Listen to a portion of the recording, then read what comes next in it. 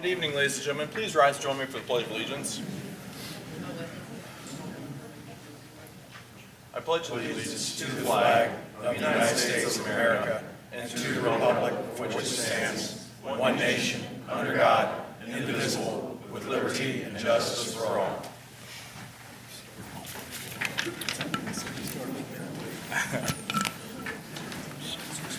All right, ladies and gentlemen, this is the Union Township Board of Trustees meeting agenda for February 25th, 2025, 6 p.m. Mr. Campbell, let the records show that all three trustees are present. Mr. Campbell, do we have any correspondence this evening? We do, sir. One, it's a liquor permit. It's a new permit for Garage Golf Cincinnati LLC, doing business as Garage Golf Cincinnati and Patio, 4242 Mount Carmel, Tabasco Road, Union Township, Cincinnati, Ohio, 45255. It meets the zoning requirements, and I have no objections from the police department. That concludes the correspondence. Great, thank you, Mr. Campbell. Moving forward, proclamation and special presentations. I'd like to welcome up the Union Township Police Association and Inter-Parish Ministries donation, Ms. Melissa Meyer, CEO, and Lieutenant Hines for Union Township Police Department Association. Mr. Logue, if I may, you may Chief Reese, remember, yeah, please. you may remember this our second annual No Shave November promotion we did to the police department. We let the officers grow their beards out. They had to make a $50 donation, and this year we were happy to donate the money. We raised $2,250 for Inter-Parish Ministries, and Ms. Meyer has been good enough to come up here tonight with her staff and accept the check, and we're just glad to help out. So we appreciate you being here. Thank you. Thank you, Chief Reese. As Chief said, we're very grateful to have the food pantry here in Union Township. As a representative of the police department, obviously, and the police association, I'm honored to give you guys this check that'll help further your mission to providing some necessities for people that in need. Thank you. We look forward to working with you guys in the future. Thank you so much. We're really happy, and thank you very much for sharing all of this with us. Absolutely. So we continue to do good work. Absolutely. Thank you. Can we get that picture? Yes.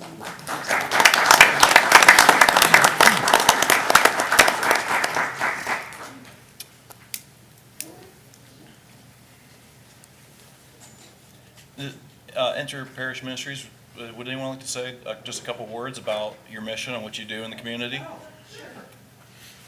Thank you. Yeah, no, absolutely. Yeah, I'd be happy to share a little bit. As you know, we relocated to Union Township a year ago in October, last October. And in that time, we've grown substantially. In 2023, we distributed about 1.2 million pounds of food. In 24, we did 1.9 million pounds of food, and we fully expect in 2025 to distribute at least 2.5 million pounds of food.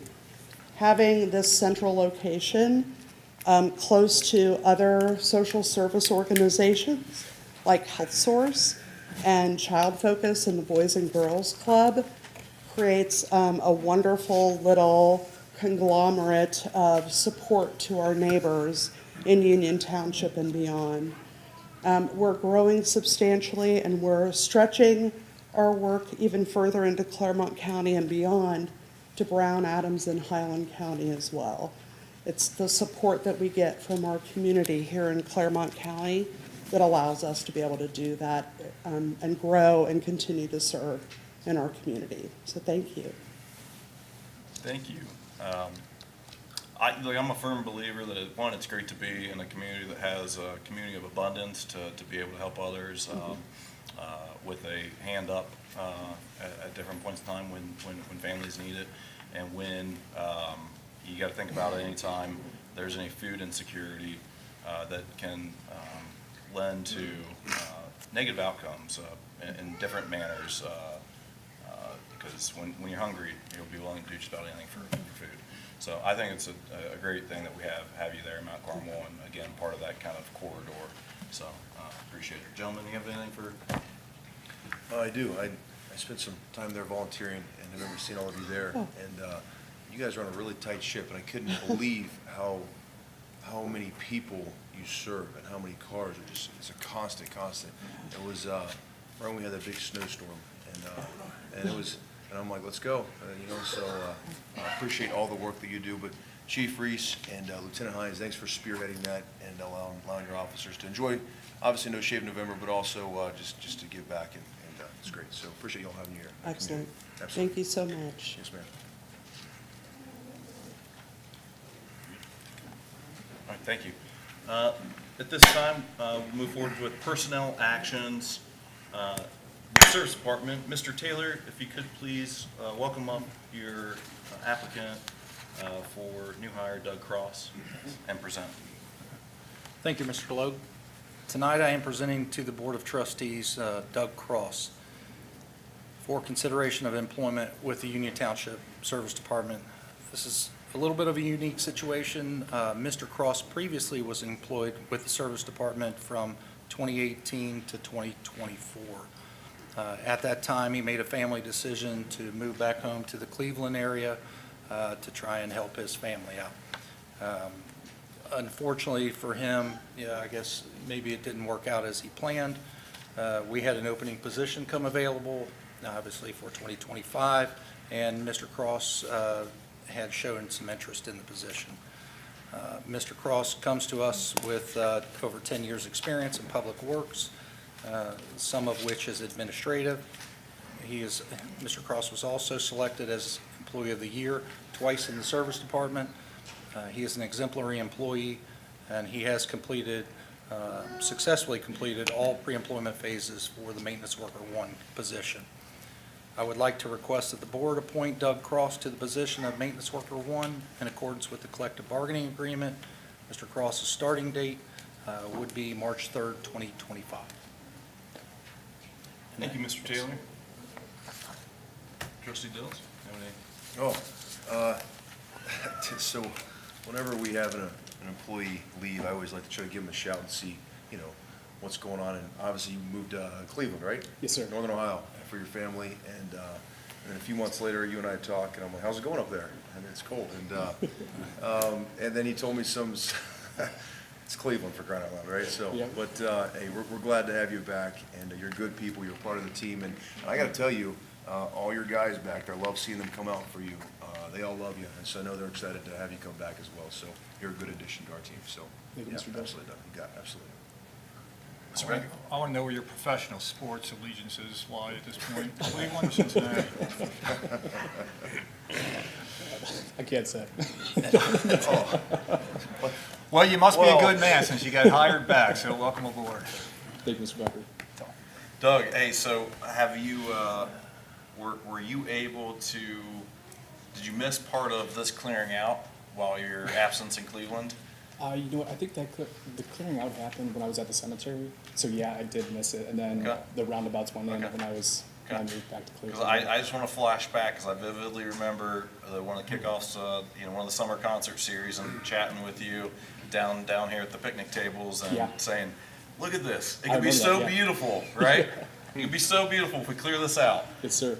Yeah, Yes, sir. anyway, really appreciate your work and the team. You guys are always just great to see, and, I mean, look at these smiles beaming from over here right now. I love it. So, you got a great team. I'll trade places with you, and I'll go start doing the service department work with you guys, a crew like that. So, Thank we you, Mr. appreciate it. We're happy to have you back. Thank you, sir. Thank you. Gentlemen, at this time, I'd like to entertain a motion to hire Doug Cross for position Maintenance Worker 1, Step 3, 5-year rate of $35.99 per hour, consistent with collective bargaining agreement with an effective date of March 3rd, 2025, pending successful completion of physical exam.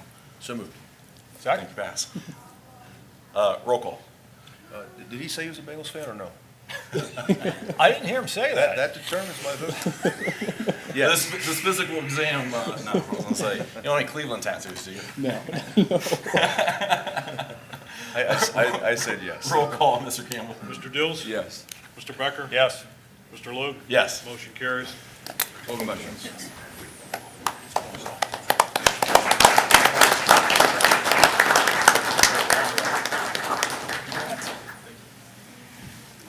Yeah, welcome back.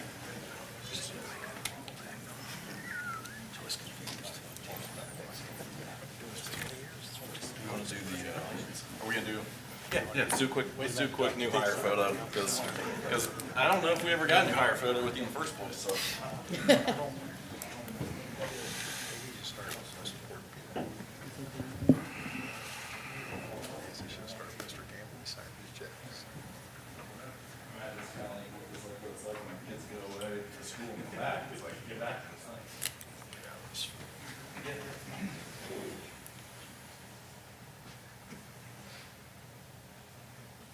Right, one. And again, right, can you see that? Thank you. One, two, three, thank you.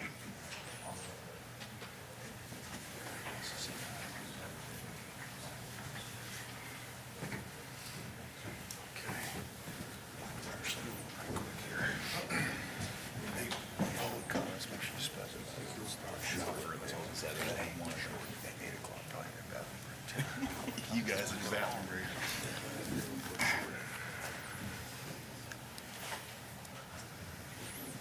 All right, gentlemen, looking ahead on the agenda here, we have public comments.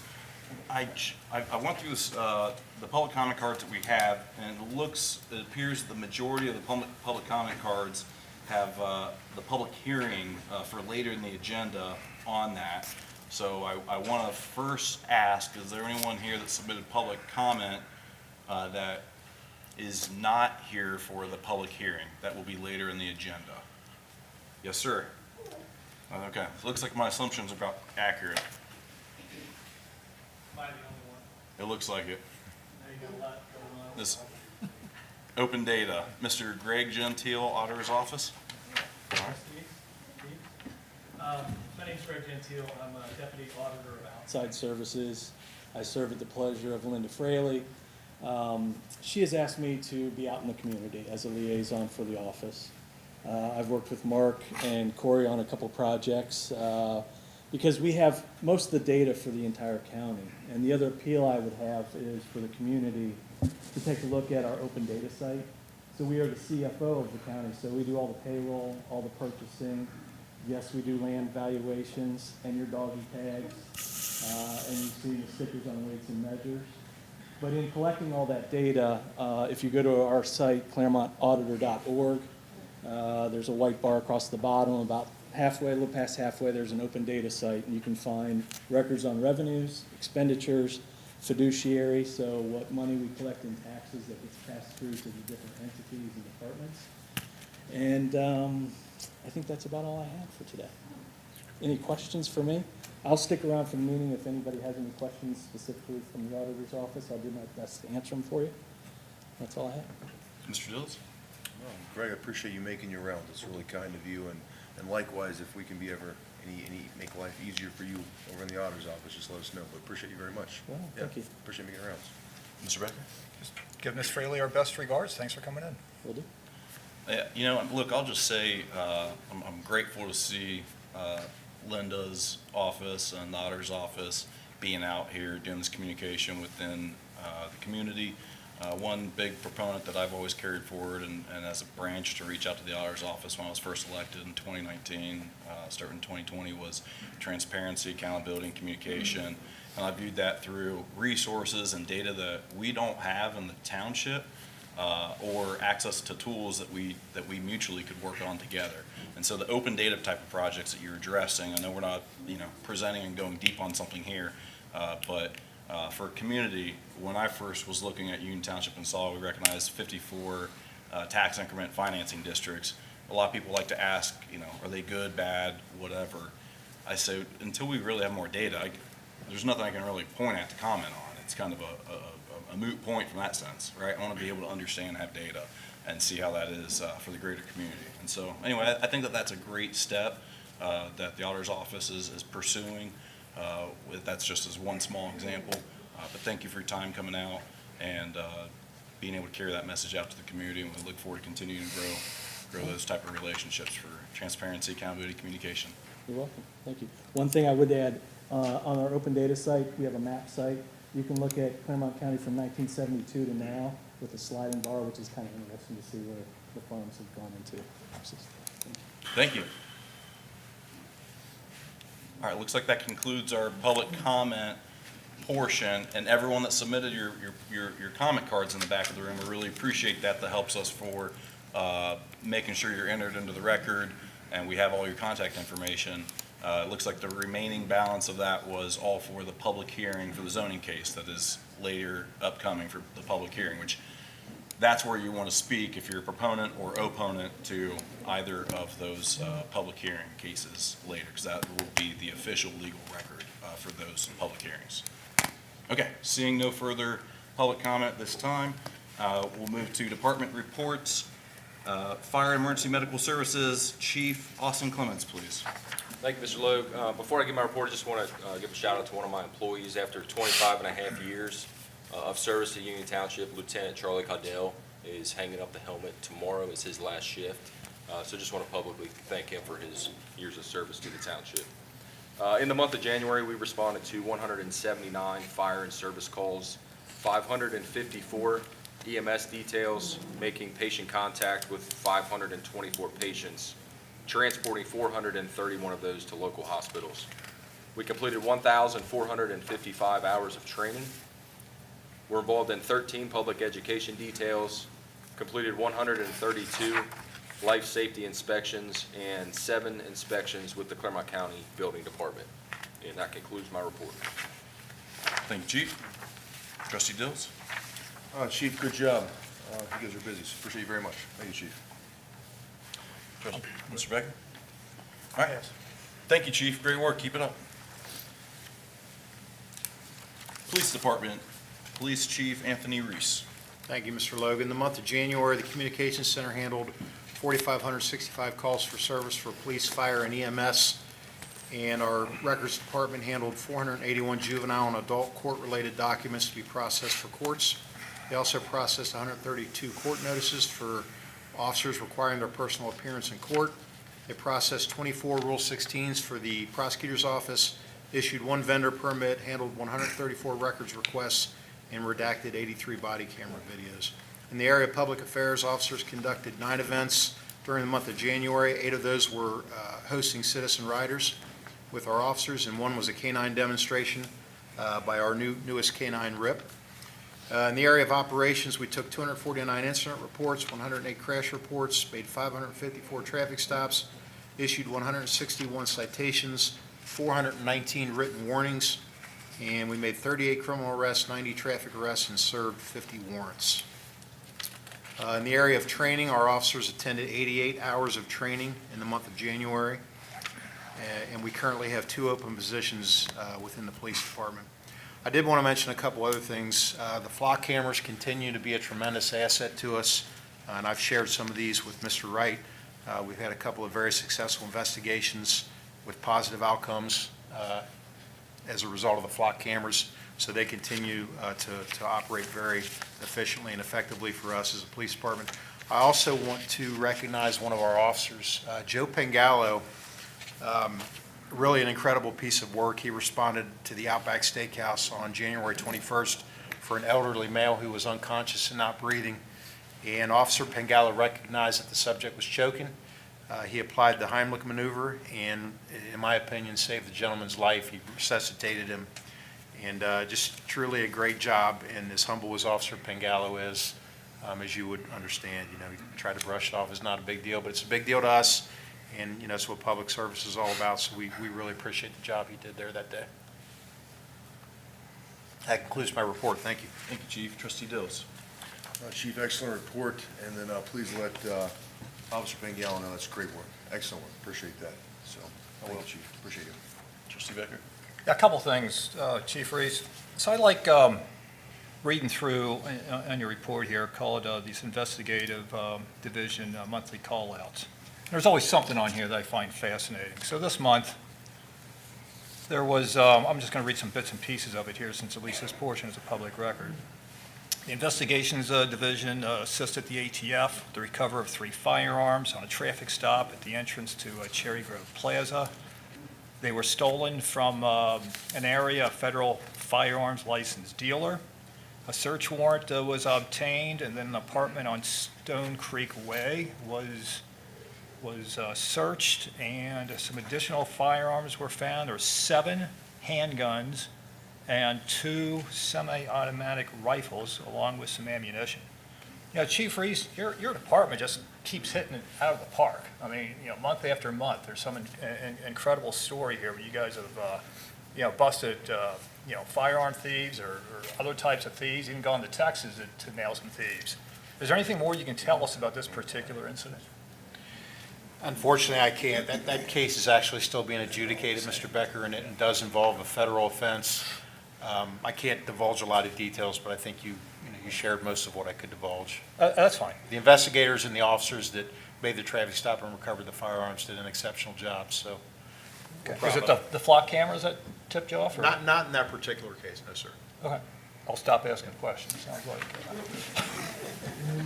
Okay, unrelated, or maybe it's not unrelated, I guess I don't know. And I want to say to use the word when, but maybe I'm wrong about saying when. When the police department has run-ins with illegal aliens, how are they discovered? How do you know they're illegal aliens, and what do you do about it? Well, if our officers make contact with somebody that we suspect is in the country illegally, and they commit a criminal offense, so 2 things there. I've talked to Sheriff Stratton. He's assured me that the jail will take them for a criminal offense. Now, if we're out with someone we suspect is here illegally, and they're not creating a criminal offense, and we run their social security number or we run their information, if ICE has issued what's called a civil arrest warrant for them, meaning they'll come pick them up strictly for being here illegal, at that point, our officers would have to make contact with an ICE officer, and they would have to come out to the scene and serve that warrant. Our officers are not allowed to do that or unable to do that. So I've been told that it's particularly hard to get them to come out in a timely manner. Obviously, we can't sit out on these stops all night and wait for them. So short of a criminal offense, they probably won't be going to jail or probably won't be able to do anything with them. Okay. How often do you have these run-ins with the illegal aliens? How frequent? I'm looking for a frequency, some estimate. Are you asking me how often we go out with people we suspect are here illegally? Yeah, and how many of them do you arrest for crimes? I mean, does this happen like once a month or 100 times a month? I would not say it's frequently, but we do have a certain part of the population we come in contact with that would meet that criteria. And when we do, we take action when we can. Okay. All right, fair enough. Thank you. That's all I have. I'm not going to go down a box of Pandora's box there, but in regards to that, seems like the recall out to an ICE federal law enforcement officer to handle or take care of any effort. Is there any coordination that has gone out to cities or local jurisdictions? Because I thought that I've read that. Is there anything that we need to do to basically help enforce the initiative there? Well, unfortunately, our officers can't serve those civil warrants. That's got to be done by an ICE agent or officer. What I've been told is that in the last several weeks, I would say the last month, that ICE and immigration have filed a lot of these civil warrants, I'm assuming for people that are here illegally. Not necessarily people that have committed a crime, but people that are here illegally. Mm-hmm. And if we come across those people in the course of our duties, it's their responsibility to respond and take action at that point. Now, if it's a criminal offense, obviously we can respond and take action. And again, Sheriff Stratton's assured us he'll do on his end, he'll do everything he can to admit him into the jail. When it comes to that. Okay.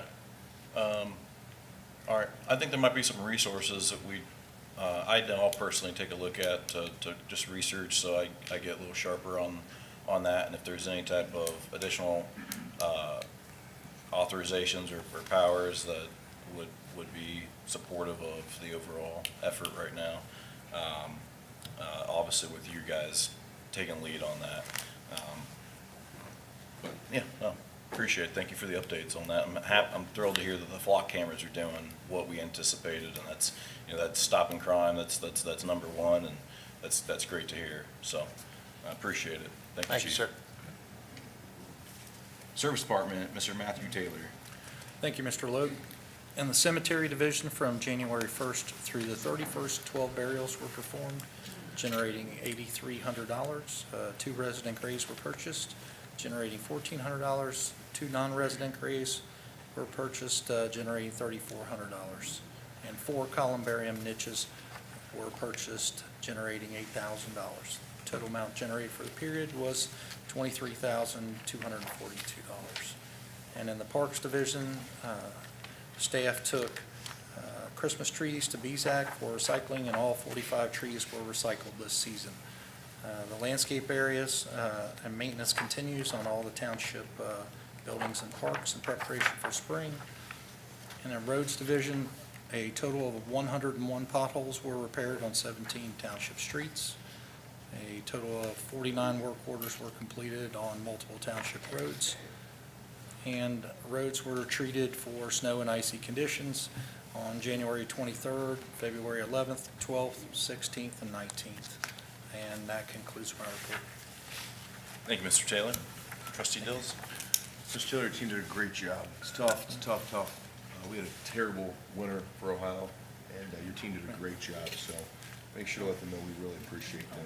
They're the, I know police and fire always get all the credit, but they're kind of the unspoken heroes for us, so it's a tough job, and just let them know we really appreciate that, so. Thank you, sir. Hopefully we're done. We're done, Yeah, so. hopefully so. Trustee Becker? Yeah, I'd like to first echo what Mr. Dills said. Absolutely agree. You know, your department is awesome, getting the job done when it needs to be done, prompt. Speaking of prompt, I know your department is quick with getting potholes filled. So you got 101 Yes. already. So when a citizen goes online or makes a phone call, says, hey, there's a pothole, such and such, how long does it typically take to get that pothole filled? We like to turn it around within 1 week. Within a week? Sometimes sooner, if we're already heading out. You know, if we received an email, sometimes I receive text messages about potholes, but if the residents of Union Township will use our online portal, it immediately sends us an email, so then we generate work orders based upon that. So once we get, obviously, you know, they get reported to us, we generate the list or a work order, and then we send them out to get repaired. We try to get potholes. They're a top priority for us this time of year, only because mainly we want to make sure that nobody injures themselves or their vehicles, et cetera. The hard part right now is getting asphalt. So we have to go to Franklin right now to get, that's the only asphalt plant open for right now. So we have to wait in line, but nonetheless, you know, we went out there today to get some. So we'll continue filling potholes this week. Sounds good. And correct me if I'm wrong, but also when you're filling a pothole, you know, your people kind of look around up and down the street for additional potholes and kind of hit them all while you're there. Is that correct? Yes, sir. Great. Good work. Thank you. All right, thank you. Yeah, Mr. Taylor, thank you so much for sharing that. Trustee Becker, great question. I would just echo to the community, again, we have done, I'd say, a great job with launching a professional website that is not just, to be a website, but a technology tool. And what that does is when people have potholes or they see debris in the road or different elements that need attention, but speaking of potholes, residents can go straight to that pothole request and be able to get it coordinated directly to our service department. And what's great about that is everyone has access to that. It's Mr. Taylor said that someone may text him or whatever. We don't want to give it an appearance of special treatment that anyone's receiving, that, oh, I got Mr. Taylor's cell phone number, so I'm going to text him about potholes now, and I'm the pothole king. We don't want to do that, right? We want to keep everyone, we want the fair responsibility for the community and make sure that tax dollars go as far as they can. And that's use our technology tool there. Use our website. As far as that goes, it is something that I take as a point of pride working with this whole team up here, that there wasn't too long ago where road repaving itself was a mile or a little less than a mile per year. And there's 133 miles of road in Union Township. And I've seen it in the last 4 years basically quadruple. And last year, we did 10 miles of paving in the township, the most mileage of roads ever paved, and probably the same for pothole repair. So I just want to echo that. The other thing that helps do when residents do put in those pothole requests, it gives us more data, right? Data that we can align with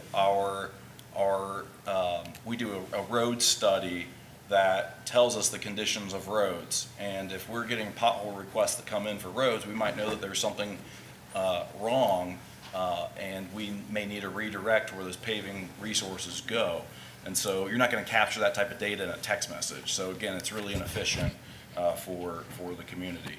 And as an example of that, recently worked through a resident that had a complaint about McGuffey Roads in that neighborhood, saying that they've never had any pavement back there. It's never been taken care of, and it's, you know, those are things. It's like, frankly, that's just not true. We did 2+ roads back there last year with Kilbrannan and Balmora, and paved the main road. And the year before that, we paved Stratford Court.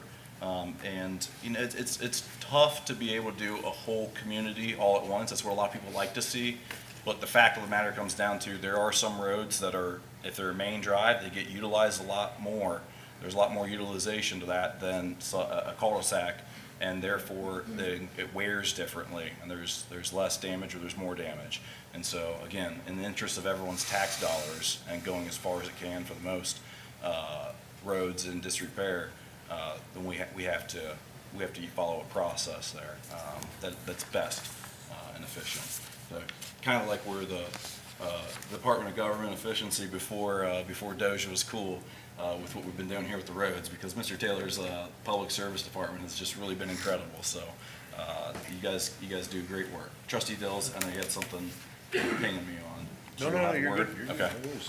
All right. I had everything you need to hear, Mr. Taylor, as far as the pothole request tool? Yes, sir. All right. We're good. All right, keep up the great work. Thank you. Thank you. Planning and zoning, Mr. McCormick. Thank you.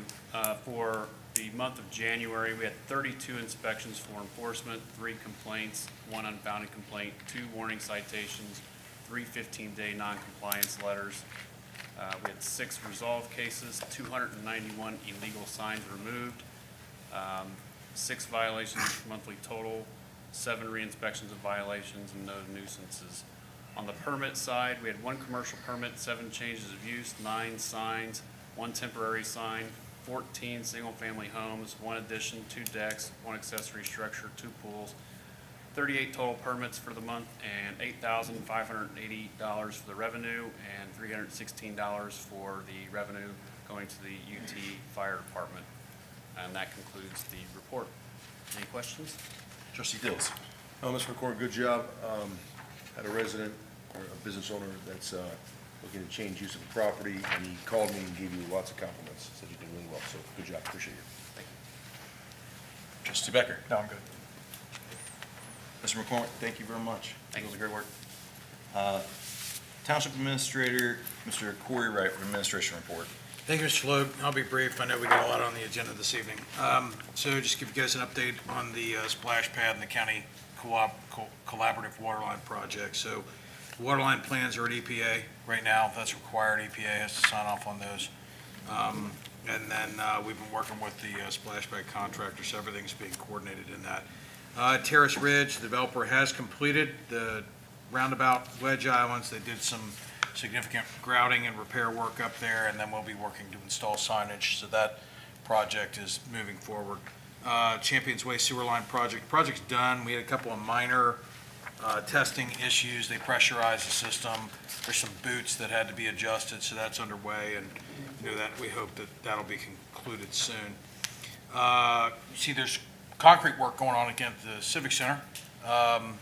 When it's not -5 degrees outside, we're able to do that work. So we've just been continuing to chip away on that. So I thank Mr. Taylor for his efforts on that. The JED board, if you remember, we formed that a couple months ago. They're going to meet on the 27th of February. That is for the Children's Hospital and VA expansion.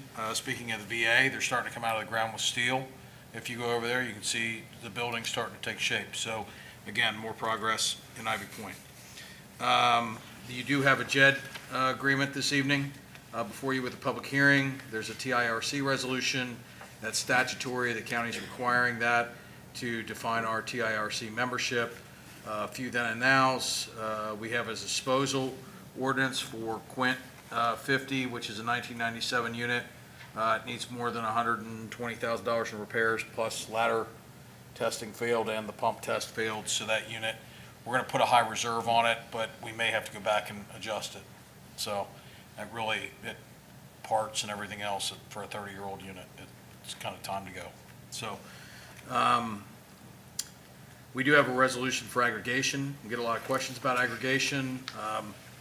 Again, that resolution authorizes us to try and fix competitive pricing through the aggregation program. We will not engage with an aggregation supplier if it's above Duke Energy's current cost to compare. So again, we've actually made recommendations to go back to the utility before. If the utility's rate is better than the supply rate, there will be a little bit of price shock because capacity fees are up. That's across the board in the electric industry right now. So just want to commend Mr. Taylor for his work. It seemed like every day for the last couple of weeks, it felt like we were getting snow. I get a text early or late, sending the guys out. So I appreciate those guys being ready, to go at a moment's notice. And certainly hope that the coldest temperatures are behind us. We are also waiting to hear back on several grants that we have pending, and then planning is well underway for the 2025 fireworks and traveling wall event. And I thank Lisa R. for, helping us, coordinate all of those different, folks and committees. And I think they'll both be very nice events as in years past. That concludes my report. Thank you, Mr. Wright. Trustee Dills. Mr. Wright, I know you've been extremely busy, and I know you have a lot on your plate, so I appreciate you very much. And I just want to make it known, you know this, so does Mr. Taylor, one of my top priorities this year, and Lord willing, if I reelected next year, is Veterans Park. So Clever Park looks beautiful.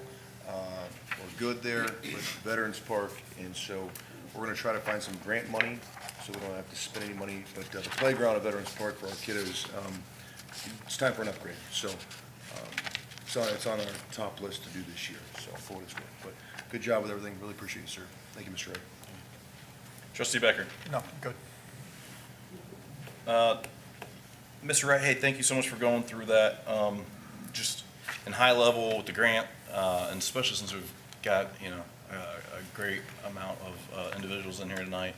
If you're ever looking into it, ask your state reps and those at the state level to restore the local government fund.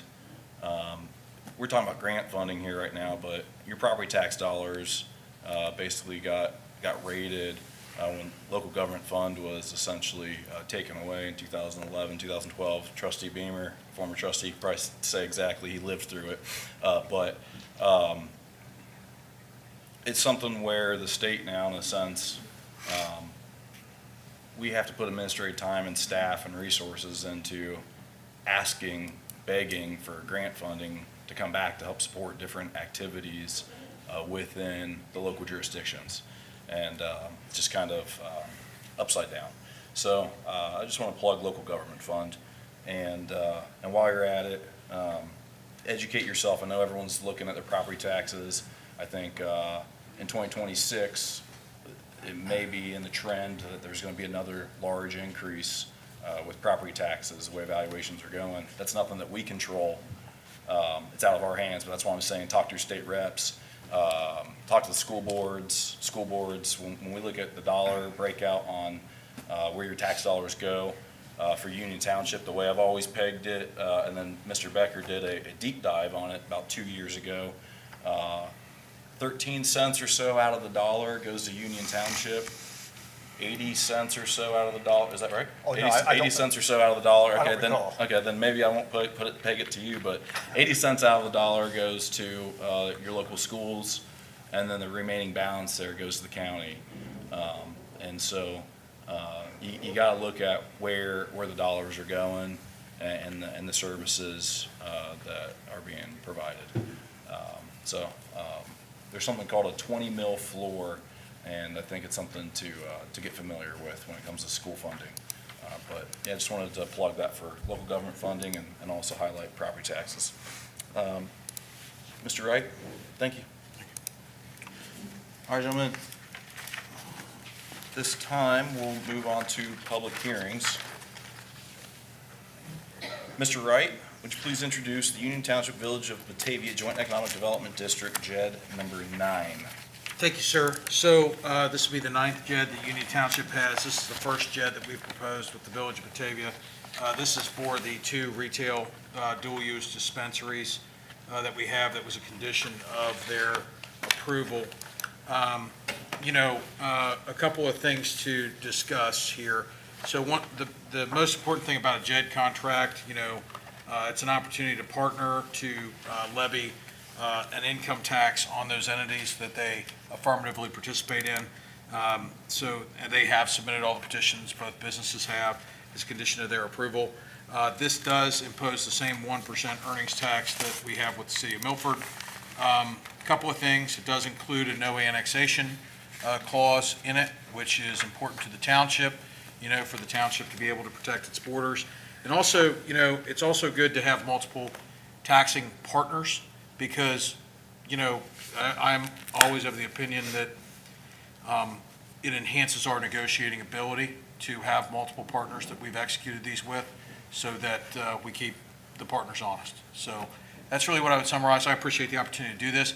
I believe the village has already adopted that. We had amended some amendments to it that deal with, what happens in the event of a party being, becoming dissolved or whatever, and have advanced those. So I appreciate your consideration, and, we can get this moving. So. Thank you, Mr. Wright. Trustee Dills? No? Good. Trustee Becker? Yes. So, Mr. Wright, tell us briefly the story of, I want to say it was back in the 90s, with Milford annexing much of Union Township down in the river where you currently have a... So you're drawing upon knowledge that is at least 30 years old, and it was in my formative years. So, Well, the point of the story being yes. why having Yes. anti-annexation provision is important, Yep. and it stemmed from... So we Go had, ahead. yeah, so City of Milford, we have JEDs with City of Milford back sometime prior to my arrival, which was in 2006, and I believe in the late 90s, I think is when the land from Walmart and all that was annexed into the city, big chunk of that. And so annexation laws are very friendly to municipalities, and so one of our tools to stave that off is to make, to reach out and do economic partnerships like this so that we can protect ourselves and the township and determine our destiny, so. So we built this great, big, beautiful wall to protect us from Milford. Now we're building another one to protect us from the village of Batavia. We stave off annexation. Thank you. That's all I have. Yeah. Oh, go ahead. I want to talk about it, but we got to open up the. Yeah, at this time, gentlemen, I'll open up the floor for public comment, as this is a public hearing on JED number 9. Is there anyone here that wishes to speak on behalf of JED number 9?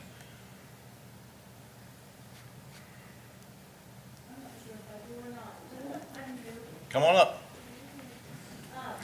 Is this talking about, I'm Kyle Hopper, Means Drive.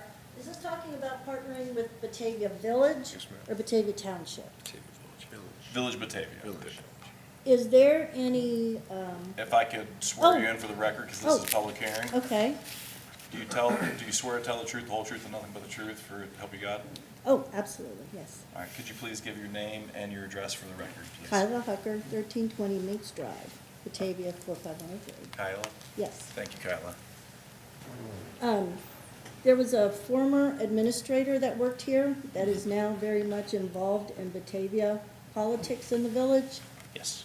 And there's just been, I don't specifically, no, I'm not gonna get into it here, but I'm concerned that I just don't know all the politics or the rules, but I just want to put that out there, that I don't particularly like combined administrators that formerly work for Union Township in, because there's a lot of stuff going on around the airport and stuff going on, so just wanted to share that.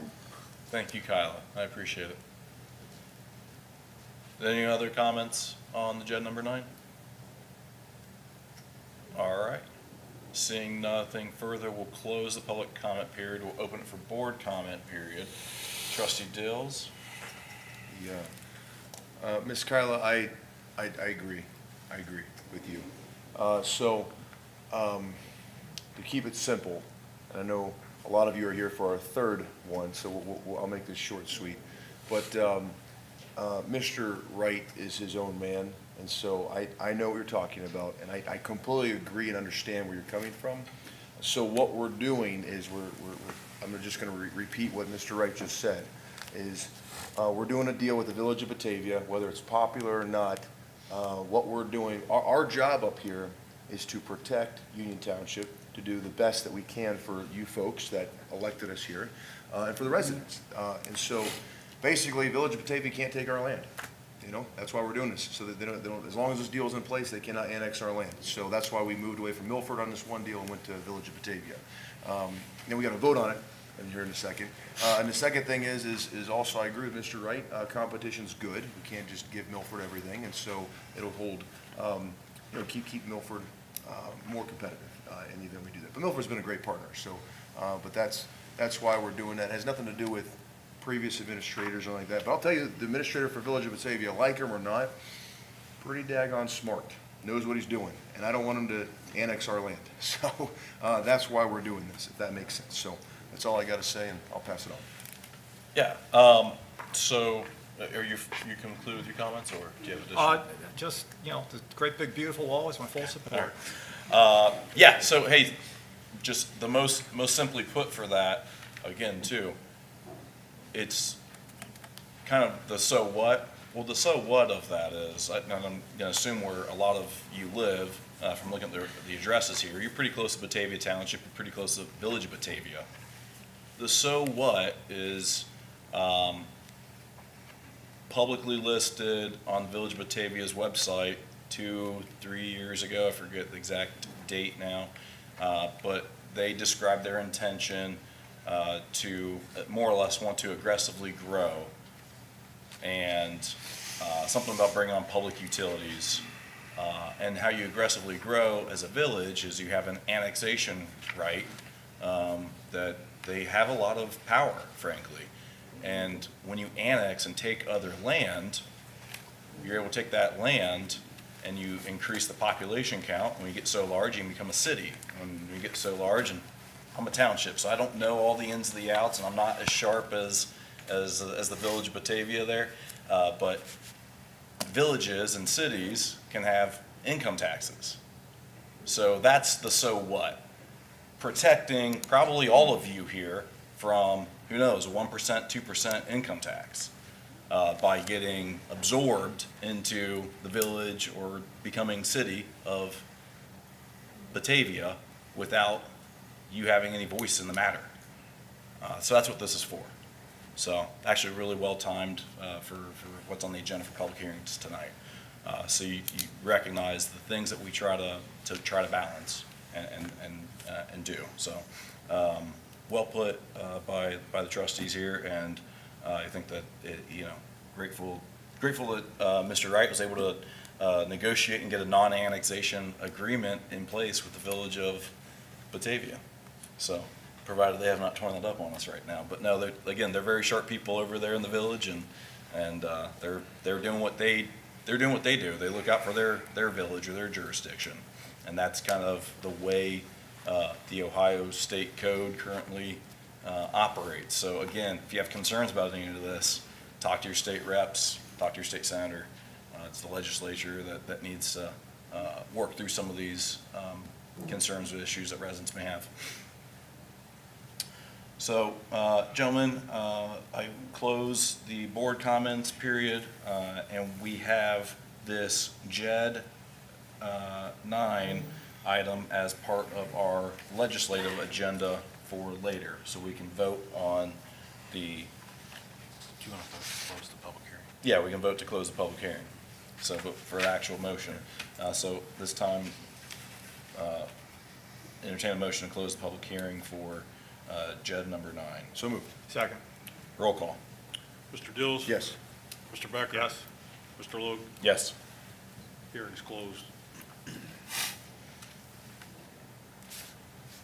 All right, Mr. McCormick, at this time, could you please introduce Union Township overlay case 2-25-Oscar?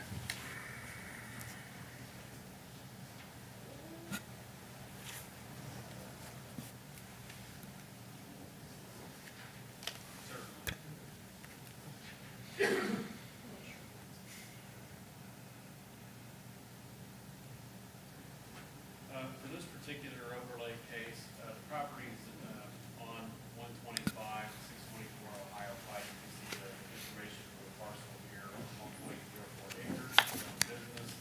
And the request is basically to add additional signage on the maximum square footage allowed for the site. You can see the site here, approximately 275. Zoning of parcel business, we've got some R1 to east, and business and planned development rights, they're around the property. See what the building looks like. So the applicant is Tint World. Applicant is Tint World, and essentially, the applicant had a franchise signage company apply for their signage a few months ago. The signage company applied for the maximum square footage allowed for Tint World. And then they also included these decal signage that you see in the windows. And the decal signs are on the exterior. And so with the decals, which were not included as part of the permitting process, they're actually over 15.7 square feet. If the decals were on the inside of the windows, it wouldn't matter. But since they're on the outside, they are deficient and need the relief of 15.7 square feet. And really, that's the gist of the case. We've got a couple items that we can put in here for modifications that are very minor. But in short, that is the entire request. I can go on if you want, or if you have any questions about the 4-page staff report, feel free to let me know what you have. Mr. McCormick, will you put the one, just in the visual display of it, up on the screen? That one? Yeah, one more to the right. You had the previous one. Yeah, something like that, that's fine, perfect, okay. And this is, I mean, it's really further off the road than Yeah. this.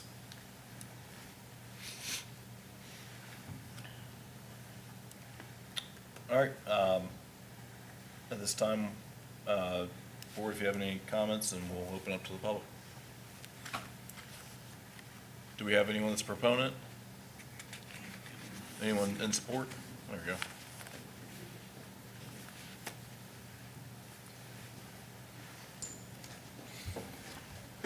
Good evening. If I could swear you in for the public hearing. Do you swear to tell the truth, the whole truth, and nothing but the truth, so help you God? Do. All right, if you could please give both your names and address for the record, please. John Sawyer, 2619 West Legendary Run, Cincinnati, 45245. Ryan Sawyer, 2619 West Legendary Run, 45245 Cincinnati. All right, thank you, gentlemen.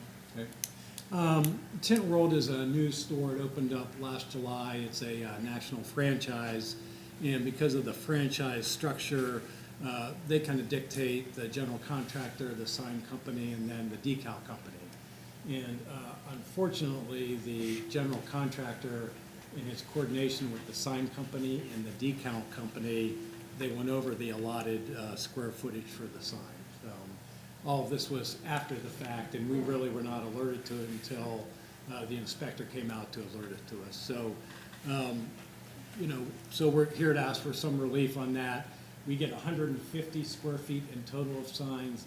This is an additional 15 square feet. All right, thank you, gentlemen. Do you have any questions for? I assume father, son, dual, and so are you guys both gonna be running the business together? We are. Love it, and it's like, I got a 7-year-old son, it's like every father's dreams, it's all, love it. And so, as far as me, appreciate you guys moving into the vacant building.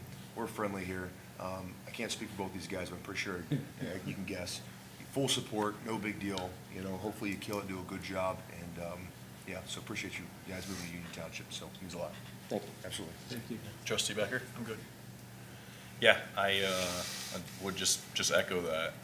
Grateful for you guys being here, and also think that it's great you guys are working that together as a family business, and hope to see you just rock that one out there and multiply. And, you know, it's not too far of a difference of when working with franchises and limitations that they put on companies. You know, to me, it's strikingly similar to an expansion that Honda East had to do, where it basically is going to be a $12 million expansion for them, renovation type work and job that was going to improve the whole location. But if we weren't able to support it, the franchisee was going to shut them down, basically, or the franchisor was going to shut them down, and that's no good for anybody. So I'm happy to definitely see this move forward, especially for, you said it's 15 square feet? Yeah. 15, well, I mean, again, don't let anyone tell you that our team up here is not professional and on top of it when it comes to quality service, because was the inspector good to you? He was a good guy. He was Okay. Scott, yeah, he was Good. Yeah. Good. Yeah, that's right. So we won't let 15 feet go by. That's Yeah. that's our inspector. I know he's great. So we This- appreciate it. This was a complaint-based inspection, so it wasn't like we noticed it. Oh, okay. It was complaint based. Okay. Yep. It's interesting to hear. They might be here tonight. I will ask for opponents. You have competitors in the area? Yes. Oh, you have a competitor. Oh, do they call? Okay. Yeah. All right. Well, I mean, this is one of those things where, again, this public hearing, we got to stay to the topic of what you're asking for relief on. But I'll just share my sentiment. My sentiment is, it's kind of, sometimes you can have like neighbors and communities, have a complaint with each other, and then they want to throw the township in the middle as if the township's going to make both people happy. That's not going to be the case. Someone's always going to be mad. We don't like to be in that position, and we like to give kind of individual responsibility out to the community, and everyone, you know, be neighborly and good in the community and responsible and respectful of others. So I pray that you guys can work that through with the competitor, and you know, best of luck with that. So, but For the record, we did bring 10 signed affidavit from our 10 closest neighbors that they're supportive of us keeping the decals on the windows. that's very sharp. Good work on bringing that. And also Trustee for Dills? the record, the office was extremely helpful in helping us get here and know what we had to do. So that was unexpected, but it was great, so. Appreciate that, nothing to worry about. All right, thank you. All right, thank you. Yeah, thanks, guys. Thank you, guys. At this time, are there any opponents here? I thought I might have put my foot in my mouth. I mean, so. All right. At this time, gentlemen, we'll entertain a motion to close the public hearing on case 2-25-Oscar. So moved. Second. Roll call, Mr. Campbell. Mr. Dills? Yes. Mr. Becker? Yes. Mr. Logue? Yes. Hearing's closed. And entertain a motion to approve Yes. case 2-25-Oscar. So moved. Second. Roll call, Mr. Campbell. Mr. Dills? Yes. Mr. Becker? Yes. Mr. Logue? Yes. Motion carries. Congratulations, gentlemen. Congratulations. Okay.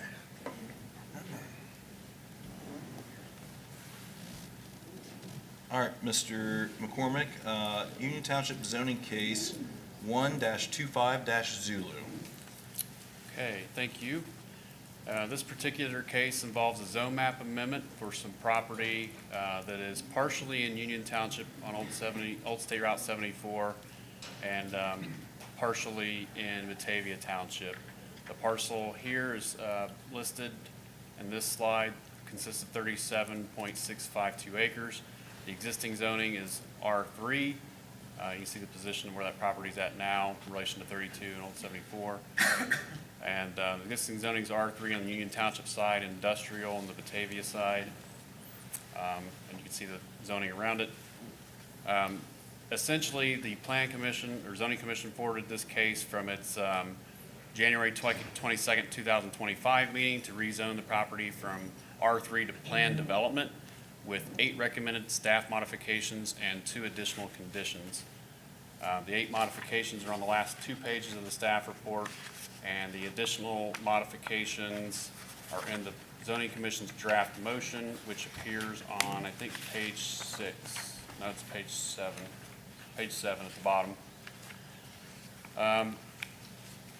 Stop there. There's kind of a plan overlay proposed of the, with the oblique. The property was originally rezoned in 1990 to R5 for 522 units on 173 acres. That's 3.01 units per acre. And the other pieces that were involved in that particular request have splintered off and been developed. This is the last remaining piece. This is probably the hardest piece to develop. This proposal on the Union Township side would be for 3.19 units per acre. The major concern to the zoning commissions appeared to be related to the golf course lighting and hours that were proposed, which have been addressed by the zoning conditions, and that there is to be no evening lighting or hours, and that the lot widths abutting Shaler would match the lots that they back into, which is that Bob White area that you see on the existing development side. If the planned development is permitted as is or per some changes by the board and applicant, then there will be a firm development plan tied to the property, which is not the case now. Right now, we just have an R3 designation. Here's the plan overlay on both sides. Per Article 6, Section 680 to 687, the board is here to approve with modifications or deny the proposed rezone. There are 41 single-family homes in the Union Township side proposed, 2.3 units per acre. An R2 designation, which is what adjoins the property to the west, allows for 4.36 units per acre. There are 28 condos proposed with 7.34 units per acre, and the R3 designation allows between 5.45 and 7.26 units per acre. And I already went over the overall numbers. The remaining areas of concern, there are some wetland areas that would have to be studied to see if they can be developed on the cul-de-sac that's furthest away from that Wood Chase extension. And there are some stream and disturbances of steep slopes that have to be considered, and the zoning commission also made a recommendation with regard to 25-foot on either side of the stream buffer for the stream. There's the landscaping plan. We've received several comments from the public. I forwarded to the board at least half a dozen or so. These are the updated proposed housing structures, which are actually considered an upgrade from what was presented to the zoning commission. The applicant can speak to that. I have pictures of the site if you'd like to see those, and other slides with the modifications that I didn't talk about on the last 2 pages of the staff report. Other than that, do you have any questions for me? Trustee Dills. A few, Mr. McCormick. So currently, right now, it's zoned R3, and whether it be this board or a different board in the future, right now, they could put apartment buildings on that site, correct? Yes. Or multifamily apartments, correct? Yes. So the R3 allows for that 5.45 to 7.26 units per acre. It all depends on what types of units that you want to build. Got it. Okay, so, and then I heard what you said, but just for the record and clarity's sake for the audience, so if we vote to approve this planned development and the developer for some reason backs out, for whatever reason, doesn't matter, what happens then? So the property would have to develop under the approved plan. If there were any changes that were considered significant whatsoever, and there are a lot of things that are considered significant, any increase in units would throw it into a public hearing. Major changes to the access would throw it into a public hearing. Any significant change, we would go through the same process that we're going through right now, except it would be a major amendment, and then it would go through the trustees in a public hearing. So, okay, perfect. And then for everyone's clarity here, 2 questions. With the 41 homes they're proposing, what is the the word I'm looking for? The land, what's the word I'm looking for? Density. What's that? Density. Yeah, like, how much land is each, what's the word I'm looking for? The Lot density? size, geez, please, lot size per 41 ballpark. So the lots that back into the Shaler subdivision there to the southwest, the lots there are designed to be the same width. I think they're 75 feet wide, and I think the depth is somewhere around 125 feet, maybe slightly more. And those are designed to pretty closely match what's in that subdivision. When you get past those lots that adjoin Shaler, those are, I think, 60-footers after that and are smaller lots, which are more along the line what you typically would see than in an R3. Yeah. So for clarity's sake, the houses that butt up to Shaler are roughly the ballpark same size of what's existing there, but as you get deeper into the new development, so lot sizes get smaller, a little bit more condensed. Yes. Okay, got it. I think that's all I have for him, sir. Thank you, Trustee Dills. Trustee Becker? I'm good. Okay. I have no additional comments there at this time. We'll go ahead and bring the applicant up.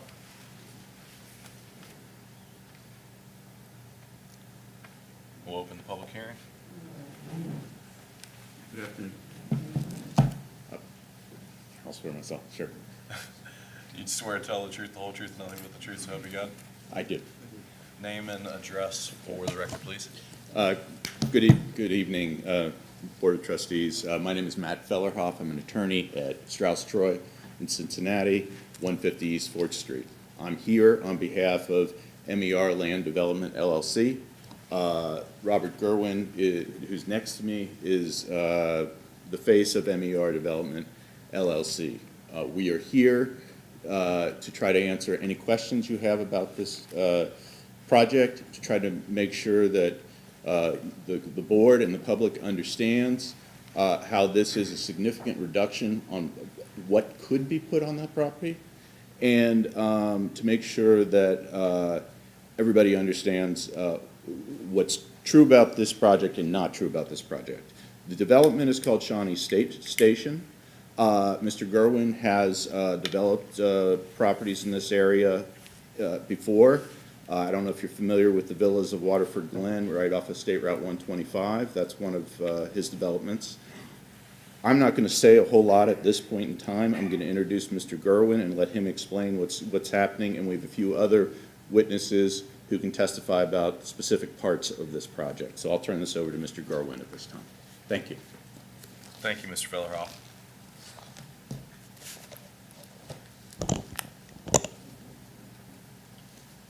Good evening. Good evening. My name is Robert Gerwin, and I'm with MER Land Development. And first I want to talk a little bit about my background and how we came to be here tonight. You know, as Matt said, I've done 8 communities in Claremont County. Over the years, I started in 2000, and most of them have been empty nester retiree communities. 2 of them have been here in Union Township. Golf-wise, golf put me through college. I'm an amateur golfer. I'm a lifelong, love the game. I'm a member of the Ohio Golf Hall of Fame and the Greater Cincinnati Legends of Golf Hall of Fame. And I've been a past president of the Greater Cincinnati Golf Association and current board member. It's my passion. I'm now 58 years old, and I've been looking for an opportunity to give back to the game. And really, that's how I've come to be here tonight. In 2005, I was playing a tournament down in Florida, and a friend of mine took me over a little par 3 golf course called the Palm Beach Par 3. And it's on the ocean. It has a little clubhouse with a restaurant, a little Italian restaurant looking out over the golf course.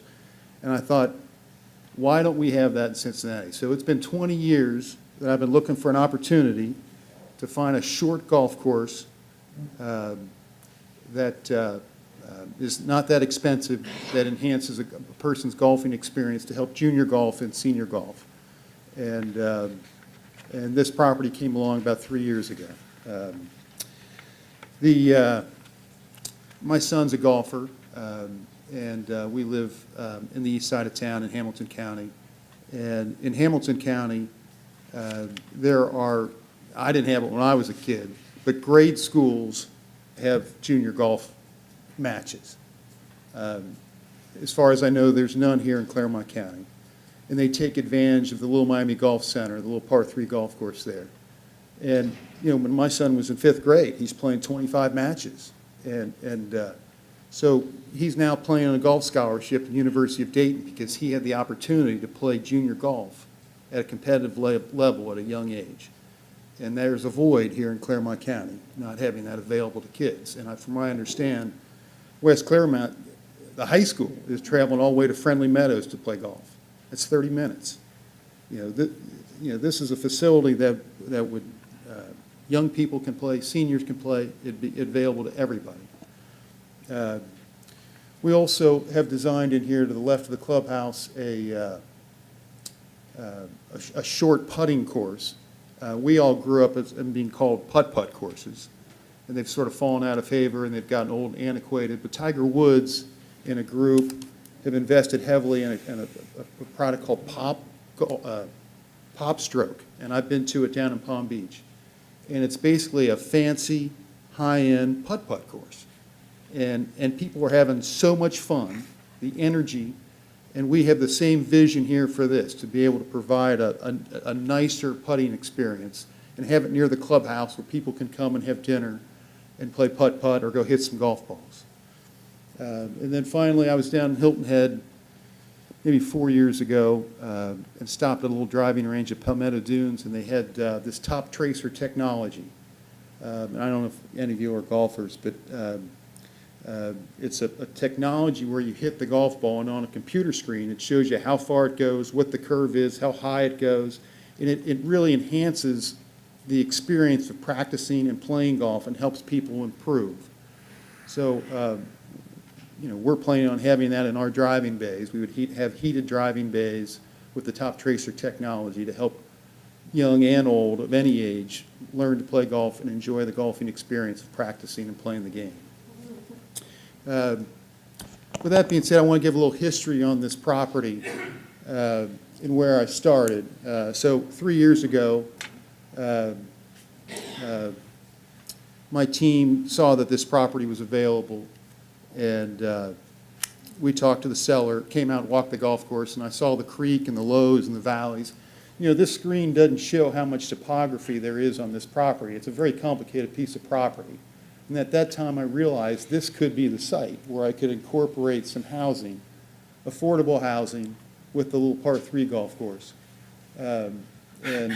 So at that time, we got it under contract. We went and met with the Planning and Zoning Department. We were told that the Union Township portion is zoned R3 multifamily. So we laid out a plan. Mr. McCormick, can you show us on that flash drive? It should be under Winding Creek.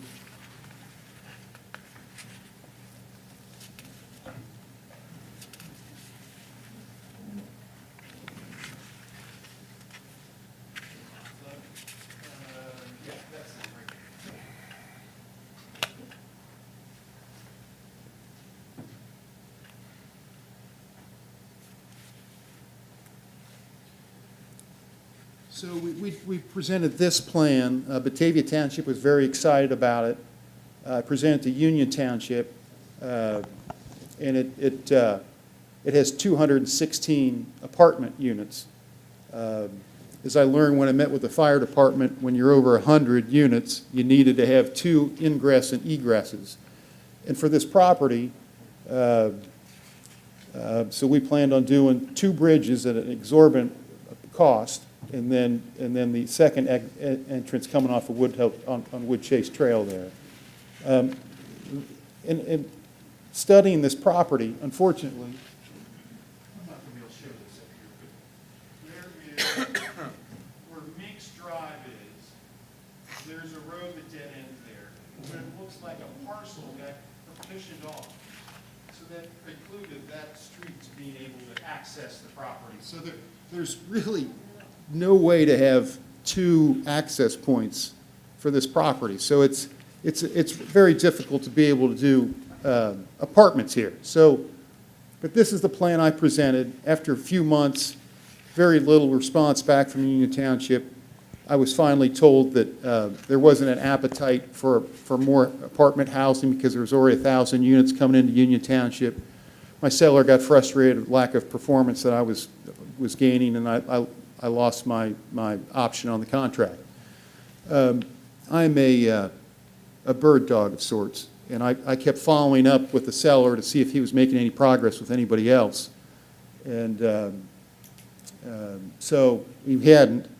There was a change in leadership in the planning and zoning, and I came in and we had a new discussion of possibly having, doing single-family residential, a much lighter density.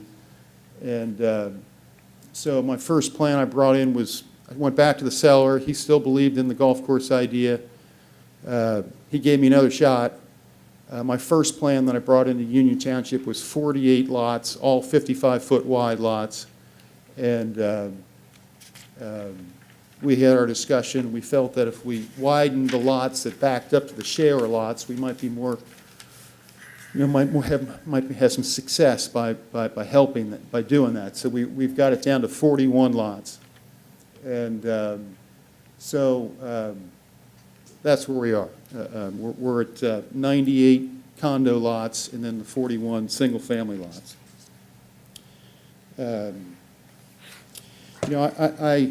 I understand change is hard, and the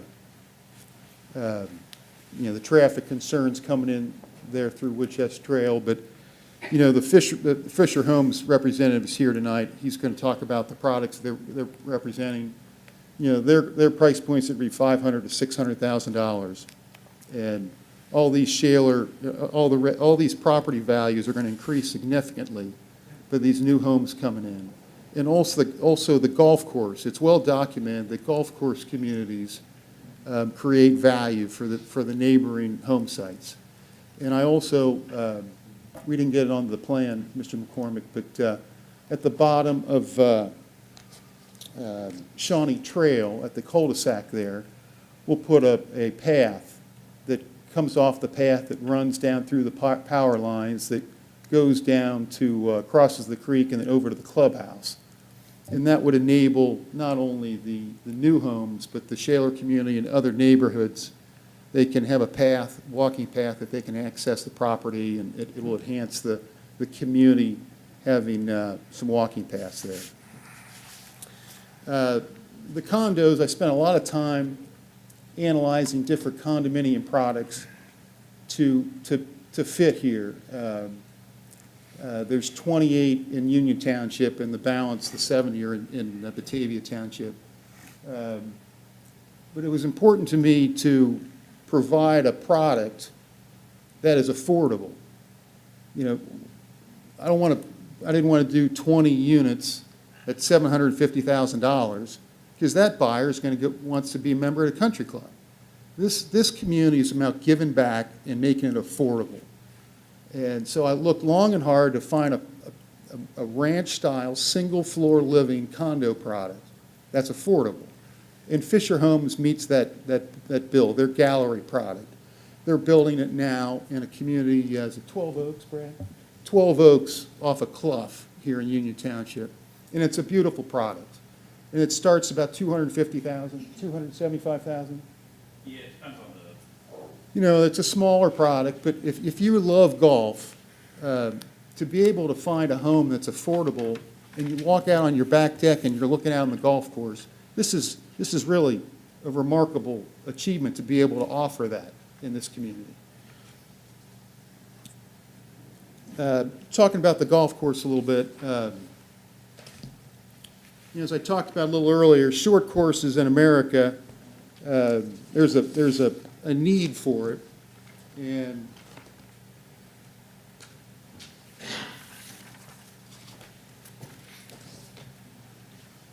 here's Thank you. we all grew up with top 100 golf courses in America, and now just a few years ago, they're now listing the top 40 short courses in America.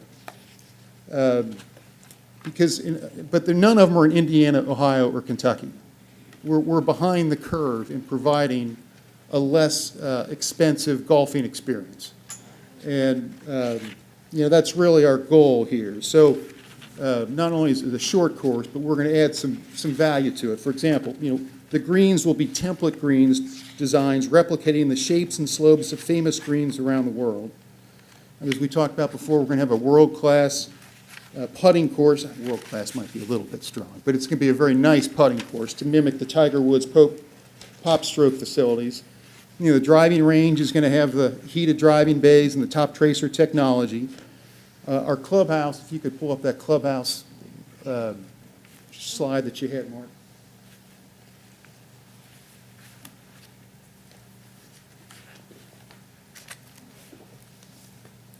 This is just a first draft, but that would be the entrance. The parking lot is across the creek.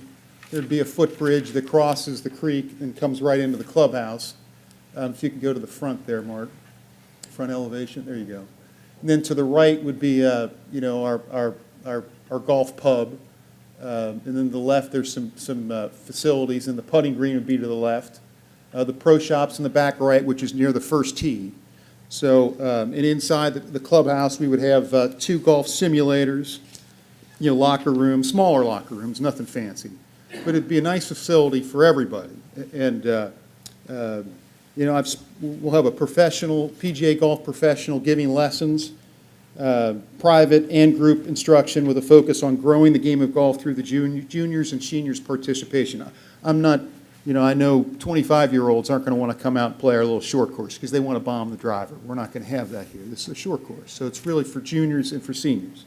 But I'm not discriminating against young people, but it makes it I'm just being obvious about it. So as we talked about a little bit before, junior golf, there's a void here. I grew up playing on a little short course. My dad just put sticks in the ground in my backyard, and he made it cool. And, a short golf course for young people, I really do believe that there's going to be young boys and girls that are going to learn to play golf in this little golf course, and they're going to love the game, and they're going to get a scholarship to go off and play in college. And right now, there's a void here in Claremont County with that being offered. I have talked to the First Tee program about participating with them, giving back to them and helping their programs with the facilities. I've not talked to Camp Allen. I'd like to work with Camp Allen with their programs to help some of their kids come out and learn to play golf. But this is a way for golf to grow in Claremont County, and it's an important part of who I am and what I am to give back to the game, because I've gotten a lot of that out of the game of golf. We have met with Jeremy Evans about the access roads. He pointed out wanting the entrance to come in at the light. We did have a discussion about we'd have to add a 4th arm, because right now there's only 3 arms on the signal. He said we'd need to get a partial traffic traffic report on it. He also commented about wanting to have a private street for the condos and the public street up at the single-family lots. So we've had those discussions with him. We met with the fire chief, both at Batavia Township and Union Township. At Batavia Township, they wanted to have a secondary access point for the fire truck in case there is a fire for the clubhouse. We have talked to Duke Energy. They've given us comments about the easements. We had to move one of the cul-de-sacs out of the easement. I'm not sure why, but we did move it out of there. We met with Claremont County Soil and Water. We've made some accommodations in terms of the 25-foot buffer there along the creek. And there is water and sewer capacity with Claremont County Water and Sewer for the subdivision.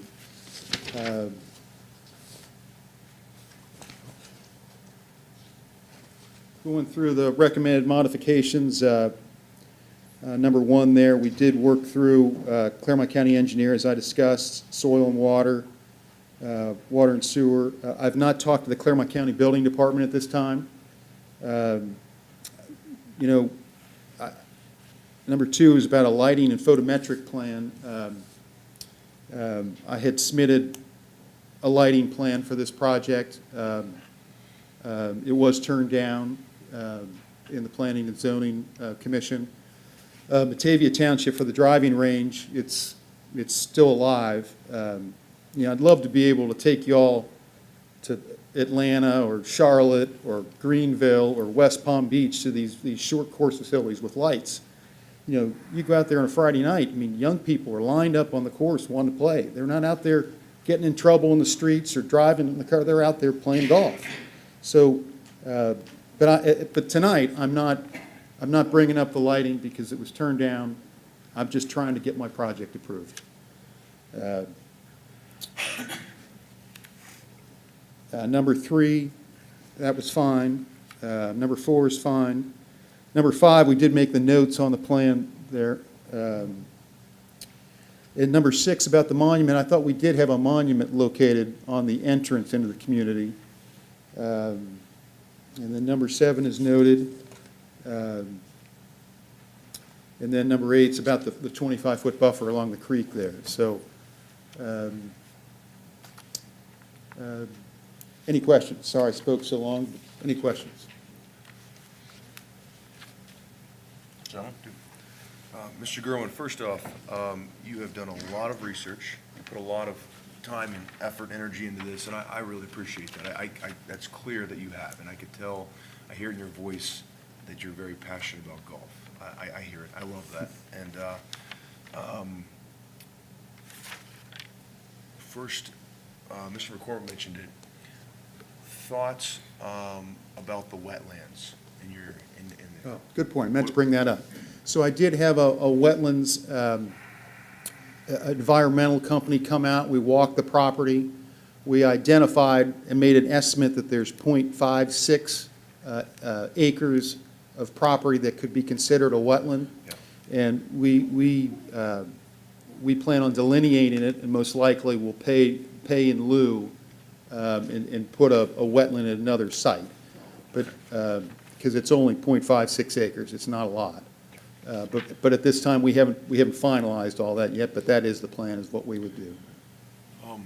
It would be, excuse me, I'm sorry, Mr. Jones, it would be in the second phase of the Fisher Home community, so it would be the second phase. So we'll, you know, but we can work on that if that's part of the conditions, but that's what we had planned on doing. fair enough. Appreciate that. Yeah. Thank you. After all the residents speak, I'm going to ask the chairman to bring you back up to give you an opportunity, if you're okay with that. Yeah, that's fine. You don't have to. That's but what I'm here for, yep. To address, you know, I would also maybe challenge you also to just take a couple notes so you can, you know, hit on their talking points. Yep. I think you're going to come to find out that I door knocked in the community yesterday and today, and talked to a lot of the residents, walked the property there in Shaler. I don't think anybody cares about your golf course. I think you're okay on the golf course. I got no negative feedback on it, just so you know. And so you're going to actually hear all about the homes that you're building. That's what you're going to hear about tonight. It is what I think. And so, for what it's worth, I like the nighttime golf course. I would be a customer. But if I was them, I would not want a lighted golf course in my backyard. So I agree with their concern. And I would just say, is this, I know you're in the business of making money. I know you want to provide a good, you know, golf game and experience. But at the end of the day, I know you need to make money. I know Fisher needs to make money. So the question that I'm going to have you, and it's maybe rhetorical for you to think on, but these folks are going to come up, and I think you're going to see they're actually reasonable folks. They know the land can be developed. It's zoned R3, and they know that. But what they're going to come to you tonight, I feel like they're going to ask for compromise. And so I ask that you hear about it, hear their thoughts, where they're at. Think about it. They eat, sleep, raise a family there. This is their backyard. And it's your property, but it's their backyard as well. And so my question to you is, are you firm on this development in order for you and Fisher and everyone to make their money? I get it. Or when they come up with their concerns, for the things that I already know, I can kind of anticipate what they're going to say based off everything I've read. Are you willing to compromise at all, or is this plan firm, it's kind of all or nothing? That's a great question.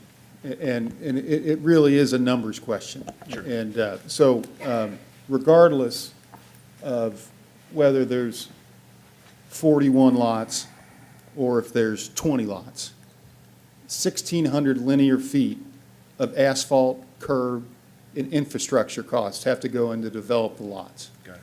So, if right now we're at a little over $100,000 a lot, if we go to 20 lots, we're going to be over $200,000 a lot. So now we got $1 million houses. Are $1 million houses, are people going to buy $1 million house? I mean, it makes it, we're right now, Fisher Homes is excited about the project, you start pushing the envelope. So it would depend on the compromise. No problem. So I want to preempt you, and obviously with your attorney as well, preempt you that if you want your choice, at the end, when you hear everybody and you can hear, because we have to make a decision on what's best for the, and by the way, we want development, by the way, we do. We want, this is great development, I love it. But we also got to take care of our people. This is our neighborhood, we live here, we got to take care of our people. So at the end, if you would like to, and obviously Mr. Chairman will probably tell you this as well, if you would like to say, hey, can we table this? And you want to talk to the residents to see if you want to go back to Fisher or whatever, just so you know that's always an option if you wanted to come to the table with that as well, for what it's worth. So after you hear all the folks in the neighborhood and what they decide and all that, so for what it's worth. So, Mr. Chairman, that is all I have questions for him. Thank you. Mr. Becker? Yeah, a couple things. First off, a softball question. I don't know anything about golf. What is a short course? Is that anything less than 18 holes? A short course is considered a par 3 course. So instead of a par 4 where you hit a driver and then you have a second shot into the green, you just have one shot onto the green. So, So it's not related to the number of holes? no, Okay. no. In this case, it's 9 holes, but a short course is really about, it's just shorter and you're not hitting drivers, and it's more of just a less expensive golfing experience. That's fine. So my other question, and I guess multiple times I heard you use the word affordable, and one time as affordable housing.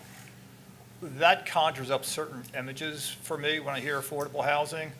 My mind goes to Section 8, low income, government programs. Is any of that involved in this?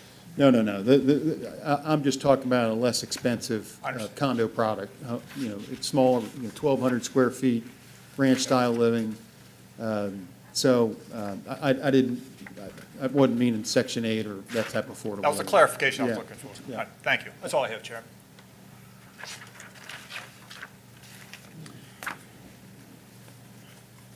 Mr. Gerwin, Yes, sir. thank you for the details, thoroughness you've put through this. And I recognize you're here before the board tonight and with the community here tonight. And this has not by any means been a short interest or project of yours. As you kind of rehearsed and shared, it's been 20 years. You kind of got this first exposure of a short course type of community. And 3 years ago, like you said, I think you try to have the conversation, and it was pretty firmly shared from the township, this board, that all multifamily there was going to be a non-starter in respect to the neighborhood and the residents that this transitions through. One thing I did not hear, if it was all multifamily there, what were you originally going to try to propose? Not what you're presenting tonight. What I'm hearing tonight is 41 lots, down from 48. That's single-family homes. But the sentiment that this board has previously given, if you were all multifamily in there, roughly how many units was that going to be? The plan I had was 216 units. Right, 216. So now this is down to 48, down to 41, and 26 or so of the condo units are Union Township. The balance of that is Batavia Township. So where it gets tricky on what we actually have jurisdiction for. So looking at what we actually have jurisdiction for. So, I think that shows a lot of due diligence on your part, frankly, though, from going from how many, 216? 216. 216. I think that's just I definitely just take that as a lot of goodwill, I think, in the first place. And that was inclusive of a golf facility? Yes, sir. Did you try to look at, I'm not doing any golf here, how many multifamily type of units would be? Well, again, the site has a lot of topography to it, and the creek's working through it, so that ground really is not developable or buildable. So I've always, this property, I've always looked at it as an opportunity to incorporate the short course in with the residential home sites. Yeah, but the R3 that it already, Yeah. that it already currently is, okay. Okay, I think that covers, One more question. yeah, trustee Dills, please go ahead. This might be a question for Fisher Homes if they want to step up, but I heard a lot of the residents talk about that they would like the new community to be a part of the existing HOA, so everybody's playing in the same sandbox. Obviously, the new development would use their sidewalks, use their playgrounds, whatever, similar to what Redwood already does as well. Any opposition from you, and I know you can't speak for Fisher Homes, but if they were to join and be a part of the exact same HOA as Shaler? That would be fine. It would be Fisher Homes' call, but Yeah, you just gave me the thumbs up, so I guess it'd be okay. Okay, Yeah. okay, that was just concern that I heard back Yeah. from the residents. Okay, fair enough, yeah. That is all. No, trustee Dills, I mean, that's a great perspective, and, in my experience and in my personal experience, I've lived in a community here in the township, very similar to the residents here tonight, where, a lot of shotgun-style homes were put in right in the center of it, and, the HOAs are in conflict currently. And it was something that was never resolved, so it's a great question, trustee Dills. All right,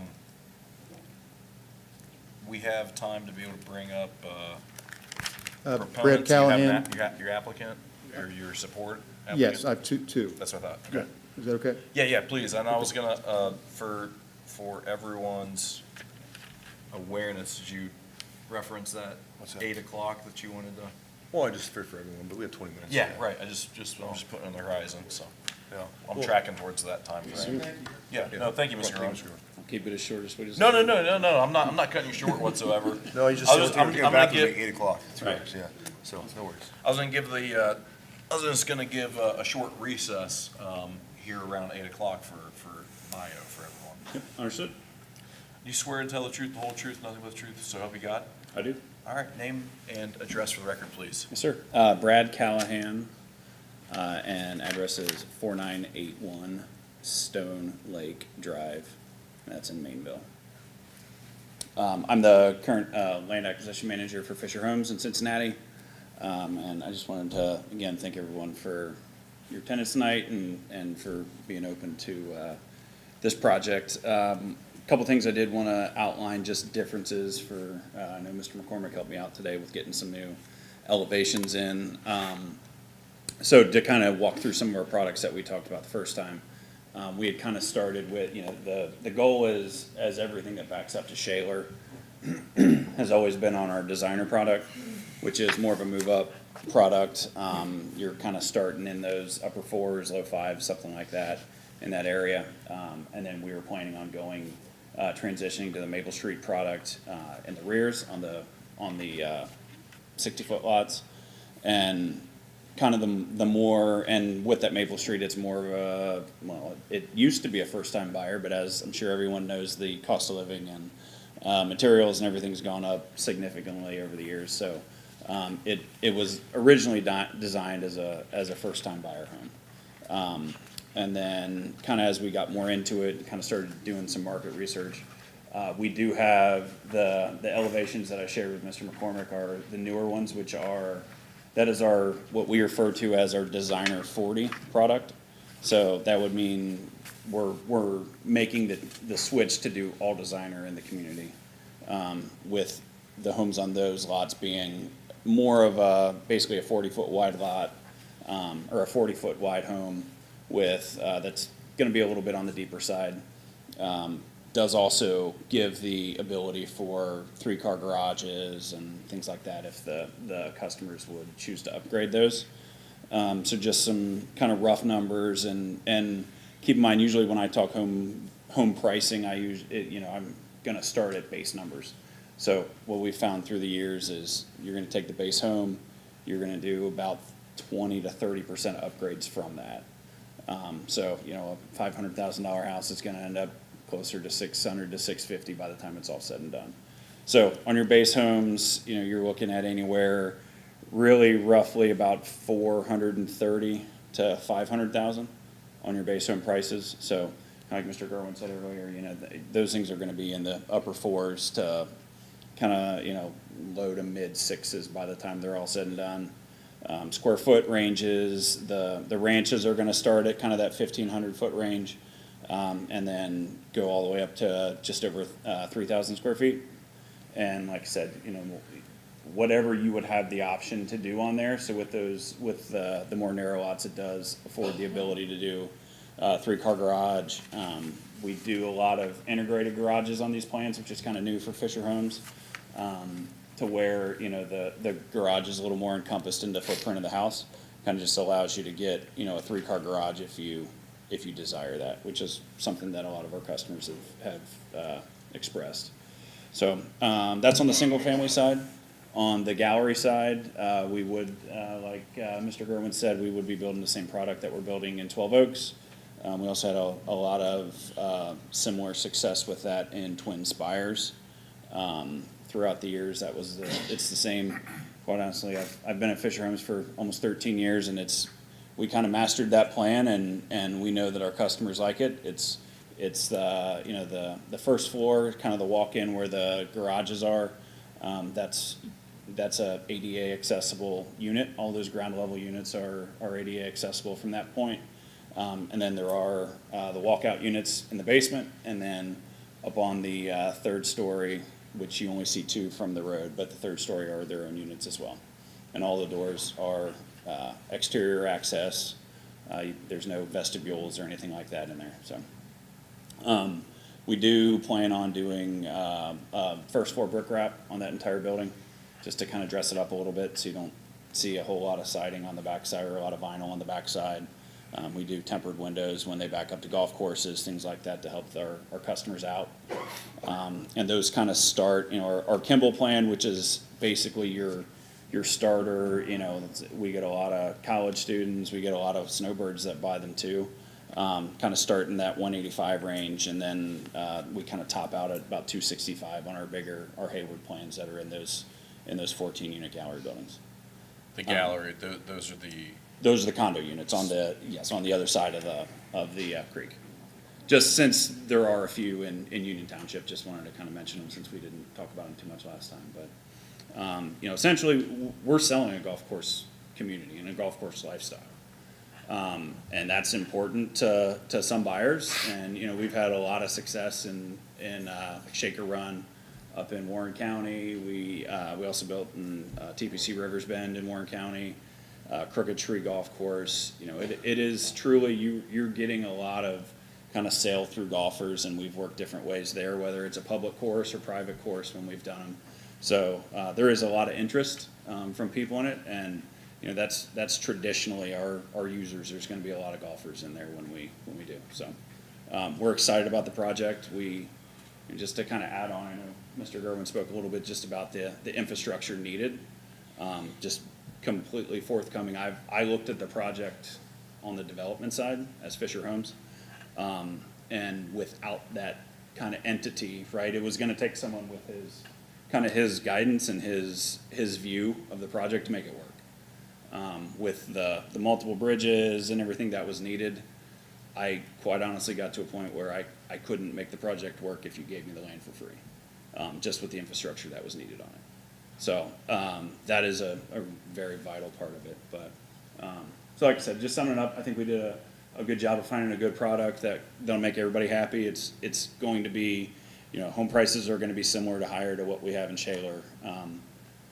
We, you know, traditionally, when you look at kind of doing the final stage of a community, which is really how we look at that when you know, kind of a stub street goes onto the property, that it would be part of the existing community.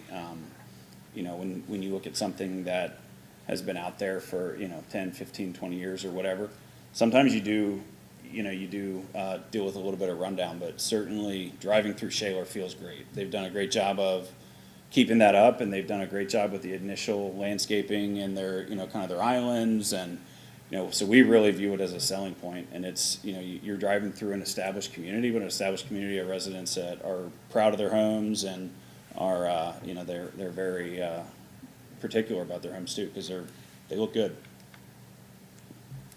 Questions, concerns for me? Questions, trustee Mr. Dills? McCormick, will you throw up the map of the new homes? Yeah, right there is fine. So on the left, so first off, Mr. Callahan, thank you for speaking and coming here for Fisher Homes. Appreciate that very much. Yeah. I think you might have answered my question based off your one response you just said, because I was going to have you think about it with Mr. Gerwin while everyone else speaks. Because I was going to ask you this question as far as consideration and compromise is, so if you were to give the existing residents a bigger buffer zone, and if we were to approve additional houses and lots and make your lots maybe smaller, okay, would you consider, because I'm thinking about closing off the entrance to Shaler and putting an EMS, you know, emergency only entrance, similar to what they currently have, but I need an entrance to go somewhere else, maybe Old 74. But you said, even if you gave me this lot for free, I can't do the infrastructure and pay for it. So is that completely off the table for you? That would be his, yeah, I mean, that would be a So- tough, that second bridge, I mean, a precast bridge, you know, I don't know that you want to give details, but Okay. they're close to $1 million a piece. So I don't know if you want to think about it and run the numbers or whatever, how much, you know, square footage or how much acreage you need per lot if you were to, I think that'd be a fair compromise for the folks who live there. Condense it more, put more homes up, that's fine, but give those folks a bigger buffer zone, and you're not really using their roads because we block you off with an EMS entrance, but you got to take your car somewhere else. Right. Is that a viable, I don't know if you want to think about it because I just threw a lot at you, is that a viable option? So just to outline the terms of our deal, so I'm essentially, I would be purchasing lots from Mr. Gerwin. So he would be the developer. Okay. That'd be more So- something in his line, how he would need to approach it. Fair enough. But Fair yeah, enough. So- that would be wrapped up and, you know, Okay. obviously at the end of the day, he's selling me lots, so. So, no problem. So, you don't have to come back up here right now, Mr. Groen, but something to think about. What I just talked about is gonna come up. These folks want, a bigger buffer zone, and they want their entrance cut off. They don't want you all driving through their neighborhood. That's gonna come up. So something to think about it is that what compromise can you all do to where you still make your money, make your profit, but be fair and reasonable to the folks that live there as well. So, just something to think about for when you come up for after they speak. So, that's all I got, sir. Trustee Becker? I'm good.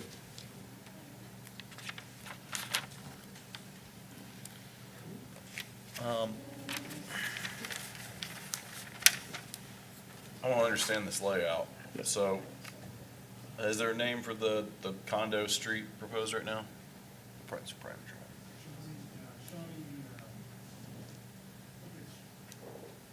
That's fine. Okay, Shawnee Station Drive. So when you come in Shawnee Station Drive, that first street to the left, is that what I'm seeing goes to the clubhouse? McCormick, Mr. McCormick, you can go back to the last image there. Yeah, that one.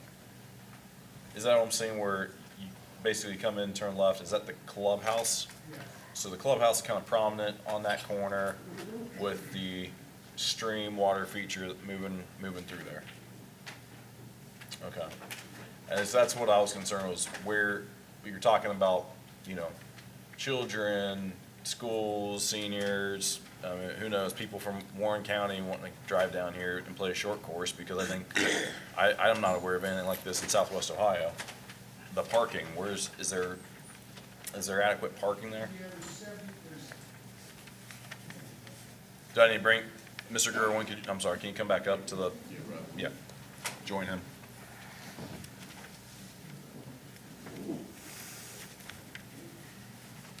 The parking for the clubhouse and the golf course, there's 84 spaces. So, if everybody's on a hole, foursomes on every hole, that's 36, so we sort of backed into it. So we feel 84 would be adequate. Okay. Okay. And that's all the parking that's right, am I looking at that correctly? That's right Yeah, there on the, okay. Mr. McCormick, if you could go to the development plan, that's the landscape plan. The development plan shows a little clearer the parking area. If you can zoom in on that, that would show the parking places better. I don't know if you can zoom in, but, Can't really zoom in on that. okay.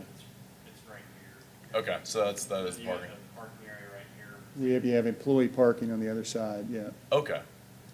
That's what I'm looking at, okay. All right, so that's that parking.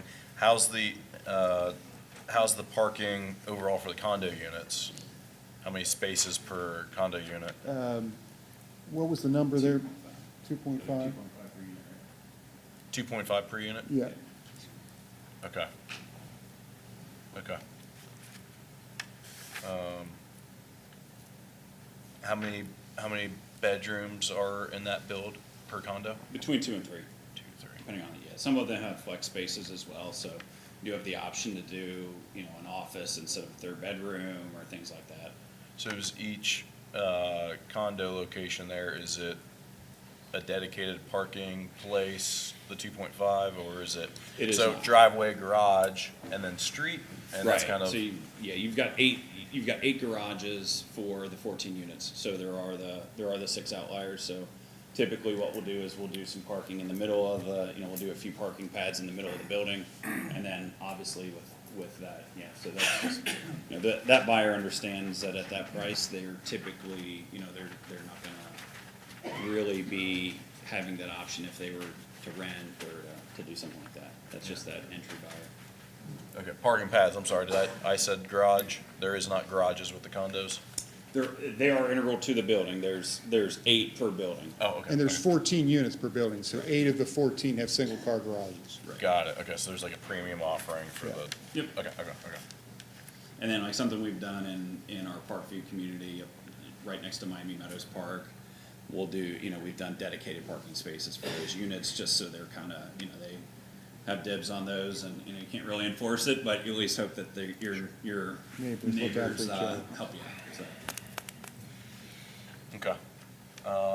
And then is the intention then to maintain that as a private street? Correct. Okay, so the township would not have any servicing requirements on that as far as like snowplow, that type of, okay, all right. Okay, and then over to the transition, for the single family that is, so that would be dedicated street? It would be. Dedicated It to would the be township? public. Yeah. It'd be public, yeah. It'd meet all the same specifications as the roadway through Shale. Okay. Trustee Dills brings up the question there, I think, as far as the feedback from residents of additional buffering and/or if that was,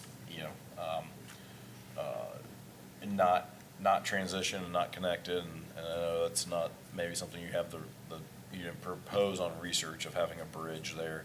Did you try to express any discussion with our staff of, as far as what those costs would be, infrastructure costs? If There are tools that can be unpopular, but like CRA or TIF products for infrastructure costs.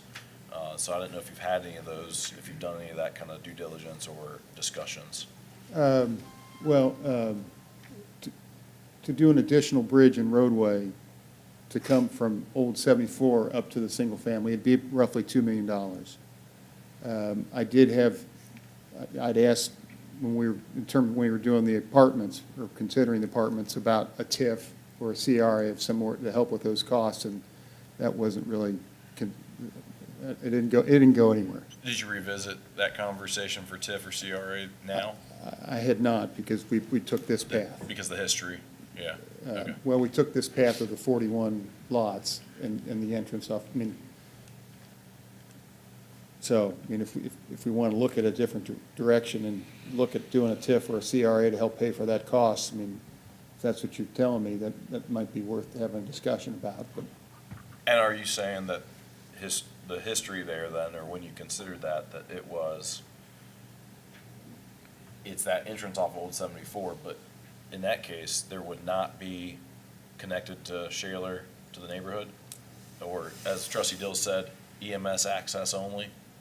So it's not, it's gated, and it's not, Yeah, the residents. it's more buffer for the residents. Your residents already have one over at Redwood Apartments, so they're familiar with it. That's Right. basically just an EMS gate. Right. And safety service. I'm just making sure we're on Yeah. the same page. Oh, Is that what you're saying, that you? I'm a little bit lost. So originally, when I came in 3 years ago to do apartments, we needed secondary access. So I had budgeted bringing the road through the community, up the hill, across both creeks to access the property. And we had 216 apartments. And I asked at that time about a TIF or some sort of CRA to help pay for the costs of the bridges. And it wasn't looked upon favorably. So when I came back in, a year and a half ago, we looked at doing single-family, we evolved in this direction, just having the one entrance because it's under 100 units, so we wouldn't need the secondary access. So, but if what I'm hearing, there might be availability to do a CRA of some sort. I mean, I'm not sure 41 units would generate enough revenue or income to pay for the costs of a $2 million road and second bridge. Corey might know about that than me. Yeah, I just did some rough math. At 2 million plus interest carry and everything else or whatever over 20 years, you're probably looking at $60,000 in assessments per lot, which is about $3,000 a year. So a $1,500 semi-annual payment on top of normal real estate taxes, which are going to be assessed at, I don't know what Batavia Schools' assessed tax rate is, or their millages. I know West Claremont's residential rate's around 55 mills. I think Batavia might be slightly higher, maybe slightly lower. But I mean, you're looking at an incredible amount of excess tax burden to carry a $2 million additional cost. And that was calculated though off of the 41? 41 homes. Okay, so, and this isn't to scare anyone, but this is the framework of logic to think through this whole thing. How many multifamily were you previously talking? Well, before it was 216? It was 216 for rent. So what would 216 do to the equation then, as far as? Well, you just take, Public math, I mean, that's, I'll put you on the spot. back of the napkin math, if you look at, if it's 2.5, let's just say it's $2 million, you divide that by 216 units, you're looking at about 9,000 straight away. So with carry, probably 12,000, maybe 13,000 over a 20-year term. So you would just then, and then, so if it's 12, let's just say it's 12,000 a unit, you divide that by a 20-year term, you're looking at an assessment of $600 per year. Per year. Right.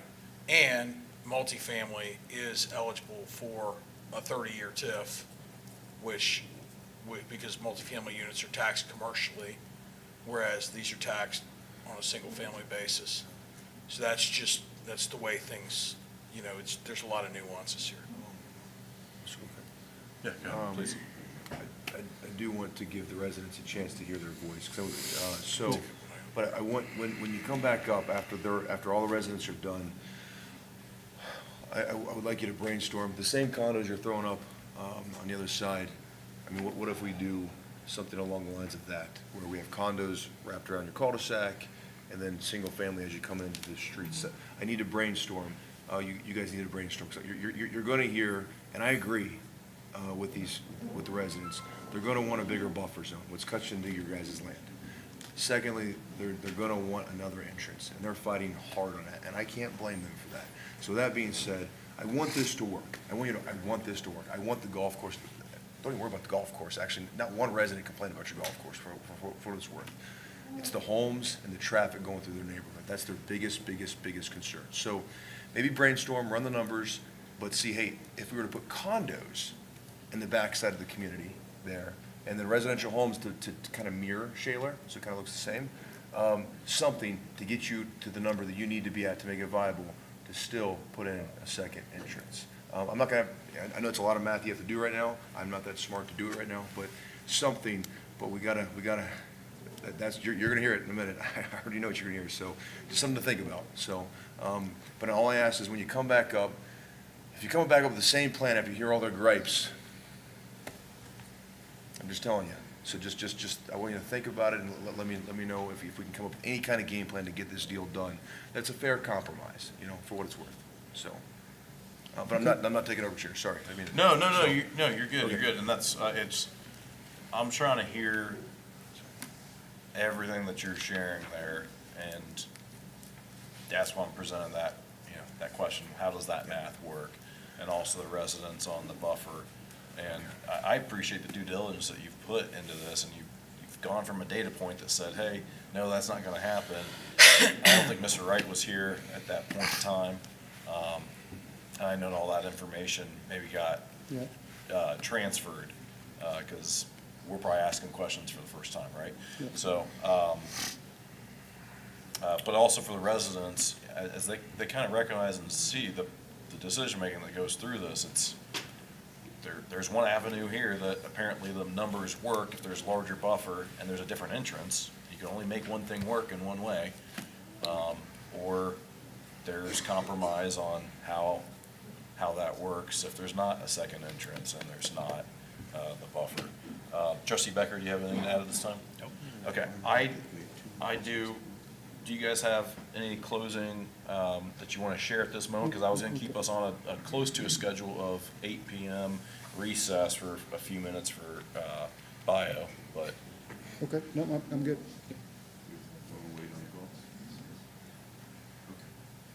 You're good? We're good for right now, as long as we can answer, we'll try to answer any questions that come up. Oh, of course, absolutely. Please. So gentlemen, at this time, I'll entertain a motion for a recess. So moved. 8:03 for a Second. 5-minute bio. Roll call, Mr. Campbell. Mr. Dills? Yes. Mr. Becker? Yes. Mr. Logue? Yes. We're into a recess at 8:03 PM.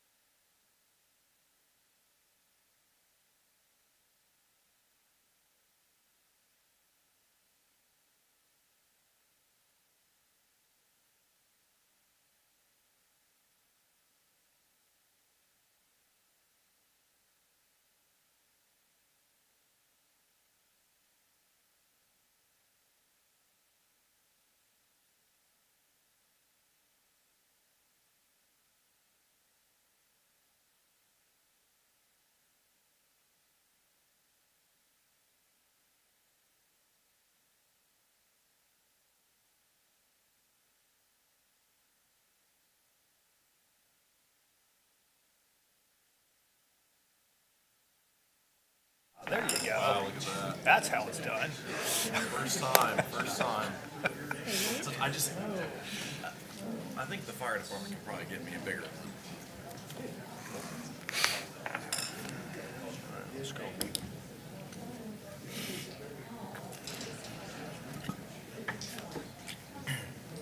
All right. All right, gentlemen, I'll entertain a motion to return from recess. So moved. Second. Roll call, Mr. Campbell. Mr. Dills? Yes. Mr. Becker? Yes. Mr. Logue? Yes. We're returning from recess at 8:12 PM. All right, at this time, I want to invite the opponents to this case up. And I've got a stack of cards here, so if no one opposes me, just for the logistics here, I was just going to start with what I have. Mark Hamad? Mark did, okay. Set that up here. Why don't you guys, like, Anyone want to speak first? No, just like children and stuff, in case they need to go. Anyone with children that want to I just see, speak first? I just see kids here. Yeah, good call.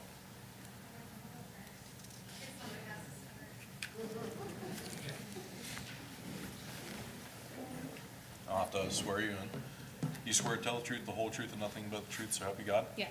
All right, please provide your name and address for the record, please. My name is Brittany Harder. I live at 1240 Woodchase Trail. Okay, so I live at the end of Woodchase. We moved there about 5 years ago. We instantly fell in love with the home and the location of the lot. Being back in the back of the neighborhood at the dead end with wooded privacy was the #1 reason we chose that home to raise our growing family. Excuse me. We knew the level of traffic would be at a minimum, and after moving in, that proved to be true. Our children, along with many other children that live near the end of Woodchase, Bob White and Pheasant Hollow, are able to safely ride their bikes, their scooters, walk their dogs, play out in their yards, without worrying about safety. Last summer, we installed an in-ground basketball hoop. Many of the neighbors come over to our home to play, and of course, as to be expected, the ball is constantly rolling out into the road. This poses a threat in our situation because our neighbor, or our driveway, is on Woodchase at that dead end. So our play would be greatly affected with that. Our neighborhood already has issues with speeding on the current through streets of Sparrowwood and Shaler Crossing. I don't want to see those same safety concerns on Woodchase. Our children's safety should be a top priority. Any development that leads to higher traffic volumes directly threatens their safety, poses the risk for more accidents and less peaceful environment to the current families. The quiet residential atmosphere we currently enjoy would be replaced with constant construction noise, road damage from the construction vehicles. The proposed neighborhood should not be allowed to have access through Woodchase due to these concerns. My second concern is the property value. Shaler Park is a well-sought neighborhood for potential buyers, especially for those of us in the back. Adding homes with smaller lot sizes and compromising the privacy for those on Woodchase and Bob White will have a great impact on the value of our homes. Many are concerned that the development will cause similar frustrations as the Redwood development. The buffer turned out to be lacking in privacy, many trees cut down, increased noise, and no longer a coveted view from the backyard. I ask that as you make your decisions, that you consider how this will affect the current residents and the safety of our children. Thank you. Thank you, Brittany.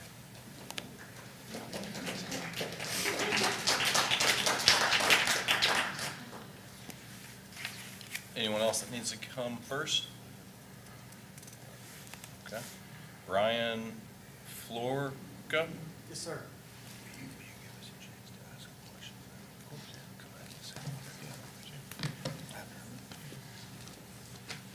I swear. You swear to tell the truth, the whole truth, and nothing but the truth, so help you God? I do. All right, thank you. Can you please just state your name and address for the record, please? Yes, Brian Florco, 4236 Bob White Drive, one of the adjacent properties to this development. I appreciate the opportunity to share my thoughts. We have gathered almost 200 signatures, publicly available online through change.org. along with an affidavit that one of my neighbors will have, collectively, to residents have a concern. Gentlemen, you have a challenge in front of you. I respect that challenge. You have to juggle the rights of a property owner. In this case, I don't believe that's Mr. Gerwin. Do you own the property, sir? You have a contingent sale? Is that right? Option, yeah, okay. I gotta have you address the comments to the board, please. My apologies. Well, you have to juggle development, property owners, with the community. It's a challenge, and I acknowledge that. I won't lie, 100% against this. The contention earlier that my property value go up is based on an assertion by Fisher Homes, who does not resell properties. They build properties and then they're out, right? The realtors will tell you that taking the 75 acres behind my property and developing it and putting a home 40 feet from my back door will not raise my property value one bit. In fact, realtors will tell me it's going to take my property value down 10%, which in my case, at a valuation of $400,000, is $40,000 out of my equity. So that's a personal concern. My personal concerns don't necessarily prevent someone else developing their land. But when their land starts to impact me, now I have a legal right and a God-given right to speak up, which is what I'm doing. Again, I think Mr. Dills or Trustee Dills acknowledged correctly, I don't have a problem with the golf course, as long as the lights aren't there, and I think that hopefully has been solved. If the lights aren't there, I don't have a problem. Build his golf course. I don't care. It's the homes that are a problem, and they're being crammed into a space. I have serious concerns that in developing the 8 properties that the solicitor or the requester has said, there have been no golf courses. So this long soliloquy about the sort of objective nature of trying to build golf in this community, there have been 8 other developments that haven't been golf course. This is a housing development, pure and simple, right? And maybe there's a golf course attached to it. Build the golf course. I'm all in, right? I'll let you, if we need a buffer, build your great big beautiful wall so I have some privacy. More than happy with that. Right now, the option in front of them that they've elected to take is that there will be a 20-foot undisturbed buffer zone. Now, my friends on Woodchase can show you what that looks like with redwood. In the winter, it's non-existent because it's a mature forest. So really you're looking through trees that are mature, so they are spaced 5, 10, 15 feet apart because they've grown. It is like looking. And as of this morning, my wife texted me and says, there's people 40 feet from our back door. They're surveyors. I can show you the pictures of how close that's going to be to my back door. So, please build your big, beautiful wall if this goes through because I need it for privacy. You're looking for an exit ramp. Here to tell you we are reasonable. Here to tell you we as a community are willing to find one. I understand the constraints of building bridges, right? There's costs that are associated with that. The person making the request stated themselves that they chose this land. The community did not. The community did not force them to choose this land. They chose this land, and they even said, if you go back and look in the record tonight, they said, and I chose it because it's kind of almost developable, sorry. Well, let's unpack that for a second, gentlemen. If you're trying to build a golf course and you're choosing something that's almost, going in undevelopable, what's really going on here? I have a lot of concerns as to the motives here. So selectively choosing a piece of property that has challenges and then trying to develop it and saying to the community, well, too bad, so sad. The fact that I chose it and now I'm going to make more cars come through your community, which risks safety and quality of life, I'm sorry, that's not something that I think, personally as a libertarian, that's very fair. And I respect their right to develop the land, but wait a second, you chose this, no one forced you, and now you're putting the fact that you chose this parcel to say, well, too bad, community, you have to deal with what the negative consequences are because I chose this land and I can't make the numbers work if I do it the right way. We have 1,000 apartments, as you well know, going in Bach, Buxton, and Klepper, right? We're, putting everybody back out into Bach, Buxton is only going to get worse, right? There's going to be 500 cars a day from that community going into that intersection. Now we're putting another 200 in here. So the concept of us saying go out Old 74 isn't just about safety, it's also about looking down the road, right? Bach, Buxton, and Klepper is going to be a mess very soon once those 1,000 apartments go in. So the idea of connecting this out to 74 isn't simply about we don't want people driving through our neighborhood. That's true, but that's not the only reason.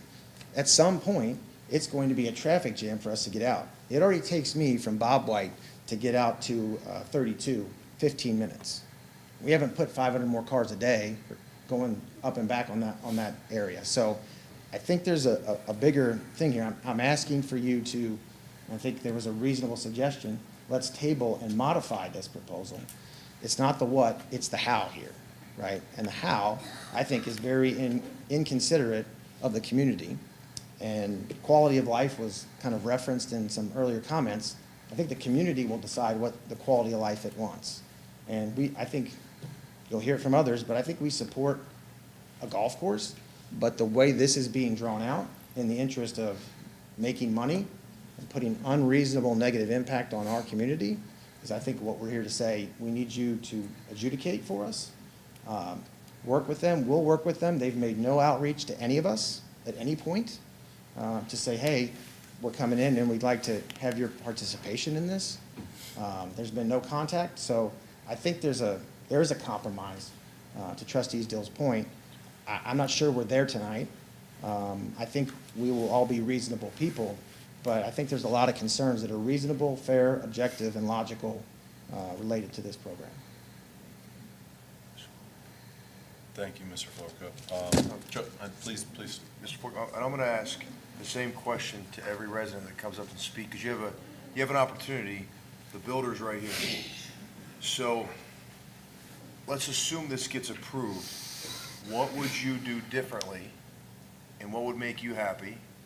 That's a fair compromise. Keep in mind, it costs roughly $2 million for another entrance outside of Shaler. Keep that in mind. You have three bridges to build, the infrastructure and all that. This is your opportunity. The builder's right here. What would make you folks happy if this got approved as far as a fair compromise? It's the same question I'm going to ask every single resident that comes up tonight. So, thank you. First, I'll say the sort of false choice between, well, it's too expensive to build the bridge. The community did not choose this land. This developer chose this land and admitted of record, I chose it because it was kind of not going to be able to be developed. That's an elective choice. So I kind of reject I have to help them figure out what's better when you're trying to dump them back into our neighborhood. As my neighbor just said, our kids, my kids, their kids play on that street, right?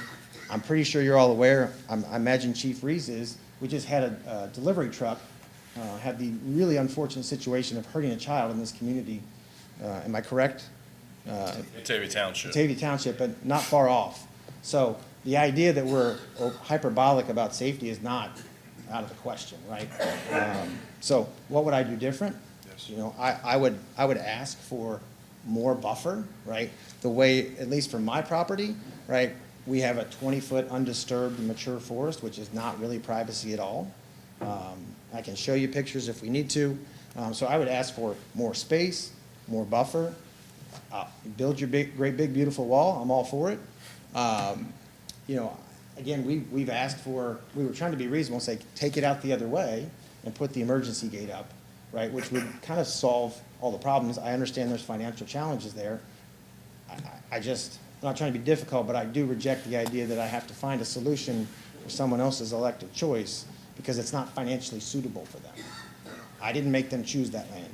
They chose it, and I have real questions as to why. Thank you for your time. Thank you, sir.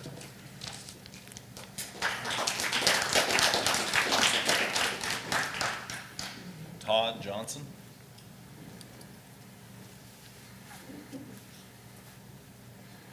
Kyla Hucker.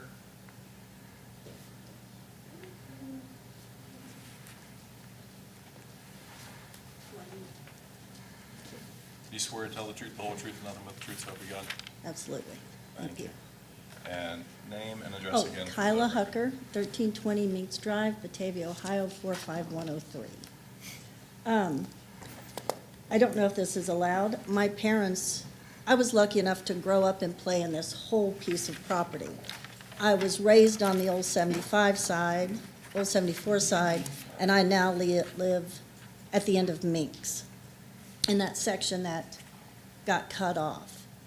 Question to ask, years ago when they were redoing that intersection on Old 74, that would be in Union Township, my parents live in the old farmhouse there. There was a plan for the county or the state, because if you're in that intersection, it drops right off at the guardrail. So is there a plan to take that intersection? There was originally a plan to follow the power lines and connect with Clough. If that's still in play, that could solve a road problem and a bridge problem if the county is paying for that. I don't remember how many years ago. I'm much older than most of you. I could address that. Yeah, please, go ahead. So there's a couple, I mean, it's just, again, it predates me. I started at the county, but there was a thing called the Eastgate Parkway. She might be referring to that. There was sort of I remember that. the loop there that went down precipitously in flames. And then there was a TID project that was advanced, I don't know, maybe 10 or 12 years ago to realign Amelia Olive Branch to improve some of the safety, but that didn't go, it was not feasible, and it would have kind of gone in the same area. Okay, So I those are thought- probably the two projects that you're referencing. All right. The other thing is, I don't know if this would help, and it costs more money, but there is a newly listed property at the corner of Old 74 and Amelia Olive Branch that has corner road frontage, and it's for sale and would provide another access at an already existing intersection with a light. It's by the Methodist Church and the vet's office. So there's that solution. Beautiful piece of property. And my parents said I could speak on their behalf. This entrance, as they are, as reporting your seniors, my parents are 87 and 93 and have committed countless, I mean, they were in education and touched a countless number of lives. And they can't sit out on their back deck for the noise that they put with that light there at the new Stone Lick in Old 74. Instead of using Grandma's property up there across from Armstrong, which isn't you all, but it's a completely vacant piece of property, which would have been great for that. But we are where we are with lights and traffic. So coming up with solutions, those are some of mine. I don't know if that's what you were looking for. My concerns were not as grand. Again, at the end of Minks, mine is a concern of flooding, water mitigation, and lighting. I know lighting was a big deal on the golf course, and those homes aren't even built there. I don't know if you can see my home, but it goes all through that development to these houses, and I can see their lights at night. And except for one of our new neighbors who can't figure out how to turn off his outside light, Minks Drive is like a dark sky. We have very few, most of us have sensor lights, or we have no lights at all on our house, just because, you know, it's just a way of living for us. So, I've lost my place.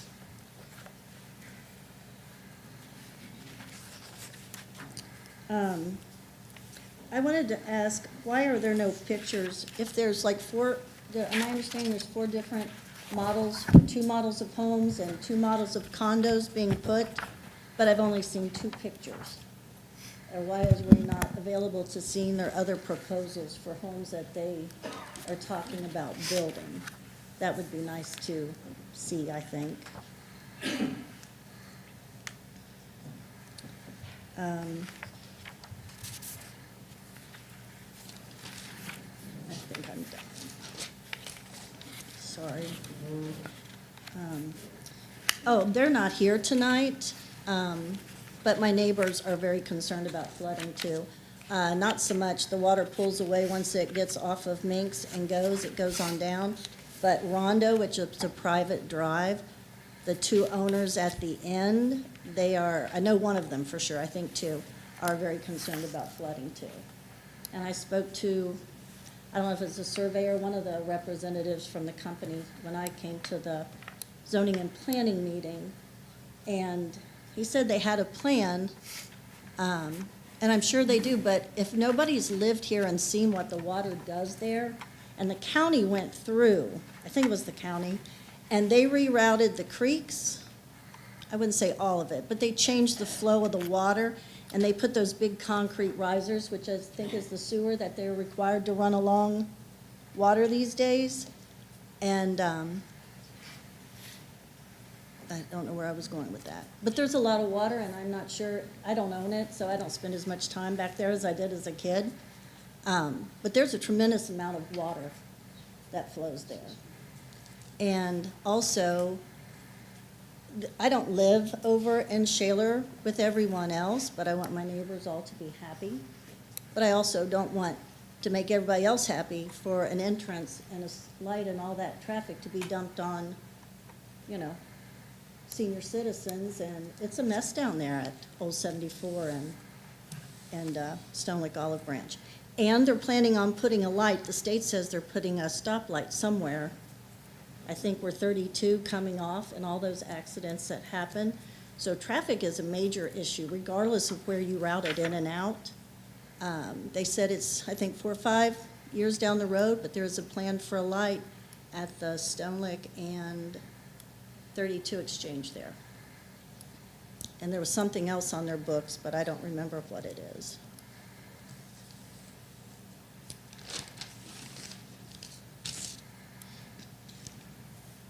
And it didn't involve you guys, but on my parents' behalf, their home was actually damaged by that road construction.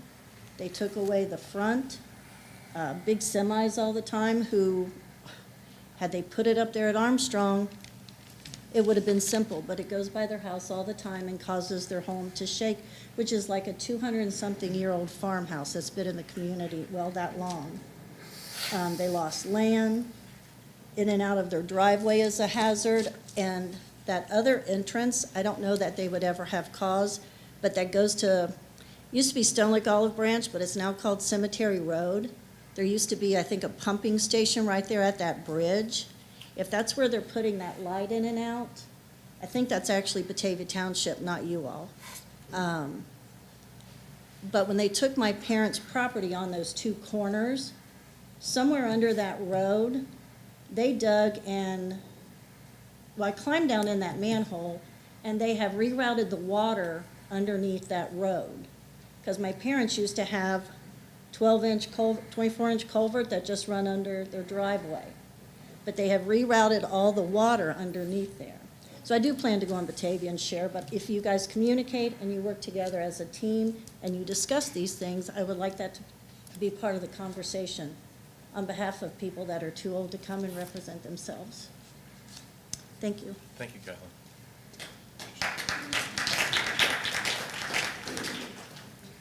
Mr. George Madden. You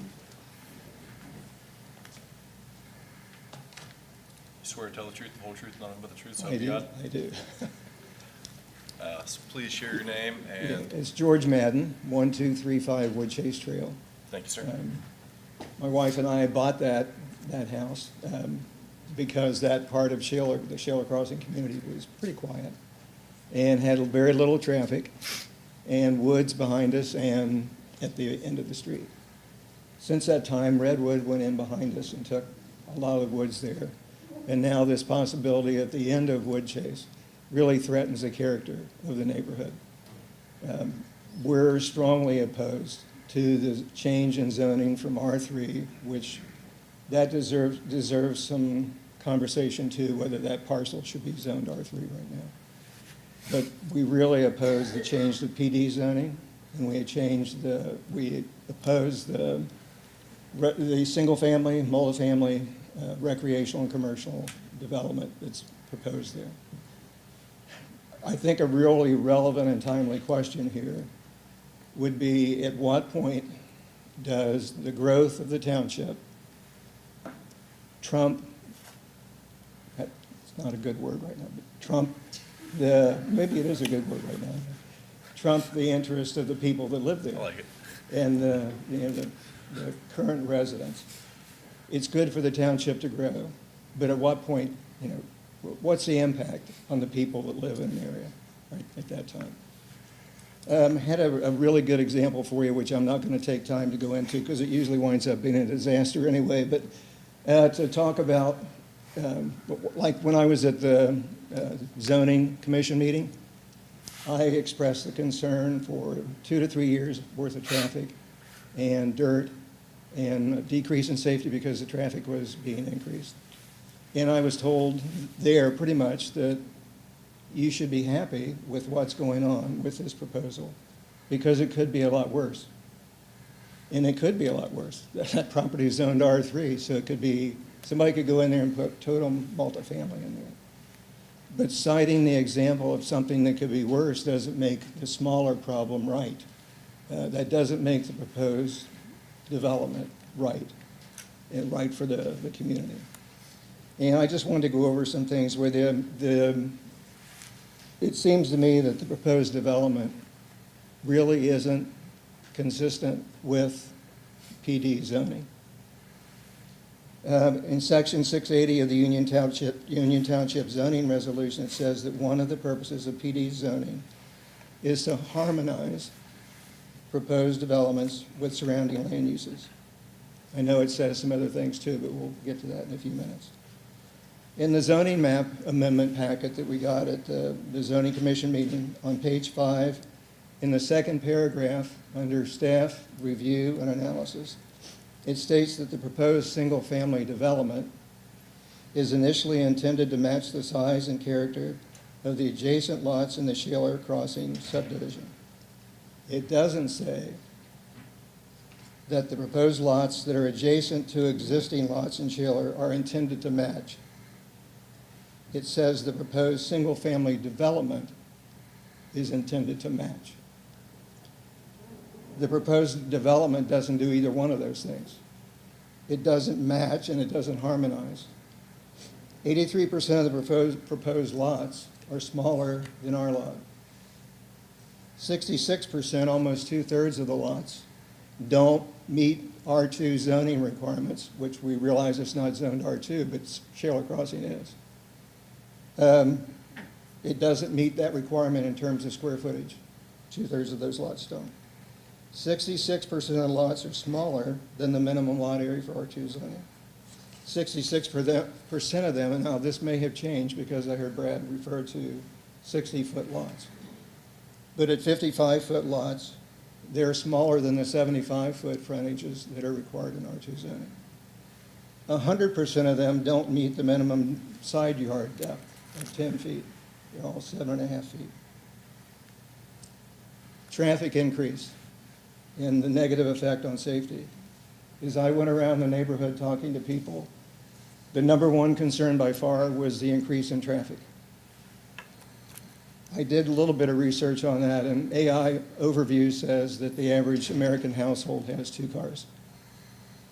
And AAA, Foundation for Traffic Safety, says that the average driver makes 2.43 trips from home per day. If you multiply that out for a 41-unit housing development, that's 199 extra cars on Woodchase. Assuming that half of those are going to go out of the subdivision using Shaler Crossing, half of them are going to go out using Sparrowwood. 100 more in each direction. That's, if you took the 199 and multiplied it times 365, that's 72,635 cars a year on Woodchase that aren't there right now. If you add on top of that 2 or 3 years of construction traffic and a lot of dirt, that's a lot of detrimental effect on traffic, on the amount of traffic, on the safety in the area, and on the condition of the streets. Most people right now don't think Shaler streets are in real great shape, Shaler Crossing streets. You put that number of cars on them, what's it going to do to the current condition of the streets? Somebody else talked about decrease in market values. I'm a realtor. I've been a realtor for 47 and a half years. Shameless plug here, I've sold 45 houses over the years in Shaler Crossing. But if you approve this zoning change and this development, I can confidently tell you that you're going to cost the 14 homeowners on Bob White and the last house on Shaler Crossing, you're going to cost them about a combined $200,000 in market value. Because less than what Brian was saying, in my opinion, if somebody looked at a house on Bob White today, if it was on the market, and then they looked at it when it had a house right behind it, because people like wooded backdrops, and because of the positioning of those houses, they'd pay maybe $20,000 less for that house than they would with 37 acres of woods behind it. So the effect goes even farther than that, because once one of those houses sells, that house is going to be used as a comp on other market analysis. And it's going to be at a reduced value from where it was before. So the effect really has a ripple effect that goes all the way through the Shaler Crossing neighborhood. It's an extra load on Batavia schools. You're probably aware of what Batavia Village is doing and the 600-plus unit housing development they're talking about, which is causing a lot of problems with the airport and so on. But page 33 of the zoning map amendment that we received at the zoning commission meeting says that that parcel of land is in the West Claremont School District. If you look at the auditor's website, it says it's in the Batavia School District. And I think the auditor's website is correct. So because houses on Bob White and the end of Woodchase are in the Batavia schools. So that's putting an extra burden on the Batavia schools.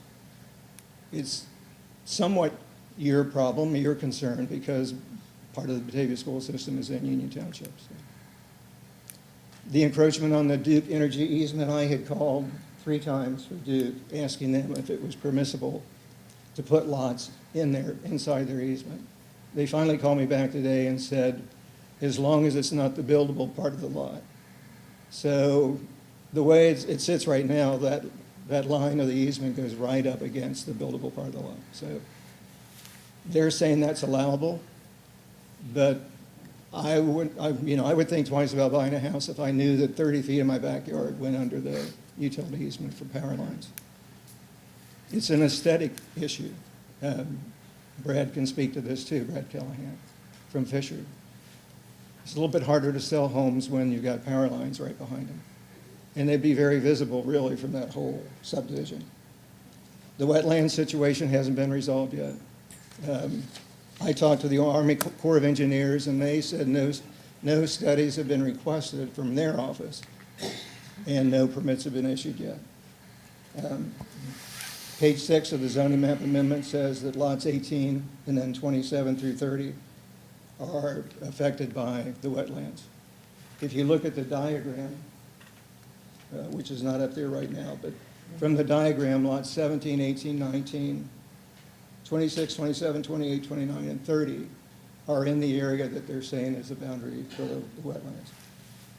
My fear is that if the builder or developer decides not to proceed with this development, and the zoning has already been changed to PD, that opens Pandora's box regarding future uses, since PD zoning permits M1 and B1 uses with an approved plan. And I realize that's with an approved plan. But this body of trustees and the zoning commission may not be the same 3 or 4 years from now when somebody comes along and wants to put something that everybody in the Shaler Crossing area is going to object to in there. There's concerns about the drainage. We have a drainage easement on our property now. More water would not be a good thing. I know that's a big concern and hopefully would be addressed. The 20-foot of natural vegetation that the zoning commission required between the back property line of the houses on Bob White and the buildable part of the lots right behind them is kind of ridiculous. 20 feet isn't very far. And in the wintertime, when the leaves are off, it's no screening at all. It kind of brings me to whether the R3 zoning should be changed to PD, period. I'm not going to take everybody's time and read what uses that could entail. But the rest of the section 680 on the zoning resolution that I didn't read says the PD district's purpose is to provide sites for business or mixed business residential development at appropriate locations in relation to existing and potential land uses. I don't think you'll find many Shaler Crossing residents that would agree that the Shaler Crossing area, which is an existing land use, that any of the uses for an M1 and B1 would be appropriate to be close to them. So I would be opposed to changing the zoning, period. And that raises the question whether that land should be zoned R3 right now, which I don't think it should be. And that's a future discussion. I don't think anybody wants more apartments in that area. So because of the negative impact of all these factors on the people in Shaler Crossing, I would urge you to vote no, not to approve this development, unless some kind of an acceptable compromise can be worked out. Thank you. Thank you, sir. Trustee Fields? Mr. Madden? Mr. Madden, just very quick, Yeah. 30-second elevator pitch.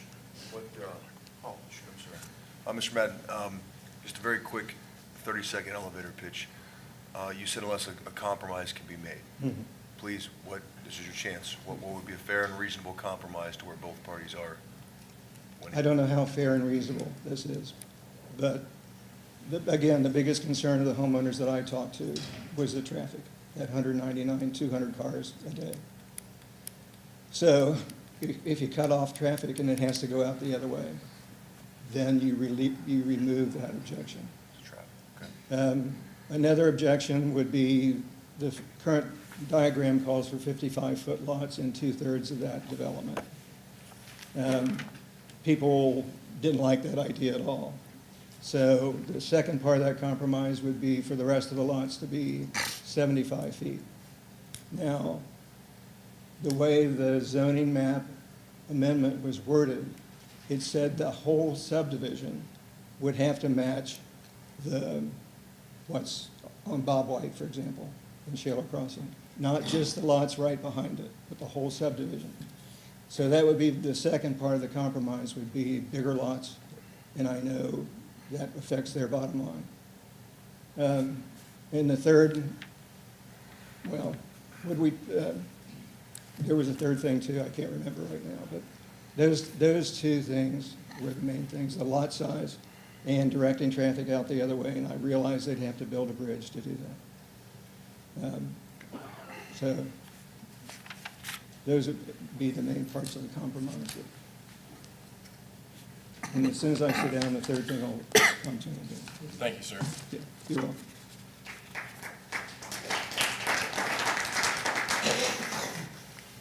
All right, at this time, I don't see any remaining comment cards that were turned in. Is there someone else that has opponent testimony? Please. Yeah, please.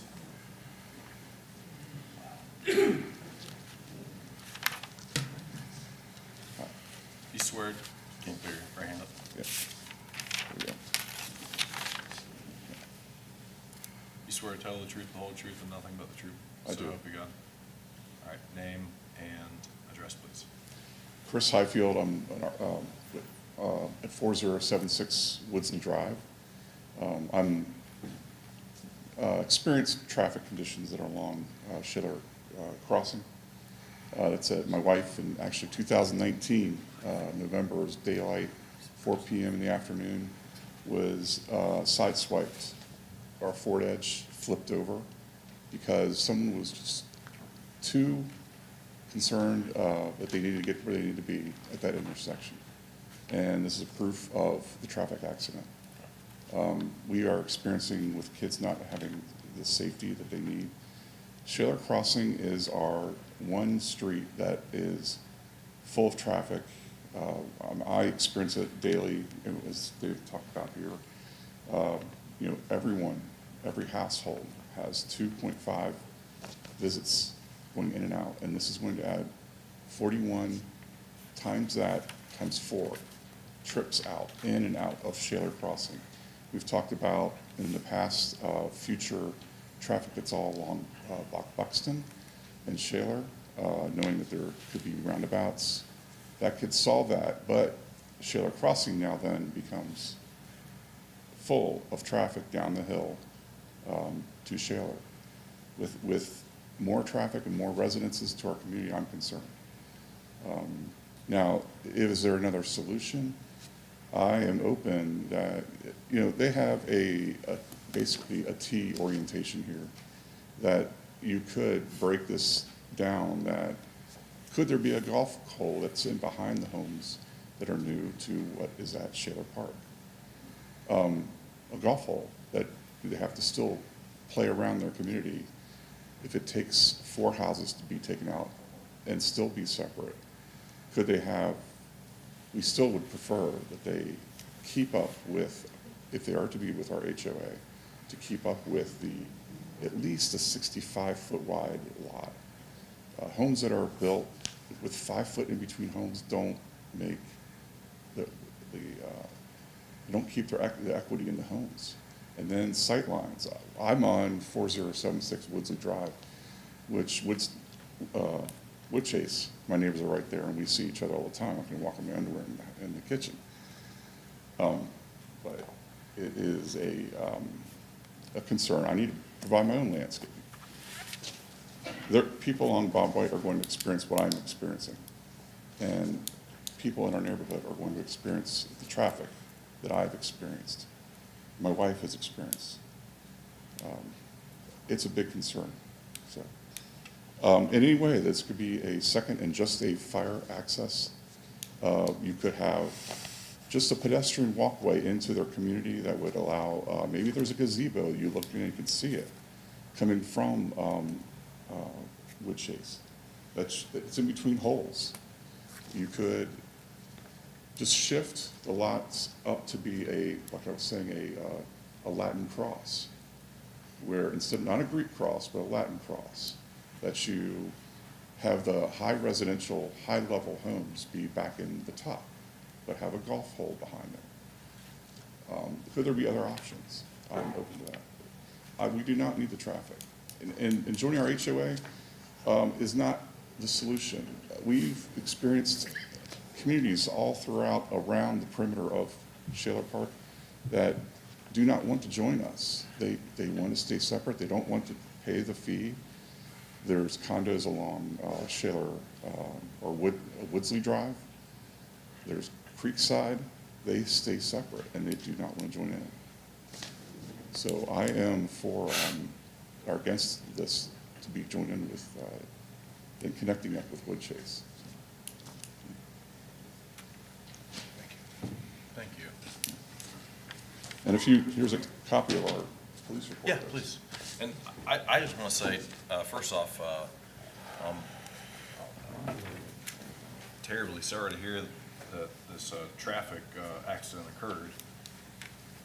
It's a tragedy. Even in the mornings, when we're slowly going 10 miles an hour along Shaler Crossing, and people on Wood Chase, they don't stop. They cross over through Wood Chase to get over to the other entrance at Sparrowwood, yes. And sometimes they're going to Amelia in that case, but it's a major intersection that does have problems. So, Thank you. I appreciate your sharing your comments. Thank you. Ma'am? Yeah, please.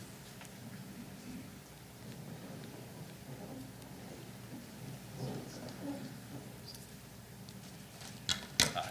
Hi, Do you swear to tell the truth, the whole truth, and nothing but the truth, so help you God? I do. And your name and address for Peg record, please. Letizia, Letizia, 4240 Bob White. Okay. Needless to say, my husband and I aren't happy about this development going in. We were the first house built on Bob White at the end of the cul-de-sac. We paid a premium, a large premium, to have a woods behind us. We are now retired. We've been there 20 years. We've added a sunroom so that we could enjoy what was behind us. Our concern is what a lot of our other residents are concerned about: the traffic,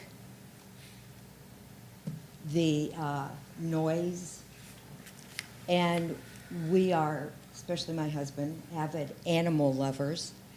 We added a sunroom so that we could sit there and watch the deer, which I was just watching one yesterday, and the squirrels, and the raccoons, and the possums, and the birds, thousands of birds.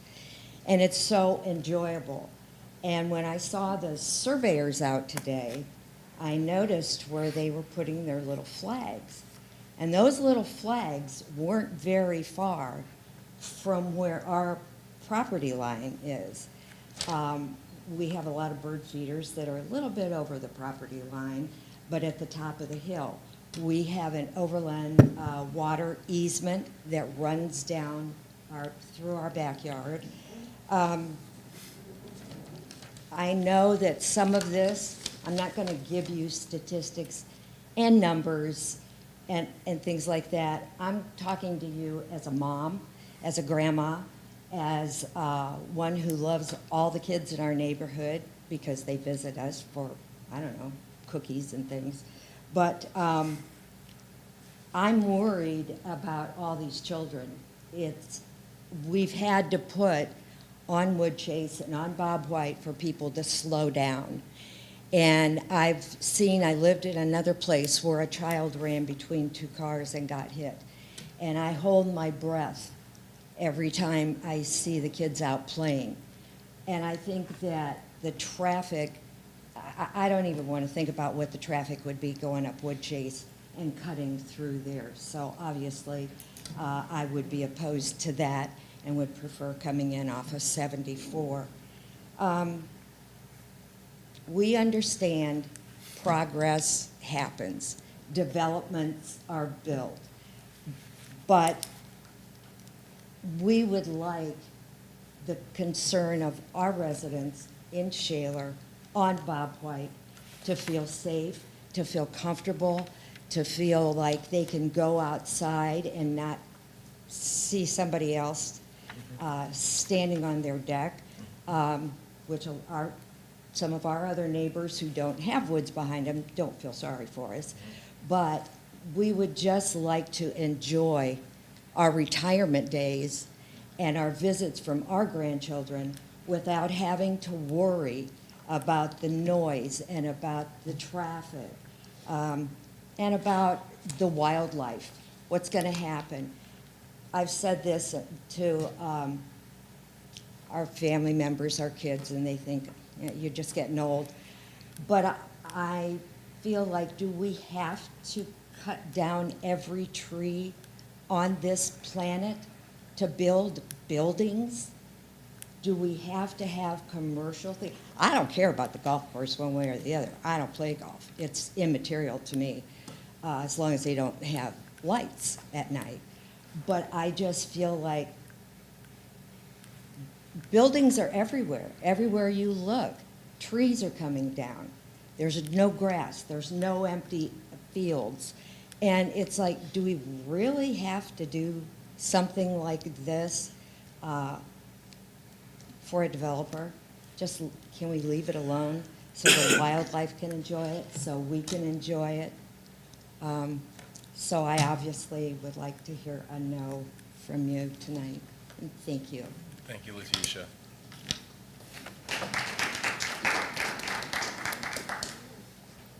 Anyone else at this time? Ma'am.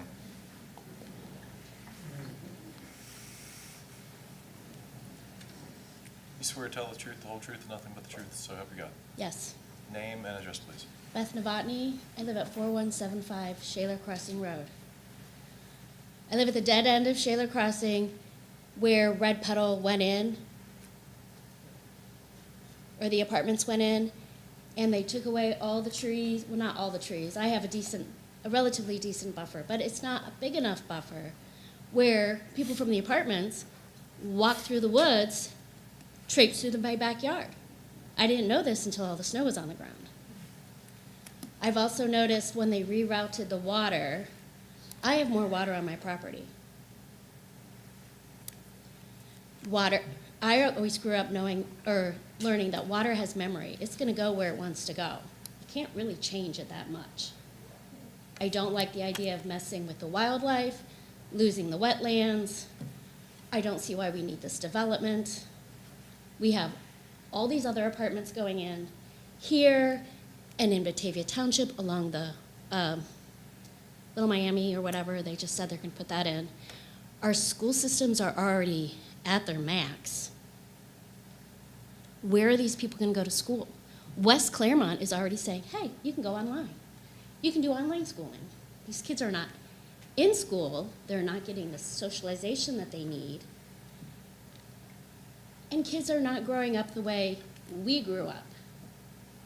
They're, constantly, everything's on their iPads or on their phones. They're not getting out to nature because we're taking all the nature away. I don't think we need this development. Putting the apartments in next to us didn't really help our community at all. They put in that barrier so that emergency equipment can't get through. It can't because they currently have a snowplow right there. In the summer, it's mulch, or it's parts for different apartments. So nothing's gonna get through. Google Maps says it goes through. So at night, we hear cars coming down Shaler Crossing and slamming on their brakes. I have people turn around in my yard. They turn around my neighbor's yard across the street. I think that if something's gonna go in there, it needs to not come through our neighborhood. Or it should be a park. Because I do remember a few years ago they were saying, plant a tree in your yard. We need more trees. Why are we cutting more trees down? I planted 5 trees that year. Because we need clean air. And doing this is not going to be helping that. And I worry about the kids in the neighborhood. And we moved to Shaler Crossing, we built our house, we paid a premium for our lot because we had all those woods. It was a waste of money in my opinion now because I don't have that. And now I'm looking to build a fence to keep people out of my yard. I don't think we need this. For the peace of mind of everyone who lives there, we don't need this. Thank you. Thank you. Thank you. Hey, Chief, just take a note on safety concerns of that EMS being blocked. Because that's, thank you. And then police trespassing and issues like that. Do we have another? Yes, sir, in the back.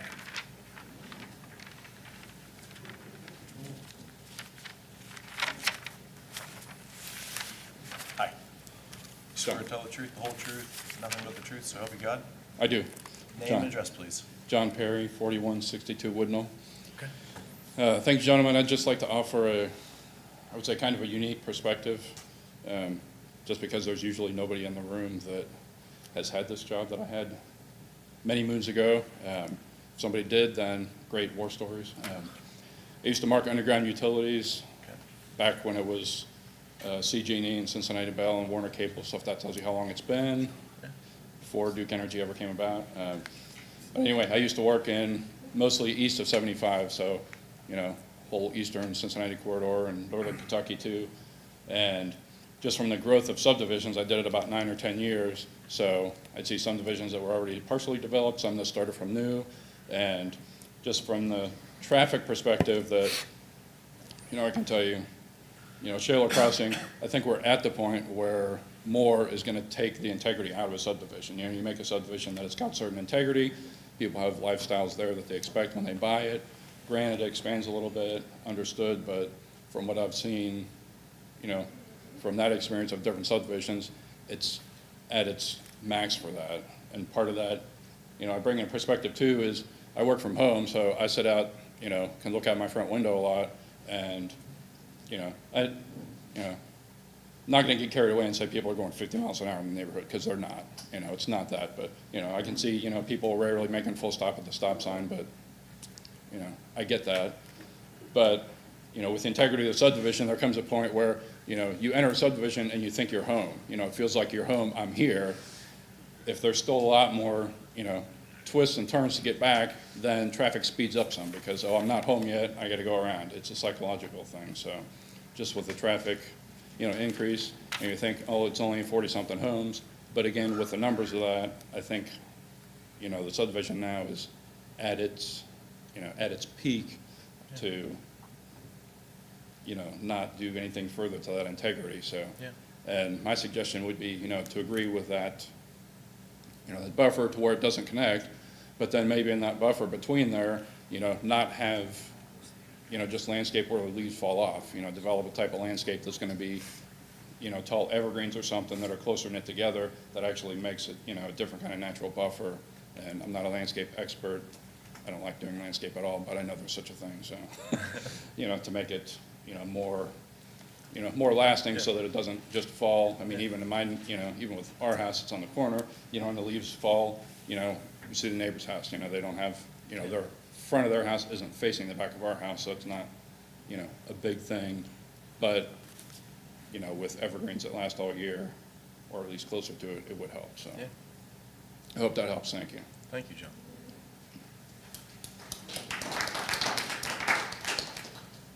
All right, anybody else? All right. I remembered as soon as I sat down. I remembered what the- Real quick, sir, come on. Yeah. Have to be sworn in again. Not that I've ever got Something you. has to be done for the people on Bob White. Yep. We can't have, from their property line in the back, the zoning commission just required a 20-foot natural vegetation barrier. Yeah. They're used to 37 acres of privacy back there. Yeah. Something has to be done for them. Yeah. That's the third thing. The lot sizes, the frontages, and Yeah. then the traffic, but something has to be done for Bob White. Okay. And the last house on Wood Chase is in the same situation. Okay. Thank you. Thank you, George. Yeah, we'll bring the applicant back up. Yeah, of course. Yeah, please. Yeah, please, come, I have to swear you in though. Hi. Hi, Do you swear to tell the truth, the whole truth, and nothing but the truth, so help I you do. God? Yes. Name and address, please, for the record. Judy Wing, 47073 Rumpke Road. So I'm just sitting here listening to all this, and I don't live with them, Yeah. but I can sympathize with what's going on. Yeah. But something that I heard tonight isn't sitting well with me. And maybe I misunderstood, maybe I misheard, but when they were talking about the property and the wetlands, they made a statement that, well, we've been talking with so-and-so about the wetlands, but we're going to address that in phase 2. So I'm not seeing a phase 2 up here. Maybe I misunderstood. Is there an adjoining property that's for sale? Is there a phase 2? A lot of these developments are built in phases. Maybe we don't know the whole story. So I just need to bring that up. Perfect. Thank you, Mr. Thank you, Judy.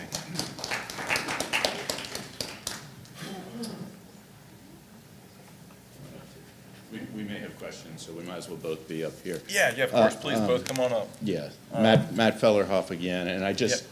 to answer Yeah, that please. question, so that that phase 2, I think I just heard that the plan is to build the first 21 houses, and then the remainder after that, and that's phase 2. It's everything that's up there, it's just not gonna happen all at the same time, so. Right, because he's selling lots to the builder, Right. basically, and Correct. supply and demand. So we heard a lot, and we heard a lot of different complaints, and some suggestions that may be doable, and some that are going to be, the economics of this are going to be very difficult.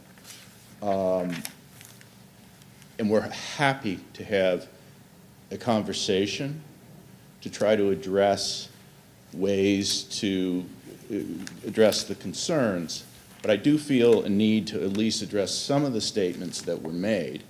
The golf course part of the property is the undevelopable part of the property. The developable part of the property is where primarily, is where the houses are and the condos are. That's the primary part of the property. And the reason the houses are identified as being in the location they are is because there is a stub street at the end there. That stub street was put there for the purpose of future development. And I sympathize with people who heard things from real estate agents or had the expectation that that property would forever not be developed. That's not the case. I heard a reference to this being a park. If individuals, my client doesn't own the property, but has a property interest in it right now. If individuals, this property's been for sale, if individuals wanted to buy that property and turn it into a park, they could have done that. There's a property right to use this property and develop it within the zoning laws. And this is what my client is trying to do. My client is doing it at a much less intense development level than he is entitled to under the zoning. This, having a golf course and all of that, is much less intense than what he's entitled to. The opportunity, my client is willing to was willing to look at the opportunity to access off of Old State Route 74, but it is exceedingly expensive. You already heard that. There is an absolute property right. I'm actually in litigation up in Warren County over a stub street and trying to close off a stub street. There is a property right to have that access, and there is a property right to develop it. We understand there is a concern about the buffering. My client is certainly willing to talk about buffering solutions. We can do evergreens. If that's the issue, certainly my client can do evergreens and address that. But there's an opportunity, there is a right to develop that property. I understand that the current houses, that subdivision has over 300 houses there right now. We heard a lot of numbers. If you apply those percentages to the houses that are there and that cars that are there, those traffic problems already exist. Will there be a slight addition because of these houses? There will be. Please. There will be. But there is a right to access that roadway. There absolutely is, and there is a right to develop that property. My client and the current property owner have a property right to do that. We want to do that in a cooperative way with the community, and we want to find a way to reach an agreement. But to say that you cannot develop this property because we want it to be a park, or to say that we cannot develop the property because you have to spend $2 million to access the other side of the property when you don't have to spend anything to access your property right to a public street, that's not appropriate. We can't afford that. And the property won't be developed, and if my client doesn't develop, eventually this turns into a taking of private property, and that's not American, and it's also not good for the township. There was discussion of the PUD standard and interpretation. There is a requirement that there's a harmonization. Yeah. That doesn't require that it be identical. Yeah. It's residential. That's a heck of a lot more harmonious than R3 zoning or an R3 development.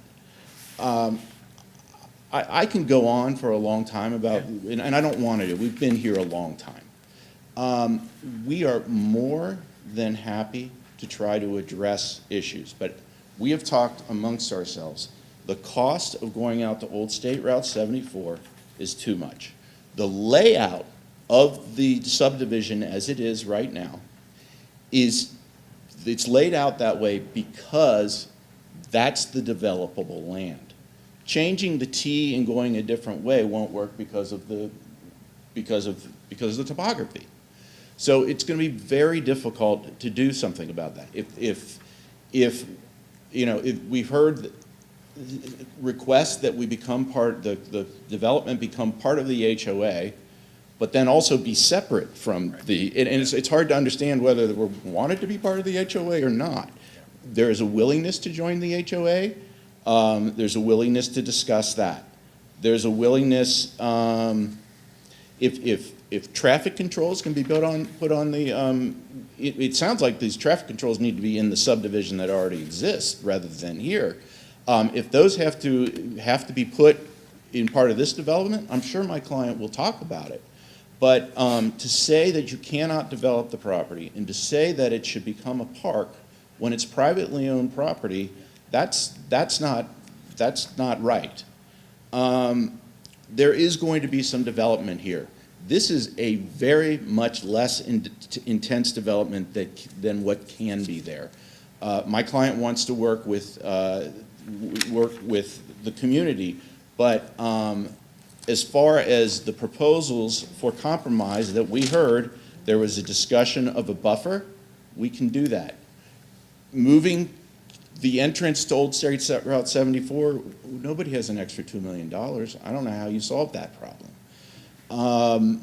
There was discussion of flooding and issues. Those are all taken care of as part of the PUD development in dealing with the township. I don't know how to address that. If there are other suggestions, we are more than happy to sit down and talk about it. But if you're asking us to not develop the property or to spend an extra $2 million, I don't know how that works, because that doesn't work. Do you have anything else that you'd like to add? And so if there's an I know there was a request that we perhaps take a step back. We're willing to if we think that can be productive, but I think I've stated our point of view. Yeah, no, thank you for sharing your perspective. Okay. Thank you for your patience, due diligence, time with this. Let me clarify one thing. The Phase 1, Phase 2, and wetlands that Ms. Wing just last stated on. So that goes through the county water resources, right? As far as There's multiple steps, so. is there tell me, is there an issue with the wetland? Because I'm looking at it from here as far as the developable piece of the land, and I break it apart between the developable piece of the land that is where the homes are right now as planned, and then where the stream goes through. So And again, that's not in our jurisdiction, so we can't really make a determination on the water, so, well, the wetlands is in the Union Township side. yeah. And I had an environmentalist come out. We Okay. identified it, we made an estimate. It was 0.56 acres, maybe it was 0.6 acres. Of It was- disturbed that you have to replace? That we'd have to replace. Got it, okay. And All we right. talked about that, and we looked into doing a pay in lieu, which is paying another property, and I think it's in Adams County, to make that a wetland. Got it. And It's we an equal made an offset. analysis, and we worked that into the cost of the development. Okay. So we just meant that it's in Phase 2 of the lots that would be developed, but we have a plan to delineate that problem. Yeah. Thank you. I think that completely clarifies it for me. And I got a head nod over here too, so.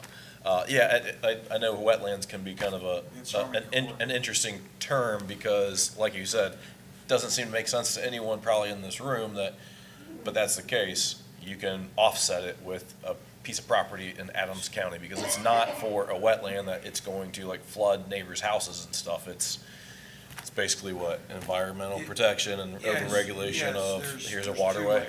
You have the OEPA and you have the U.S. Army Corps, and there's a determination that has to be made whether it's navigable and whose jurisdiction it is. And then they allow you to purchase credits in a wetland bank, usually depending on the type of wetland, whether it's a Class 1, Class 2, or Class 3. And you buy either equivalent acreage 2 to 1 or 3, I think 3 to 1. Yeah. We just did it when I was in my prior employer. We had to buy some wetland.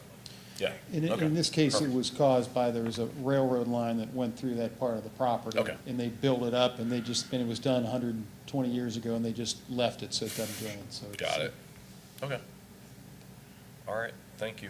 Well, gentlemen, at this time, I think it'd be right to close the public comment portion and open it to the board comments. And we can still be able to ask you questions here, but I'll hand the floor over to Trustee Dills here.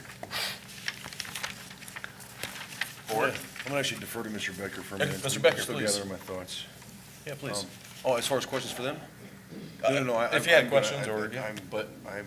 or we can be Loud and more- clear. And again, we're happy to have a conversation, and if we Yeah. think there is a real possibility of compromise, we can talk about it. Okay. But I would just try to lay out what the parameters are here, so. Yeah. No, perfect. Are you gathering your thoughts, Trustee Becker? Because I've Yes. wrote some, okay.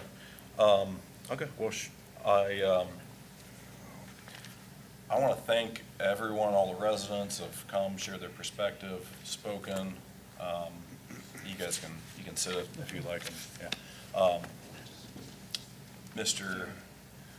Gerwin, Mr. Federhoff, thank you for, Mr. Callahan, thank you for your perspective that you've shared as well for this. To me, this PD application, gentlemen, this is board comment too, I firmly believe it's already made significant concessions. Sorry, do we need to close? Close public comment Yeah, with we a need to close it. roll call? Motion for it, please? Yeah, so moved. Thanks. Second. Roll call? Mr. Dills? Yes. Mr. Becker? Yes. Mr. Logue? Yes. Public portion of it. Thanks. No, is appreciate closed at 9:23. Thank you. All right, so I was saying, from hearing this story, hearing the history here, and hearing from all the residents tonight, this proposal, I feel the PD has made significant concessions, reducing the original 216-unit multifamily development plan that was initially pitched 3+ years ago, down to just 41 single-family homes, each valued at around more than $500,000. I believe the applicants demonstrated a willingness to work with the community, and from what I've just heard, an additional for buffering, how they've eliminated the lighting, and I'm sure that they'll be open to doing street signage if we can work that with our service department too. I'm envisioning kids at play and something on the street signage, but I'll talk to Mr. Taylor on that, or can be worked administratively with the staff. And that could be throughout Shaler. So the demonstration to work willingly with the community. And at this point, I do believe, gentlemen, it would be unreasonable to continue dragging the process further as they have diligently been working towards this for 3+ years. This development, to me, presents a unique opportunity for high-end housing that transitions well from the existing neighborhood while supporting golf and enhancing the area's appeal. There isn't another business concept like this in Southwest Ohio. And to the residents concerned about connectivity, I agree with you. Yes, and there is a stub road at the end of the neighborhood, and that intent has always been to expand when there's a stub road.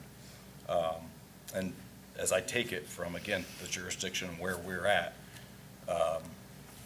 under the current R3 zoning, they could proceed right now with building 216 apartments at the end of that stub road. So instead, this plan offers a far more attractive alternative that I believe aligns with the character of the surrounding area of the community, and is a win-win when you really look at it over the last course of time. I'll open the floor to Trustee Dills or Trustee Becker. Go ahead, Joan.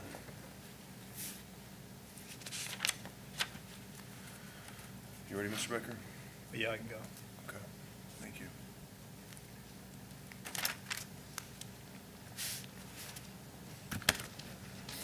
You know what I want to lead with is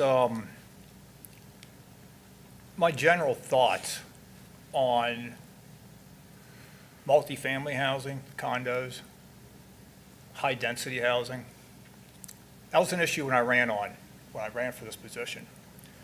So there's a lot of good things to be said for the multifamily and the high density.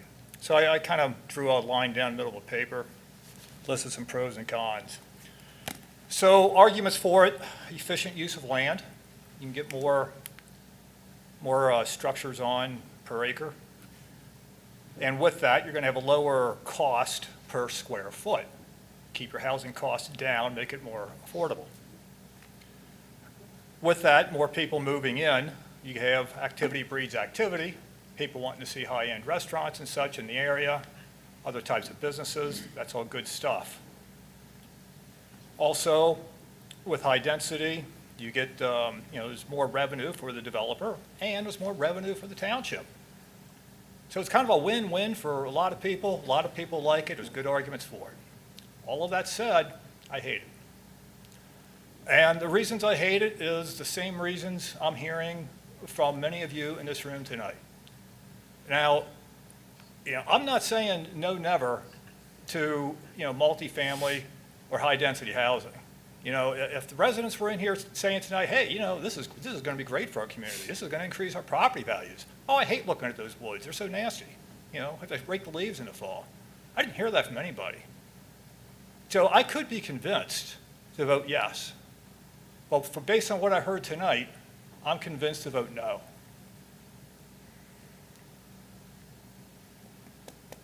That concludes my remarks. I can give you the floor, or No, I got it. Well, I'm just going to caveat one thing, because I don't know where your direction is, but I will say from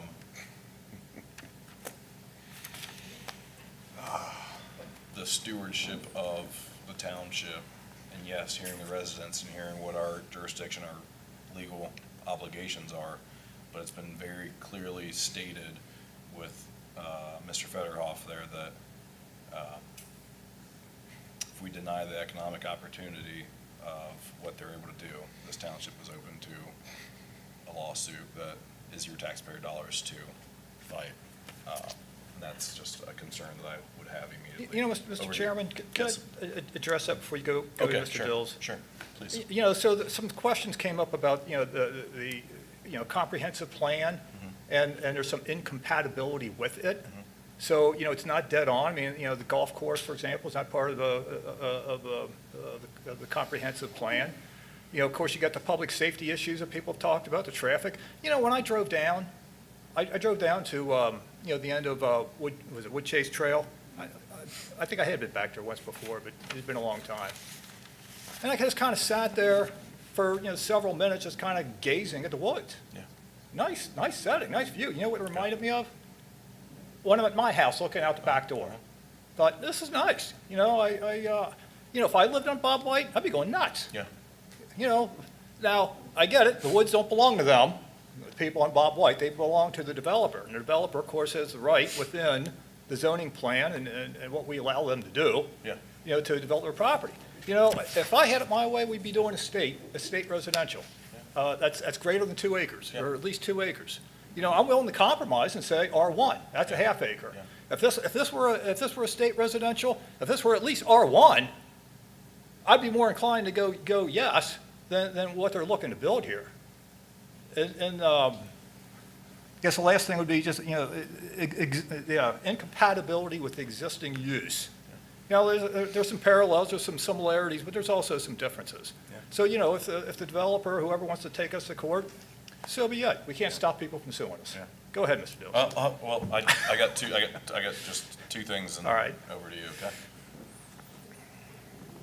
Personally, there is that legal aspect, sure. There's the other aspect of they back out, and if we're in court or they're not in court, how many multifamily can go in on that R3 right now without it coming to the board for approval? I mean, I think it's wide open, and nobody has a voice in that. It's R3 right now. So it's, you cannot like it, but it's protecting that from occurring. And there's already activity occurring. You named it, 600-plus home sites next to the airport. And what was that, 800 or 1,000 right next to downtown Village Batavia right now?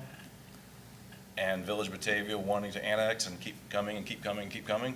I wouldn't surprise me to try to court someone and come and put in a couple hundred multifamily right there for the pure purposes of trying to get out of our JED deal and, I don't know, annex it. So, but aside from that, the comments that Mr. Becker, I like to keep things focused to the application that's at hand. But I can personally relate to every single one of you inside the township here.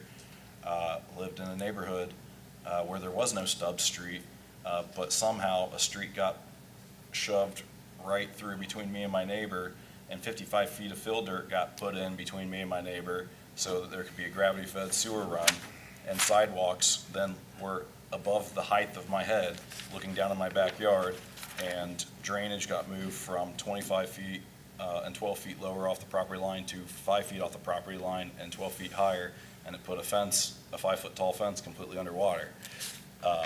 So I've lived it, and try to work as best as I could with everybody around, and eventually was able to work through some buffering and some stuff with the developer and all of that. So I know what you're sensing, I know what you're feeling. To my dismay, and to prove me wrong, the houses that they did put in, eventually, that house that I bought for $230,000 is now $450,000 equity or something, because they did put a product that I didn't believe was gonna sell, but I'm not the market economist on it. So anyway, over to you, Mr. Dills, please. I'm the swing vote, huh? Well, everyone likes the golf, so I don't know if that's a swing pun intended, but I have heard everyone say they like the golf.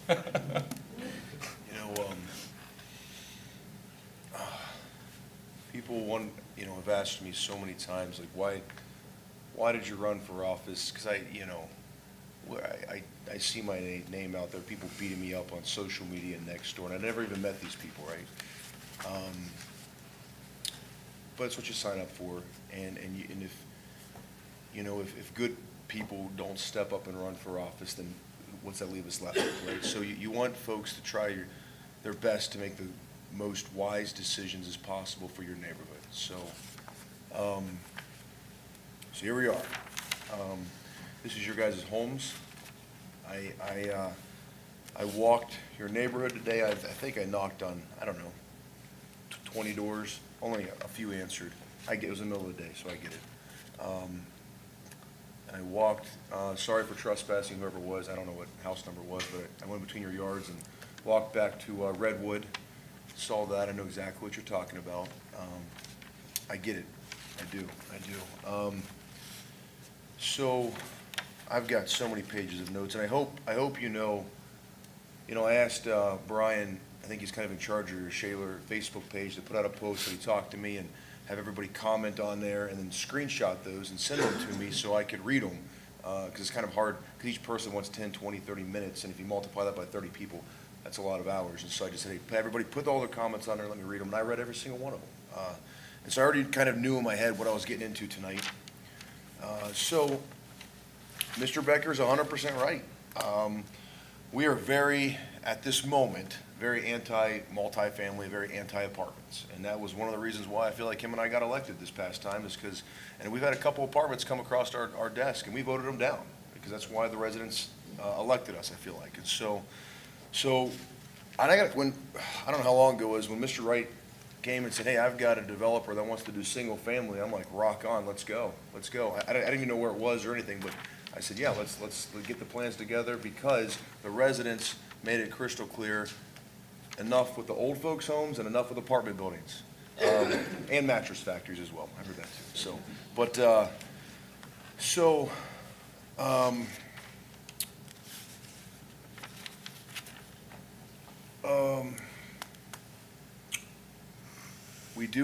You have to think about this.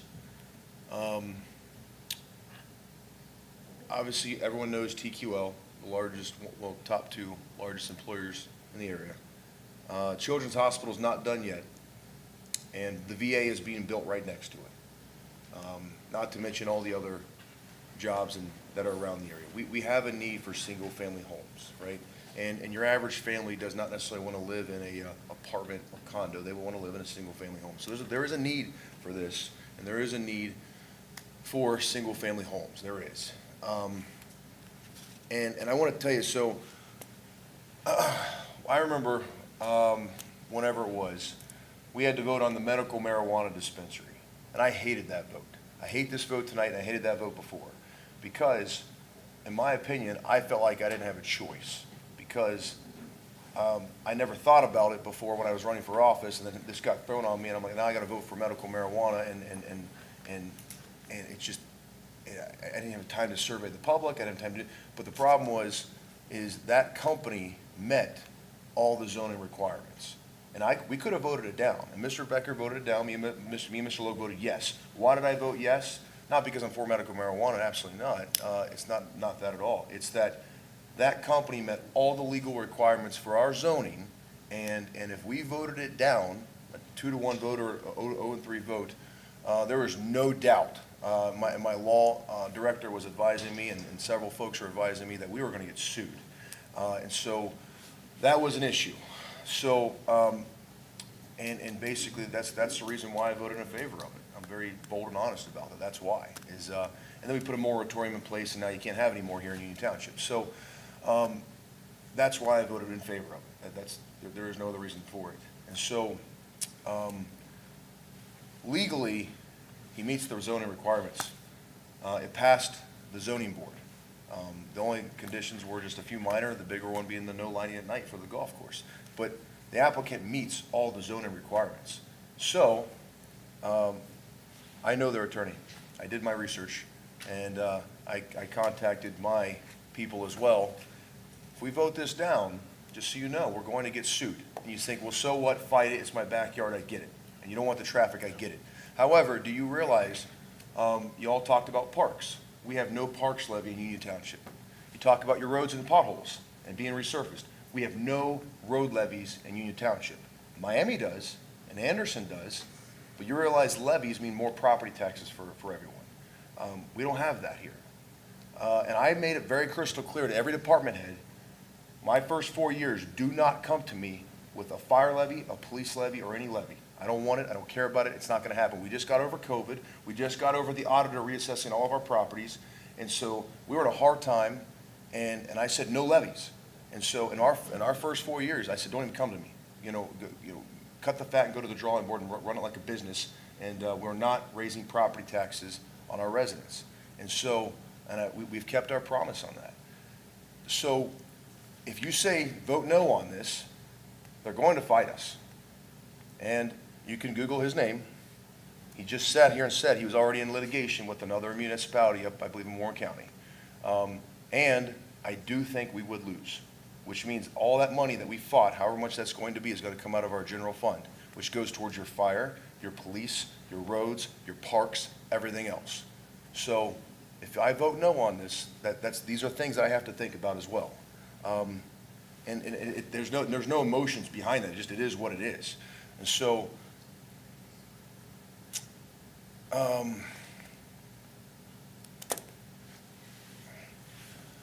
okay, I think your neighborhood's very beautiful, by the way. I drove back there and I walked a lot. I don't know if y'all saw me today, but I was out there, and I love it. I really do. And so I think I'd like to discuss with you two, well, Mr. Becker, probably not, if you're a no vote, but, so Mr. Logus, I'd like to talk to you. But they proposed a 20-foot buffer. Those folks need more of a buffer. I'm proposing 5 times that limit of 100 feet. A stop sign on Bob White. And of course, they got to be a part of the HOA, so they all play in the same sandbox. I want to discuss those options.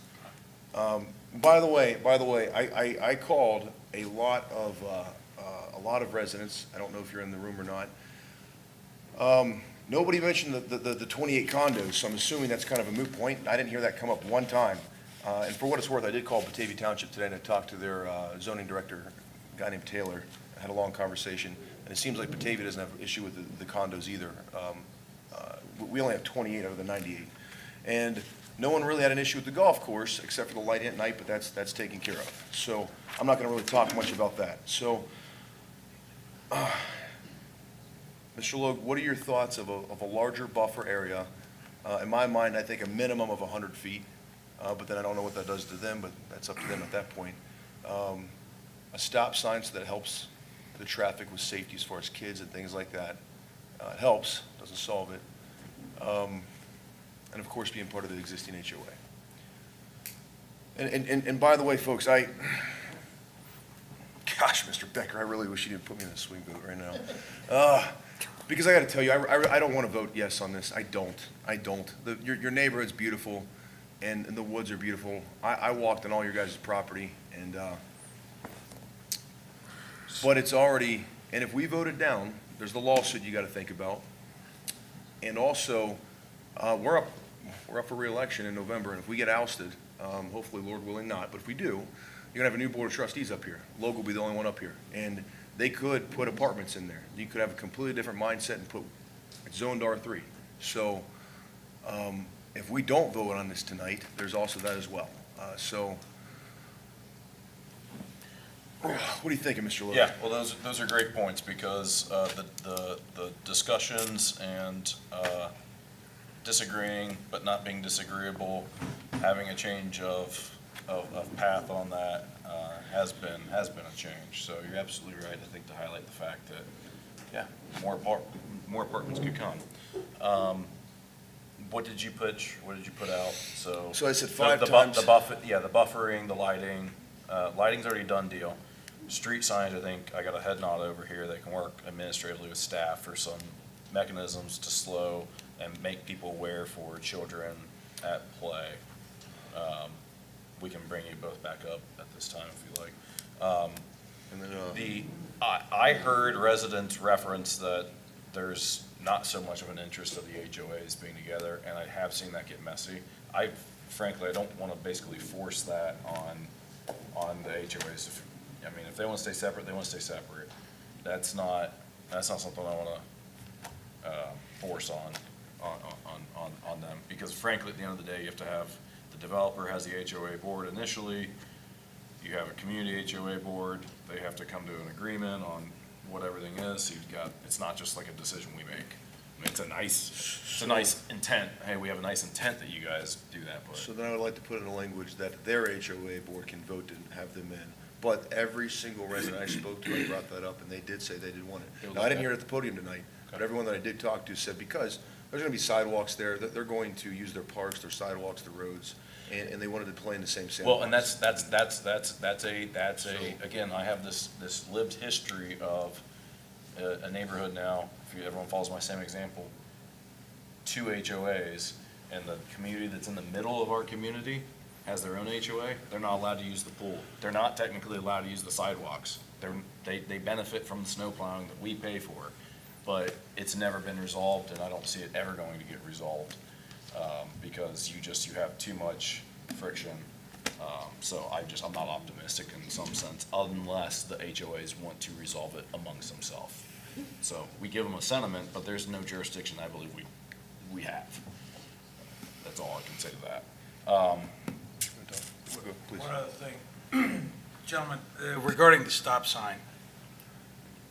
So we've had stop sign requests on existing dedicated rights of way. We're gonna have to do a signal warrant analysis. I would put that on the developer to do the signal warrant analysis to determine, we can't just stick a stop sign down somewhere. What are you talking about, a stop sign? Yeah, Mr. Dills had suggested a stop sign at Bob White and Wood Chase, I believe, or Yeah. whatever that street was.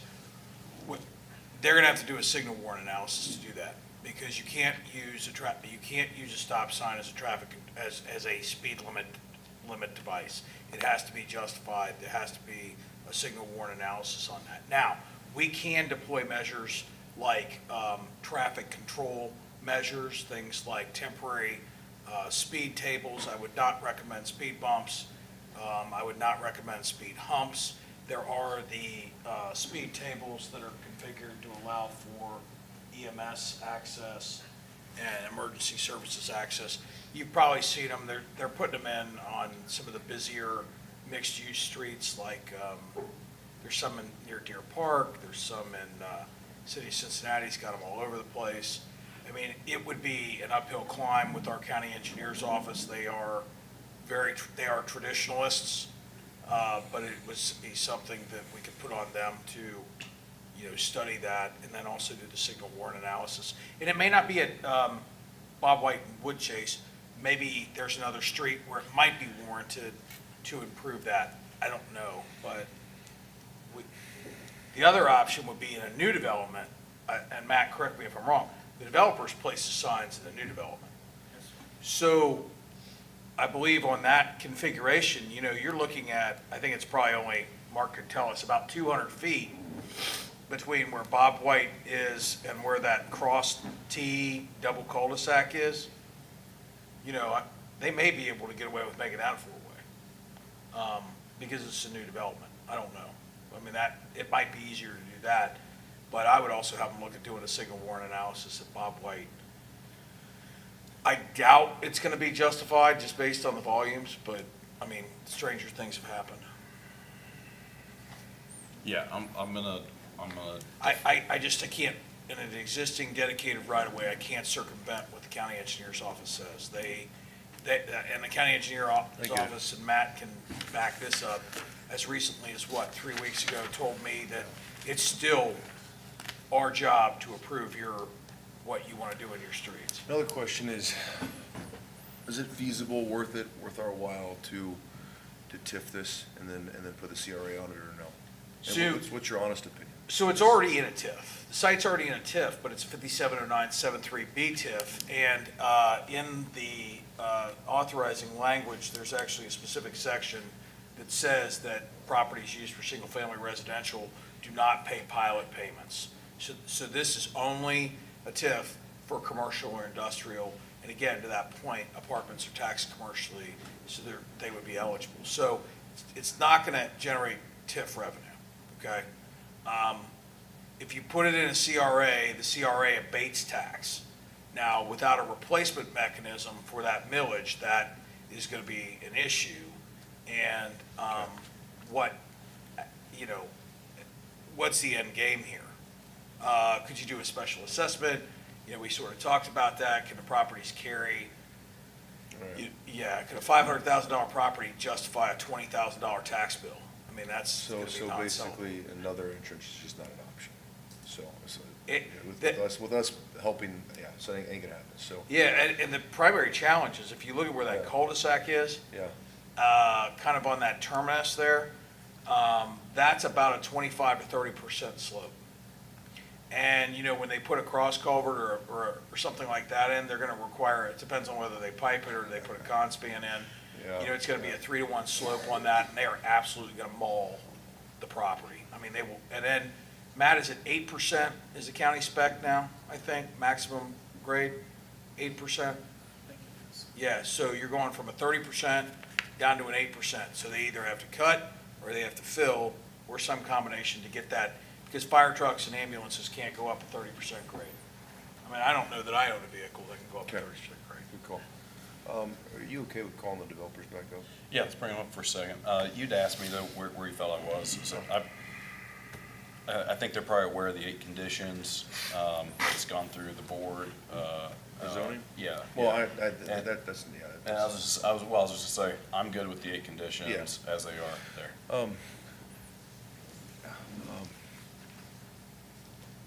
Thoughts on 5 times, so 100-foot buffer. My engineer, the lots are 125 feet deep? 125 or 130. So, we could double the landscape buffer to 40 feet and still save the lots. We can put as many trees in you want, but at 100 feet, I'd lose 9 lots. Okay. That's what I was thinking, 100 Got would it. probably do. They could all be evergreen, so. Well, but there's mature trees there, so I think it's a combination. You want to save Save the and buffer preserve. and the nice trees, and then add evergreens All right. where it's thin.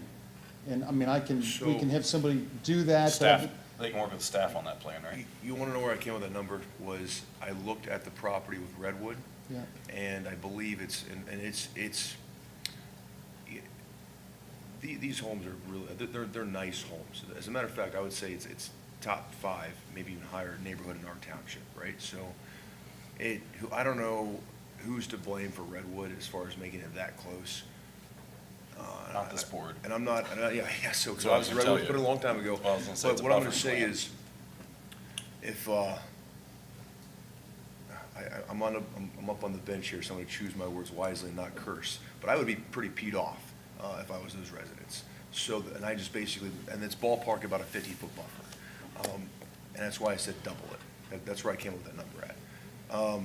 So, you know, caution 9, okay, here's what I'm gonna suggest, is I am going to suggest that you go to the drawing board, because I would also suggest if you look at Redwood, where they're at, right where it meets Woodchase. No, yeah, Woodchase.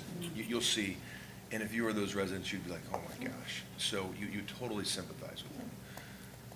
So if we can't work out a compromise tonight, and I don't think 40 feet's gonna cut it, which means it's closer than what Redwood is, and that's unacceptable to me, I'm going to be a no vote, and this is gonna be shot down. And then I guess we go to litigation, and I'll let y'all fight that out.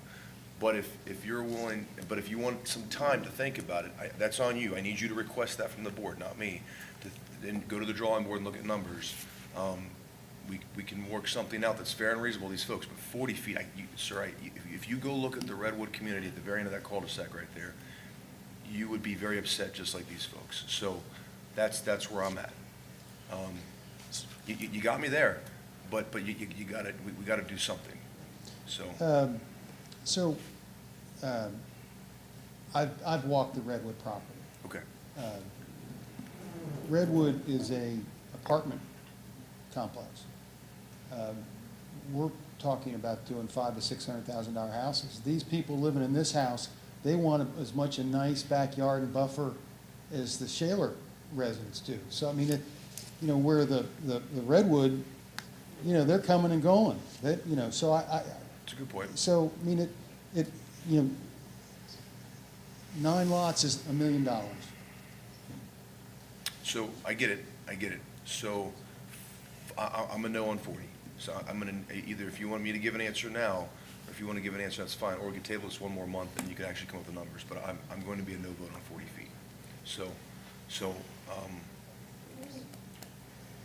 your call. I'm not trying to press you, but I can't do that to those folks. I can't.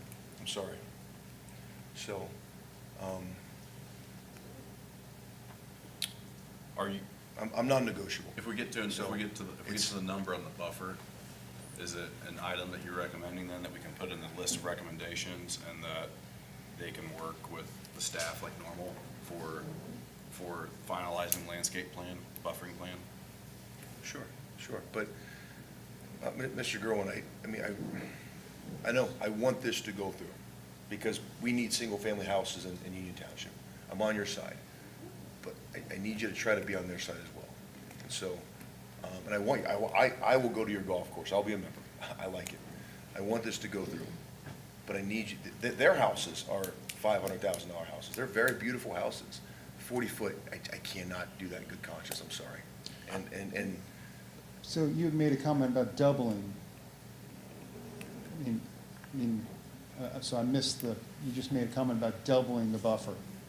So Of you what went is to what 100, is you went on, to 100 from what's 50, on so I'm lost Woodchase, by it. what's on Woodchase to Redwood, at the very end of that cul-de-sac right there, roughly it's 50 feet, ballpark is what that is. Down by the project. Yeah. So, Do you know what I'm talking about at all, or no?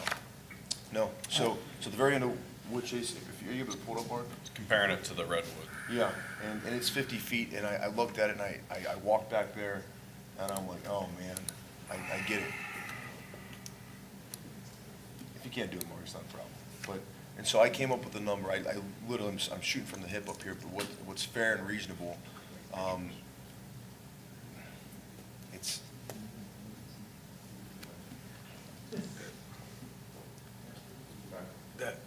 yeah, so right there at the very end there, so I walked right in between those two houses there, those 3 houses, and I'm like, holy cow. It's about 50-ish feet, 48. So it's 45. 45. And yep. Mr. Gerwin, I'm telling you, I get it, I'm on both sides here, and I want your project to go through, because we need single family. There's a need, but if you saw that buffer right there, and if you're those 2 or 3 houses, 4 houses right there, you would not be very happy. So, I can't have a repeat. If I could say, those last 2 houses in our park, Show Park. I'm sorry, I gotta, can I, sorry, it's just method of the public hearing portion, I'm sorry. So, Well, I mean, if you want to work that into the conditions, and then complete the process, and I can then try to have a discussion with Fisher Homes, and we Do can you try to want meet us- the conditions if we do can. you want us to vote now, or do you want us So, to table? hold on. I also heard tonight residents or some, we haven't brought this up, but some have said a wall or a fence. Well, And that- we've they have- done that, we've done that in the past. Does a fence make any benefit for, in creating much more buffer? It would have to be on his property. And be, because yeah, they- it'd be, because it'd be, they- yeah, because it'd they be have on, it'd be HOA. their own property, they'd have a fence, and then frankly, they can do whatever they'd want on the inside of that fence. We could do landscaping and fencing. Because I think then you don't have the issue of, oh, I can see through the tree or not. It's, there's a nice wood panel, whatever it may be, fence, and there's trees that are growing up, evergreens, and it's probably within that 20-foot buffer, and it's in the staff recommendation report right now in which they could work with Mark on the final landscape plan.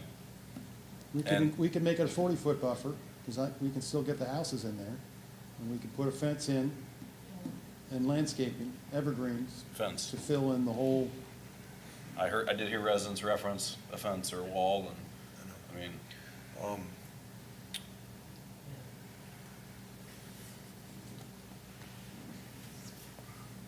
I think it should be minimum what that is. I do, minimum, at a minimum. That was 45, 50 feet. And, I really think it should be a lot more. And of course, if a fence is what the folks want, then okay too. But, that location, there's no landscape package in place, right? What we're looking at right here, right now, right? actually, I wish you would've walked that property right there. Yeah, because I would, Because yeah. it was, I'm just like. But there's oh. not a like, they don't have, There's no fence. yeah, there's no evergreens, there's no swales, there's no landscaping mounds, like, we typically do like 8-foot. They So have trees. fence, or we could Yeah. talk about 8-foot, 6-foot landscaping mounds. Mr. Wright, we've worked through a lot of issues like this in the past. Yeah, we've done landscaping mounds, and I mean, Mr. McCormick's done a lot of those, but I mean, our typical response would be a 3 to 4 foot mound with Norway spruces and That's right. green giant arborvitae, 10 foot on center staggered. Huge. You know, 6 foot minimum height, time of planting. So when you do them 10 foot on staggered, you end up with 2 rows. So you end up, they're actually like 5 feet apart, and they grow into a solid hedge, or kind of like out at, you know, on this property where the pine trees have sort of grown together. It's exactly what you see when you go out here. It's the mounding with the pine trees. And actually, that was part of the issue that the developer came back in on my own property and did. Okay. So I'm sorry. No, please. Are you okay? Please, I'm sorry. If we were to do I've done Villas at Tartan Glen, we did landscape buffers along State Route 131. It's a 3-to-1 slope. So if it's 20 feet wide, then it could be, you know, the mound would be 20 feet wide, and then you go 3, so it would be, you could build a pretty substantial mound is where I'm going with this. If, you know, if you did the whole buffer as a mound, right, Corey? Yeah, you could build a pretty significant. And then pretty if you significant mound. screen it, and there's some other locations that I can point to, we ran into this with, what's the name of it, Otterbein. They had to screen another Shaler crossing home. Yeah. Some other section. Yeah. And they put, I mean, those trees are probably 15 feet tall now. That was absolutely right. I remember that case with the Otterbein location there, near adjoining. They put Shaler. 6 or 8 footers in. They actually couldn't get 6 footers, so I think they bought 8 footers. Yeah. So that ended up, it was instant buffer. It's not opaque, but it's significant. So, So if we did a 40-foot buffer And the property, then- and that could be on the property line? from the property line to the houses, so it's double what we're proposing in the plan. I think we should try to leave some of the mature trees are there, and then we can fill it with pine tree, or we can do the buffer and put the pine trees on top of the buffer. I mean, that would give a pretty tall, you know, screening. Is, in 40 foot is your absolute cutoff? The engineer told me then I'd lose the lots. Okay. Because the whole depth of the lots is 125. So if I put 100 off of it, and I only have a 25-foot deep, I can't put a house on it. Can't put a house on 25 foot, because that's just the backside, right? That's Yeah. driveway, front yard, yeah. Okay, I got it. I'm good, I don't have any more questions at all. And then, did you have any other questions at all then? Is there written condition that you're? I want to talk to one more resident. I'm going to ask you to call him back up. If I could, yeah. Yeah. We are good guys. Appreciate you. Thank you both very much. Thank you. Mr. Florco, can you call him back up? Florco? Yeah, Mr. Florco? Sir? Brian, no pressure, but I kind of consider you the Shaler liaison. So this is it, it's go time. And so I need to know from you, what are your thoughts are because you got the 200 petitions, you're in charge of your Facebook page. 40-foot buffer, do you want hills, do you want a fence? What does your community want? First off, thank you. Thank you all. You have reassured my confidence in you for taking this seriously. So I appreciate that, all of you, especially Mark. Mark's done a yeoman's job of listening, answering questions. I'm not an expert in this. I appreciate the willingness to compromise. I am not an elected official, so I'm not empowered by my community. On the spot, I will look here for a second because. So I'm going to tell you. So we talked earlier, and I'm a very libertarian, liberty-minded Right. guy. You don't own it, but I'm going to say you own it. And it's my. If I own a property, I basically want to do whatever I want as long as I'm not interfering with other people, right? I'm a big liberty-minded guy, right? And I know Brian is too. So this is his property. He has every right in the zoning law to do this. But I want to. We've got to compromise.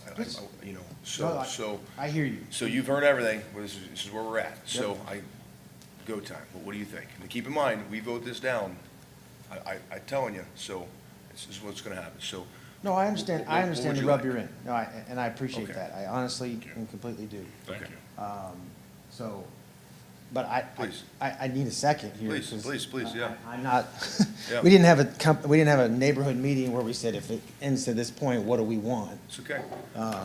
So, I'd like to ask the folks here, we're the ones left, I mean, their thoughts, because I'm kind of put on the spot, and I'm willing to do that, but can you grant me a Please. a second? Mr. Chairman, as long as you're fine, I don't care. This is Yeah, this is I know their Letitia's at the back of the I- street there. Could you keep the plan lots that we're not talking about removing the lots that are up against the street?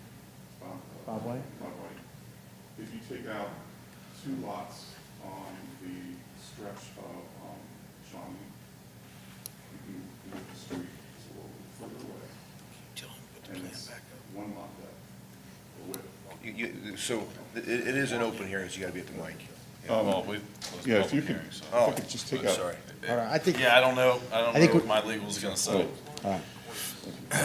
It's fine, because please. the public hearing portion is It's- so Most suggestions is that- I don't think he's gonna, because he's already got it down to, all the way down to 41. I think he's made it clear, I need all these, I need 41 houses sold. Is basically what so he's already cut it down from 48 to 41, actually 216. We want natural, So, right? Yeah, I mean, a great consideration of the mound is the water. And I will tell you, and I didn't get to this, I have a county, or a government designated water drainage easement on my property that already fills up when it rains. And not represented here, and I don't know what Sure. survey was done. I'm respectfully, I'm getting to it. There's a 15-foot culvert, 60 feet from my property line. I don't know that anyone's looked at what's going to happen with that. So a mound may not be the option. the fence may not be the option, is what I'm hearing, because I don't want more water running towards my drainage easement. So I think natural is where my community, I'm speaking ad hoc here, I think as much natural buffer as we can make. I do appreciate your suggestion. We don't want the big trees to come down. I'm not real happy about this, but thank you. I do think we would agree. He'll lose the, I can speak to Brian, right? We're on that side where Joe walked today. We're the fourth house up from the end of Woodchase, so we see redwood 6 months of the year, and we see it really well. do you want to come up to the podium if you're going to talk? At least we have it recorded. It's on the record, though. I think legally it'd probably be, if we take this into consideration in the decision that we make, the lawyer, Mr. Featherhoff here, would be able to say you can't Okay, I'll just address use that or Brian. apply it, but yeah. We're the fourth house, and there's 70 to 80 feet of cushion in there between us and redwood. And in the winter, again, you look right at the apartments. In the summertime, it's fine, but right now, there's not enough screening there, and that's with 70 to 80 feet, so 40 feet is practically nothing. That's from, almost from here to that wall, so. Brian, would you be comfortable with a 6, 8 foot fine fence 40 feet out? I'm hearing from my residents that a fence is not the answer. Sorry, that's on me, sorry. I probably entered that into the course of record, but I think natural is what we want, right? And the tall trees, we don't want the tall trees to come down, but we want to fill them in with protective. I'll also ask you to consider the height. Corey was talking about 6 and 8 feet. If I show you a picture right now, the slope, Yep. because of that drainage easement, so anyway. I got you, Mr. Florco. If we do the hills, but put in here contingency that he's responsible for all the drainage and making sure it's up to par, would that suffice? Wait, Or do you want the natural wooded? You can't have both. You get natural wooded area, or do you want the hills? I don't remember asking for the hills. Okay, my apologies. Yeah, we didn't bring up the mounds. The mountains, sorry, okay. And I will retract my fence comment and, slap me for being flip earlier. But I think natural is the way we want to go. We want to maintain as much of the natural beauty as we can and that buffer. The tall trees kept, and then to the point of filling in. And then, yes, as much square footage as we can maintain, we would appreciate that very much. Because it does affect our property value and our equity, regardless of what goes up there. I gotta go back to board comment. So, thank you for Thank you. the opportunity. I'm going to ask you to make a motion to modify it with a 50-foot buffer, which is what redwood is. And then I'm going to ask him to make it happen or cut a house. So it's got to be minimum of that. I'm not budging, or else I'm no. So let's 40 doesn't do it? No, it's got to be 50, the same as redwood already is to the other houses. That's fair. Is that from the property line? Yeah. Can they get to, if Mr. Florco wants, I don't know what's in, I've seen this where there's easement for landscaping coming onto, like in my case, my property line, and it started the buffer. So you could get 50 feet, but it's property line, or is it 10 feet in on Mr. Florco's property? Property as an line. easement. It's property line. So, What does fit? I'd like to ask the applicants, what does a 50-foot buffer, subject to staff approval?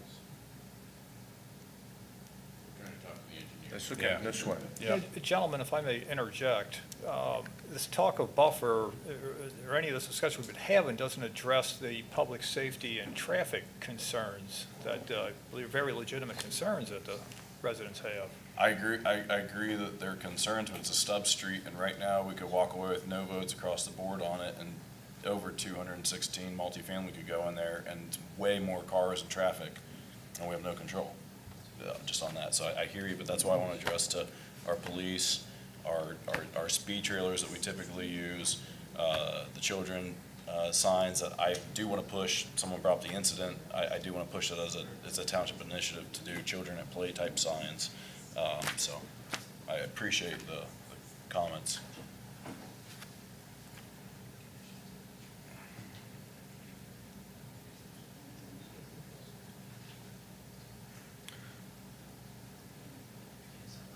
He's got one more chance to talk, and then I'm gonna put a motion to put 50 foot in there. I'm not budgeting. And then let's just vote. Let's just vote. Can I talk? Yes, please. Yeah. So we could do the 50-foot rear yard setback, but the house footprint will go right up to the setback. And there's going to have some sort of conditions about the trees. I mean, if there's a tree that's leaning over the house, we're going to need to take that down. So, we can do a 50-foot, buffer. But we're going to need to have some flexibility to be able to clear some trees that are near the house. You understand what I'm saying? I think mean, that's- if we can't leave the whole 50 feet ungroomed. So it makes it for a nicer product, but that's typically, and Mr. Wright, if you can add to this, is that where they're able to, I mean, I'm thinking of the old Glen Essie High School site where the developer walked the property and worked with the staff to basically select trees and do that. Yeah, I mean, we could do some, I mean, we have the ability to go out there and identify screening and do those and engage in that exercise or whatever, if that's what the board establishes. Well, and where it is thin, that would be where the evergreen trees go. Yeah. Yeah, So I 50 think- foot, I think- so 50 foot as part of the recommendation and subject to staff approval. Let's go. You think that's, Let's go. that's Yeah. it? Yeah. Let's see, all right. Do any closed board comments? Open this motion? You're good. Yeah, you gotta make a motion. So, gentlemen, yes, at this time, I entertain a motion in accordance with section 680, 687, the zoning resolution, zoning commission's role in this process, to enter a motion for approval with some modifications of the applicant's request to resume the subject property as submitted with the 8 recommended modifications and the additional recommended modification of a 50-foot landscape vegetation buffer subject to staff approval. So moved. Second. Roll call, Mr. Perry. No discussion, though. Yeah. Any more Oh, I discussion? didn't know, so so the 50 feet is an increase from what was the current proposal? 20 foot. So it's going from 20 to 50. Correct. That is significant. Okay. No more discussion. I'm good. Roll call, Mr. Campbell? Mr. Dills? Yes. Mr. Logue? Yes. Mr. Becker? No. Motion carries. I'm sorry, guys. Appreciate you very much. Thank you. Thank you. Thank you, everyone, for the time tonight. Thank you. Congratulations.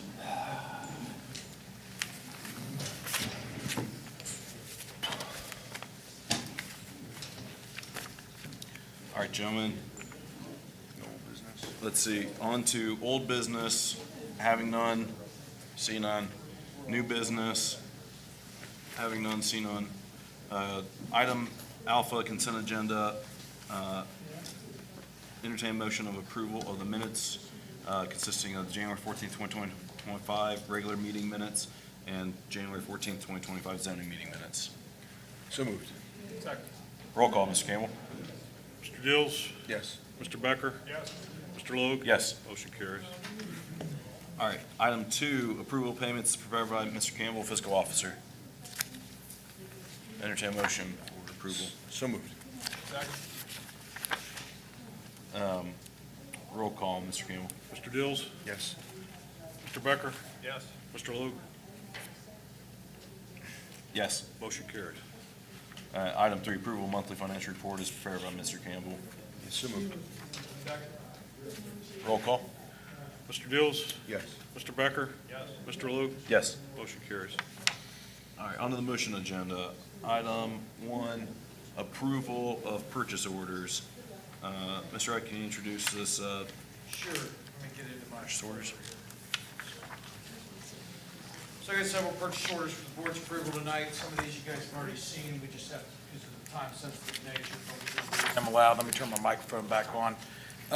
First one is the Leroy K. Ellington for our summer concert series, in the amount of $18,500. I will note that that amount will actually be adjusted down because backed by popular demand, Tom Torpedoes, we have to book them separately. There'll be a corresponding purchase order on that, so that amount will actually be a little bit less. Total Quality Logistics for the September 2024 reimbursement for the Economic Development Agreement, amount of $26,000, the Leroy K. Ellington purchase order is $18,500. Sorry, it's been a long night. Second purchase order, TQL, $26,735.07 for the September reimbursement. Next purchase order is for Rozzy 2025 end of summer fireworks, $30,000. It's the same amount as last year, and again, we have the dual sponsorships with Jungle Gyms and Crossroads. Next reimbursement is the October reimbursement for TQL, amount of $26,099.15. And then you have the November reimbursement from TQL, in the amount of $57,989.80. And again, that's due to the timing of kind of where our trustee meeting falls in relation to when those payments come in. The next is ESO Solutions. It's for the fire department for $16,200 for annual contract. We have another one to Alpha Omega Industries for turnout gear. Turnout gear has a lifespan. We have to replace it periodically. The amount of $34,756.90. Next is the Duke Energy for gas and electric, in the amount of $45,000 for the fire department. The next one is for the fire department for annual physicals to Tri-State Preventative Health Consultants, in the amount of $35,000. Police department, Axon Enterprise for body-worn cameras and licensing fees. Chief, I believe this is the 5th year of our agreement. That's in the amount of $60,417.66. Next is to Rumpke of Ohio for our spring junk days, in the amount of $25,000. Mr. Taylor and I are hopeful that as we bring some things online at Champions Way, that we'll be able to move to maybe a year-round kind of program here in the township. But we do, until it's built, we're going to continue junk days. So $25,000 to Rumpke, and then Royce Lawn Care for the fertilization services on all township facilities in the amount of $45,000. Just for reference, we got about between 175 to 200 acres of grass, Mr. Taylor? Something like that. So that keeps everything looking nice. And that's several services a year, throughout the year. Thank you, Mr. Ray. Gentlemen, do we have a motion to approve purchase orders? So moved. Second. Any discussion? Hearing none, roll call, Mr. Campbell. Mr. Dills? Yes. Mr. Becker? Yes. Mr. Luke? Yes. Motion carries. Introduction, Mr. Wright, can you introduce motion to transfer property for economic development Sure. purposes? Yes, sir. So the first one is sort of some disposal of excess property in and around the former Glassy site. We're looking to reposition those now that kind of development has concluded. It's 3 parcels along Clough Pike that the township had originally picked up for access purposes, but now Child Focus is there, so there's really no need to continue to have those properties. And then the other one is on Glen Estee Withensville, adjacent to the police department. That's a property that was purchased in the Board of Trustees' name, just again, moving that over to the CIC, both of these, so that we can package these and market them and redeploy them into productive assets for the township. So just a customary housekeeping item. Do we have a motion to approve, gentlemen? So moved. Second. Any discussion? Hearing none, roll call, Mr. Campbell. Mr. Dills? Yes. Mr. Becker? Yes. Mr. Luke? Yes. Motion carries. All right, on the legislative agenda, gentlemen, first item, resolution 2025-04 is the Township Village of Batavia Gen 9 contract approval. Do we have a motion to approve? So moved. Second. Any discussion? Hearing none, roll call. Mr. Dills? Yes. Mr. Becker? Yes. Mr. Luke? Yes. Motion carries. Item 2, Resolution 2025-05, Resolution appointing Tax Incentive Review Council membership. Gentlemen, do we have a motion to approve? So moved. Second. Any discussion? Roll call, Mr. Campbell. Mr. Dills? Yes. Mr. Becker? Yes. Mr. Logue? Yes. Motion carries. Item 3, Resolution 2025-06, then and now certificate Bachman's, Inc. Gentlemen, a motion to adopt Resolution 2506, authorizing a fiscal officer to issue a then and now certificate for payments of expenditures. So moved. Second. Any discussion? Hearing none, roll call, Mr. Campbell. Mr. Dills? Yes. Mr. Becker? Yes. Mr. Logue? Yes. Motion carries. Item 4, 2025-07, then and now certificate Archive Social. Gentlemen, do we have a motion to approve? So moved. Second. Any discussion? Roll call, Mr. Campbell. Mr. Dills? Yes. Mr. Becker? Yes. Mr. Logue? Yes. Motion carries. Item 5, Resolution 2025-08, resolution authorizing disposal of obsolete property via gov deals for the Quint 50 via internet auction through Liquidity Service Operations LLC gov deals. Do we have that motion to approve? So moved. Second. Any discussion? Hearing none, roll call, Mr. Campbell. Mr. Dills? Yes. Mr. Becker? Yes. Mr. Logue? Yes. Motion carries. Item 6, Resolution 2025-09, resolution vacating a portion of Larmer Lane and Woo Woo Lane. Gentlemen, do we have a motion to approve? So moved. Second. Hearing any discussion? Roll call, Mr. Campbell. Mr. Dills? Yes. Mr. Becker? Yes. Mr. Logue? Yes. Motion carries. Item 7, Resolution 2025-10, resolution consenting to vacation of a portion of Genesee-Withamsville Road access right-of-way. Do we have a motion to approve? So moved. Second. Any discussion? Roll call, Mr. Campbell. Mr. Dills? Yes. Mr. Becker? Yes. Mr. Logue? Yes. Motion carries. Item 8, Resolution 2025-11, resolution authorizing of Union Township Electricity Aggregation Program. Do we have a motion to approve? So moved. Second. Hearing any discussion? Roll call, Mr. Campbell. Mr. Dills? Yes. Mr. Becker? Yes. Mr. Logue? Yes. Motion carries. Item 9, Resolution 2025-12, then and now certificate Mobilecom. Do we have a motion to approve? So moved. Second. Any discussion? Roll call, Mr. Campbell. Mr. Dills? Yes. Mr. Becker? Yes. Mr. Logue? Yes. Motion carries. All right, gentlemen, on to comments from board members. Trustee Dills? It's 10:30. I'm good. Trustee Becker? I'm with Dills on this. Okay. I'll move, I know we've got upcoming, well, I'll cover upcoming events, and we've got an executive session there. I'm gonna put it to both of your radars. I've seen several different jurisdictions that on police and fire vehicles, they have the national motto of "In God We Trust," and therefore, it's something that you would think that the ACLU or whoever would sue us over, and I'm going to ask that Corey and the staff research, and I'd like for you guys to have your own feedback on that. I'm a proponent of putting "In God We Trust" on our vehicles like that, if you look up to the screen. We don't have to have any decision right now. I'm just putting on your radar since it's our opportunity to discuss and have the staff take a look at it.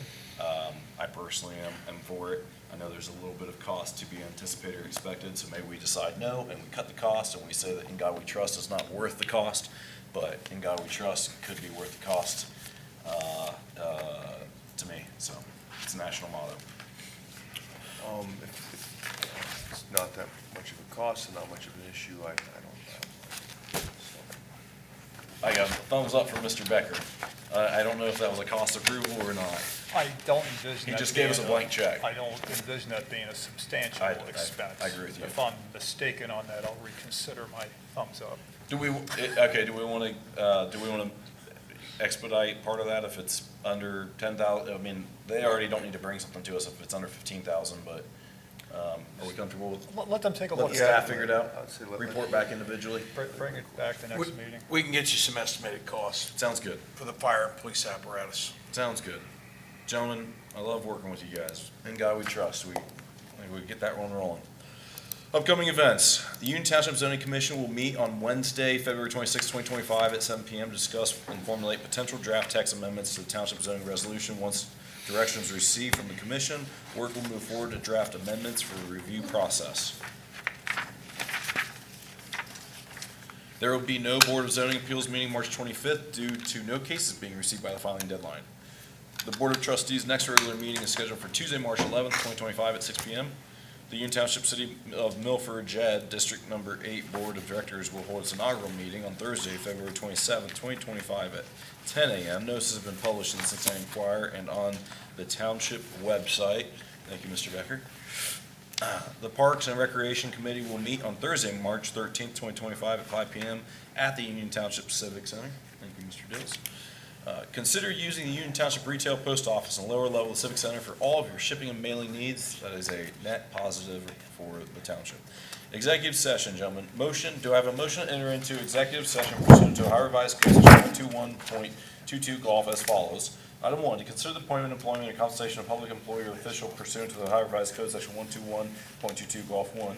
Item 2, to consider the purchase of property for public purposes. Premature disclosure of information would give an unfair competitive or bargaining advantage to the person whose potential private interest is adverse to the general public interest pursuant to the Ohio Revised Code, Section 121.22 Golf 2. Item 3, preparing for conducting or reviewing negotiations or bargaining sessions with public employees concerning their compensation or other terms and conditions of their employment pursuant to Ohio Revised Code, Section 121.22 Golf 4.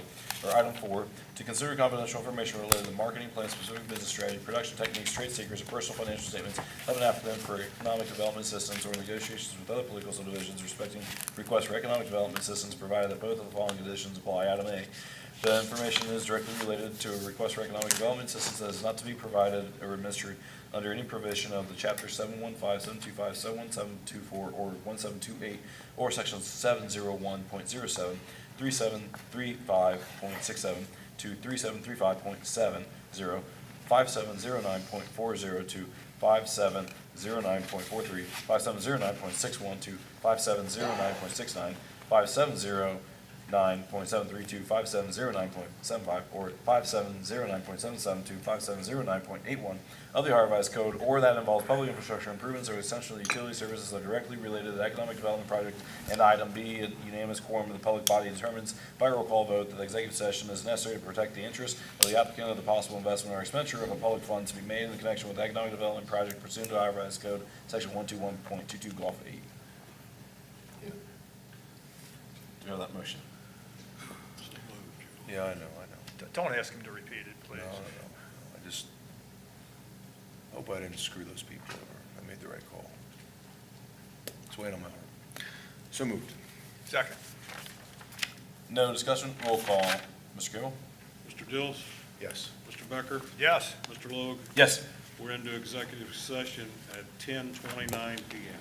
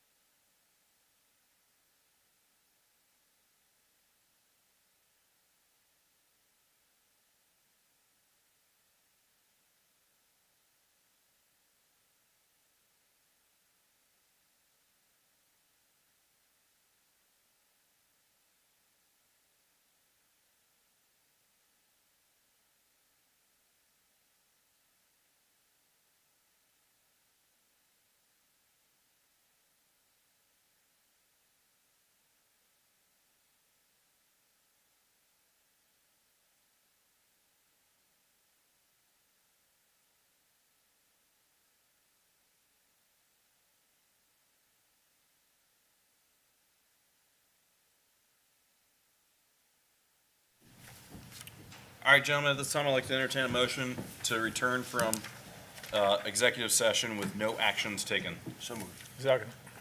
Hearing no discussion, roll call. Mr. Campbell? Mr. Dills? Yes. Mr. Becker? Yes. Mr. Logue? Yes. We're out of executive session with no action taken at 10:57 PM. Gentlemen, at this time, I'd like to entertain a motion to adjourn. So moved. Second. No discussion, roll call. Mr. Campbell? Mr. Dills? Yes. Mr. Becker? Yes. Mr. Logue? Yes. We're adjourned at 10:57 PM. Thank you, gentlemen.